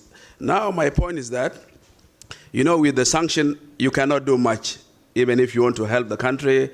Now a big investor cannot come to the country to invest in oil and all this, which we think that is not right. So how can we help in this? Okay, because now we cannot really fight the poverty and prepare properly because of those sanctions that are not really in place, but those few sanctions that are said that no, you cannot do this and do that and all this whatever because of some individuals and not the whole country that is really doing this. So I want us to, the IMF and the World Bank should look into this because of some individual, the country is affected, which could not be the case. And innocent children, innocent people are really suffering in those regards.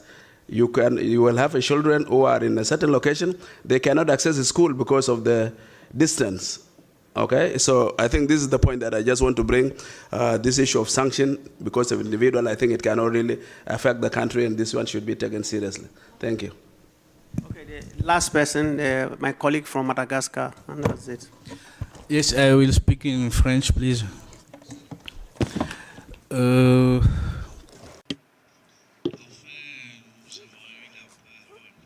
We have the floor now. Thank you. I would like to underline the fact that talked about school feeding and also of the World Food Program. Indeed, famine in the south of Madagascar is well known. We've seen it on TV, on France 24 and several TV channels in the world. The issue is that we have not implemented the real solutions, and that's what my colleague from Cameroon said. We would have to have more parliamentarians in the process of negotiation at the very beginning, because I think that the issue is simple and the solution is as simple. Each year, there is the same issue of famine. It is the lack of water, no rain. So the solution is rain and water. This is linked to children, to education for children. If we want to have a human capital of high quality in 5 or 10 years, we have to start today.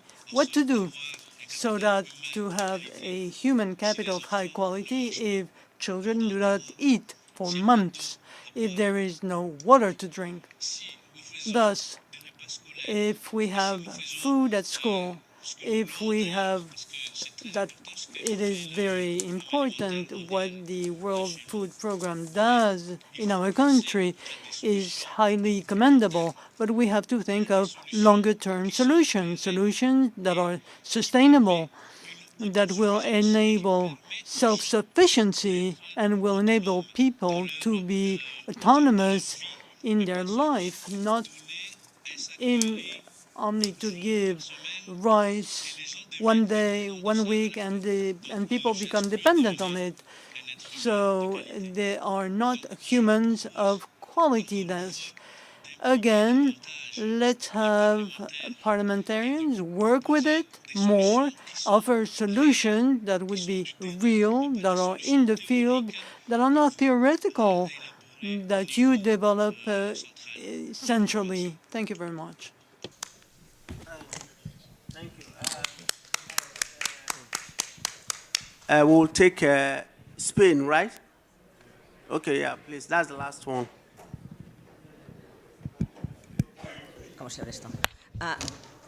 Gracias. Thank you very much. Briefly, I think we all agree on the importance of education and the importance of health, and it is true that the states want to improve education and health and invest in that, but some states do not have resources to do so, and this increases the gap internally among the population groups and among the different countries. What is the solution? Because the solution cannot be that countries have to increase taxes because that is deleterious for the population. How can the states invest more if they have to repay debt or pay the financing? How do you establish priorities between education, health, or the payment of a debt? What is the solution proposed by your institutions? We had questions and discussions from Tanzania, Senegal, Cameroon, Egypt, Uganda, South Sudan, Madagascar, Spain, representing these 100 and something countries. We have the same opinion. I mean, most of the issues raised, we share with them. So I would like to call on the Chief Economist, Human Development of the World Bank, Norbert Shadi, to respond to it. Okay. So let me ask Mauricio Soto, the Deputy Division Chief, Expenditure Policy Division, Physical Affairs Development at the International Monetary Fund, IMF, to respond to some of the issues raised. Thank you, and again, it's very good to hear all these different voices, and we really appreciate your input. First, to make a clarifying point that the IMF does not do project financing, that's more related to the World Bank, but we can address some of these questions, especially from the macro perspective. So first, our colleague from Cameroon pointed correctly that IMF country teams are increasingly more engaged with parliamentarians, and this is a clear scenario we're trying to engage into this conversation, so I take note of that. But also our country teams, when they go to countries, they are now increasingly interacting with parliamentarians, with CSOs, with other voices in the community, but our natural counterpart, it is true, is the central bank and the Ministry of Finance. So I take that comment to heart, and when I've been engaged in country teams, we do approach the parliaments. And maybe one point where we can think more constructively about this work is we do a lot of efforts so that when the IMF supports countries' program to get out of crisis, that the money spent is spent transparently, and that this spending goes through national budgets, because we believe that's where you have most of your role to play. I acknowledge that doesn't always happen, and if you see our programs, we really emphasize the importance of expenditures in these critical issues to go through national budgets, because we believe that's where your input is most valuable, and where going through national budgets is critical. So that's maybe number one on the general point of the role that we see for parliamentarians. But I think this scenario, and you heard from our managing director earlier, from President Malpass, is critical. And I really take note, and I would encourage our country teams to really look out for, when we engage countries, to meet with parliamentarians in the cases where they don't. Maybe a second point that is also closely related to the IMF is the question from the Messiah from Egypt. We agree, this is the big challenge, is how to do all of this, how to respond to all of these challenges at the same time. Maybe going back to something that our MD has emphasized is, if you see, the IMF has been trying to really collectively help countries since the beginning of the crisis. And I'm trying to look at my numbers. I think the IMF has provided support over $300 billion to over 95 countries since the COVID crisis hit. We are not there yet, and I hope you heard from her that the IMF is really trying very hard to work with countries into addressing the large constraints imposed by the debt. And maybe this goes back to the point also raised by our colleague from Spain. We know that about 15% of low-income countries are in debt distress. Another 40% or so are close to debt distress. So we agree, it is very difficult to tackle some of these issues without addressing high levels of debt. It's a complicated process, and I will leave it to our management and our colleagues to work on these issues. But from my perspective, what we can think of is, our MD is really working with the debtors, with the countries that owe money, the countries that borrow money, but also to the lenders, to move forward in this situation. I hope you heard last week, where we're really trying in these spring meetings to move forward with that, to come with ways of solving and having ways of productively with lender countries also to move forward in debt resolutions. But even if we're to do that, the challenge is that areas such as health, education, need sustainable finance, and that can only come from domestic revenue. So even if you were to solve the debt issue, that will open some space, that will be welcome, but issues such as health and education need sustainable finance. Countries cannot just spend one-off and solve education issues. This really needs to be sustained, and that's the role that my department, the Fiscal Affairs Department, really plays with countries, into helping them think of ways of either raising revenue or think how to address some of the less progressive ways of spending. And I'm sure you can identify a few in many of your countries.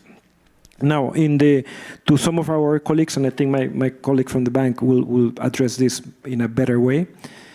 Yes, I think looking at the complementarity across spending policies beyond education is critical. So the way we see it from the fiscal perspective is that it's critical for countries to think of medium-term fiscal frameworks. Education is something that will take time. Health is something that will take time. And they are competing priorities. And the way to do this is through medium-term fiscal frameworks to ensure that a dollar raised for education is not taking resources away from health. And again, this is another case where parliaments can have a voice, because this issues of allocations across items of spending is critical. We see from the technical perspective that the way to solve that is to have a medium-term fiscal framework where these priorities are discussed in parliaments and are allocated accordingly to national priorities. It's very hard from here to say spend X in education and Y in health. It's really up to parliaments. But it's important to have this technical discussion. We see it in a medium-term fiscal framework and not lose the medium-term perspective. It's not annual, it's really more sustainable. Let me stop there and give the word to Norbert from the bank. Thank you. Thanks very much. I guess I just want to make a couple of points. One is that developing countries, are actually very heterogeneous, and the conditions they face are very different across them. And they face very different starting points, and in terms of the pandemic, they also face very different realities as regards to, one, their fiscal space afterwards, and two, the magnitude of the collapse of human capital that has taken place. And so it's hard to make sort of the people who know best about their countries are you all. It's not me sitting here telling you what are the priorities for one country or another country or whatever. It's about what are some of the common elements and what are some of the differences in terms of the human capital construction that needs to take place. And let me give you a couple of examples. Actually, the human capital losses, many of you are from Africa, the human capital losses from the pandemic in Africa, we estimate are substantially less than was the case in Latin America and South Asia. But the original starting deficit in terms of human capital was substantially larger in Africa than was the case in some other developing regions. And so really, this is about taking some, I believe, it's about taking some general ideas that we may have about what's happened during the pandemic and how that's affected the ability of people to build the kind of human capital that is going to determine in the future what kind of earning they can have and what kind of productivity will be seen in those countries, and taking those and landing them in the reality of your own countries, which is going to be even within regions. For example, I know we have the representatives from Uganda here. Uganda closed schools for much longer than did Tanzania. And as a result of that, Uganda has a lot more ground to make up than Tanzania does in terms of their human capital. It's the same thing if you look at Asia. Philippines closed schools for much longer than did Vietnam. So again, as a result of that, the costs in terms of human capital are much larger in the Philippines than they are in Vietnam. So in some sense, what we're trying to do is sort of perhaps raise the alarm in some sense and say, look, these costs are massive. They're likely to vary a lot by country, but there are things that can still be done, but there isn't a lot of time to do those things. And so it's now, our main counterparts for the IMF and for the World Bank the main counterparts are national level governments. We raise this alarm with national level government and say, this needs to be prioritized. It's really important that this be prioritized because the costs are going to be very long lasting if you don't. And we do try to reach out to, obviously, parliamentarians. That's why we're all here, and CSOs and academics and others within these countries.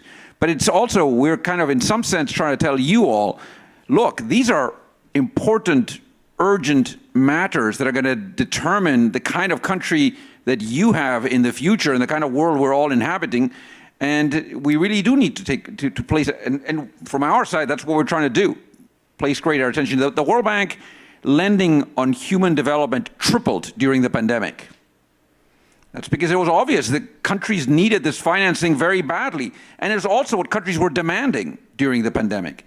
So to some extent, as is the case with a fund and with a bank, our lending reflects to a large extent the demands that we get from countries. So what we're saying is these investments and these disinvestments that happened during the pandemic in human capital are really critical. And we need to keep them, in the front of our minds in order to make sure that we have sort of a fairer society, a society where people can earn a decent living, where there's adequate levels of growth in the future. And these investments are critical for that. So thank you.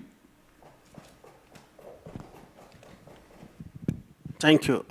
We cannot thank you enough. The World Bank and the IMF, you've done very well. You've given us a lot of information, and we are happy that you could spend this time with us. And to my colleagues who've stayed here for too long, if you don't mind, we will bring this session to close. Let me thank my colleagues Joseph Nan O'Reilly for your time and for your good presentation. We appreciate excellent presentation. Thank you very much. Honema Lugangira, MP from Tanzania. Thank you very much. You presented a very thought-provoking paper remarks. Honorable Armen Gevorgian of the Republic of Armenia, thank you very much for your presentation. We appreciate your time. And to the World Bank and IMF, we are very grateful. And to Liam and the Secretariat, thank you very much. To my colleagues and invited guests, we are done for today. Thank you very much. Thank you.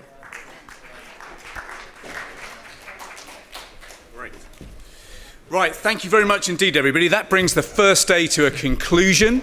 It is now just left for me to invite you to the East Dining Room for a reception that is just beginning now. So basically, pop down the stairs and you'll see the East Dining Room just when you get to the bottom. Tomorrow we kick off at the International Finance Corporation. That is not here, that's at 2121 Pennsylvania Avenue. So we're having the morning at the International Finance Corporation, and then the afternoon we move to the International Monetary Fund, so that by the time you get home you'll have seen the estate here at the heart of Washington. If you've got a spring meetings badge, you can go straight to the IFC in the morning. If you've got a paper badge, you'll need to just pop by the visitor centre here at the World Bank where you got your badges this morning, just to get the daily badge which the bank will issue for tomorrow. But that's it for today. Thank you so much for such a rich and productive conversation, and I'll see you downstairs.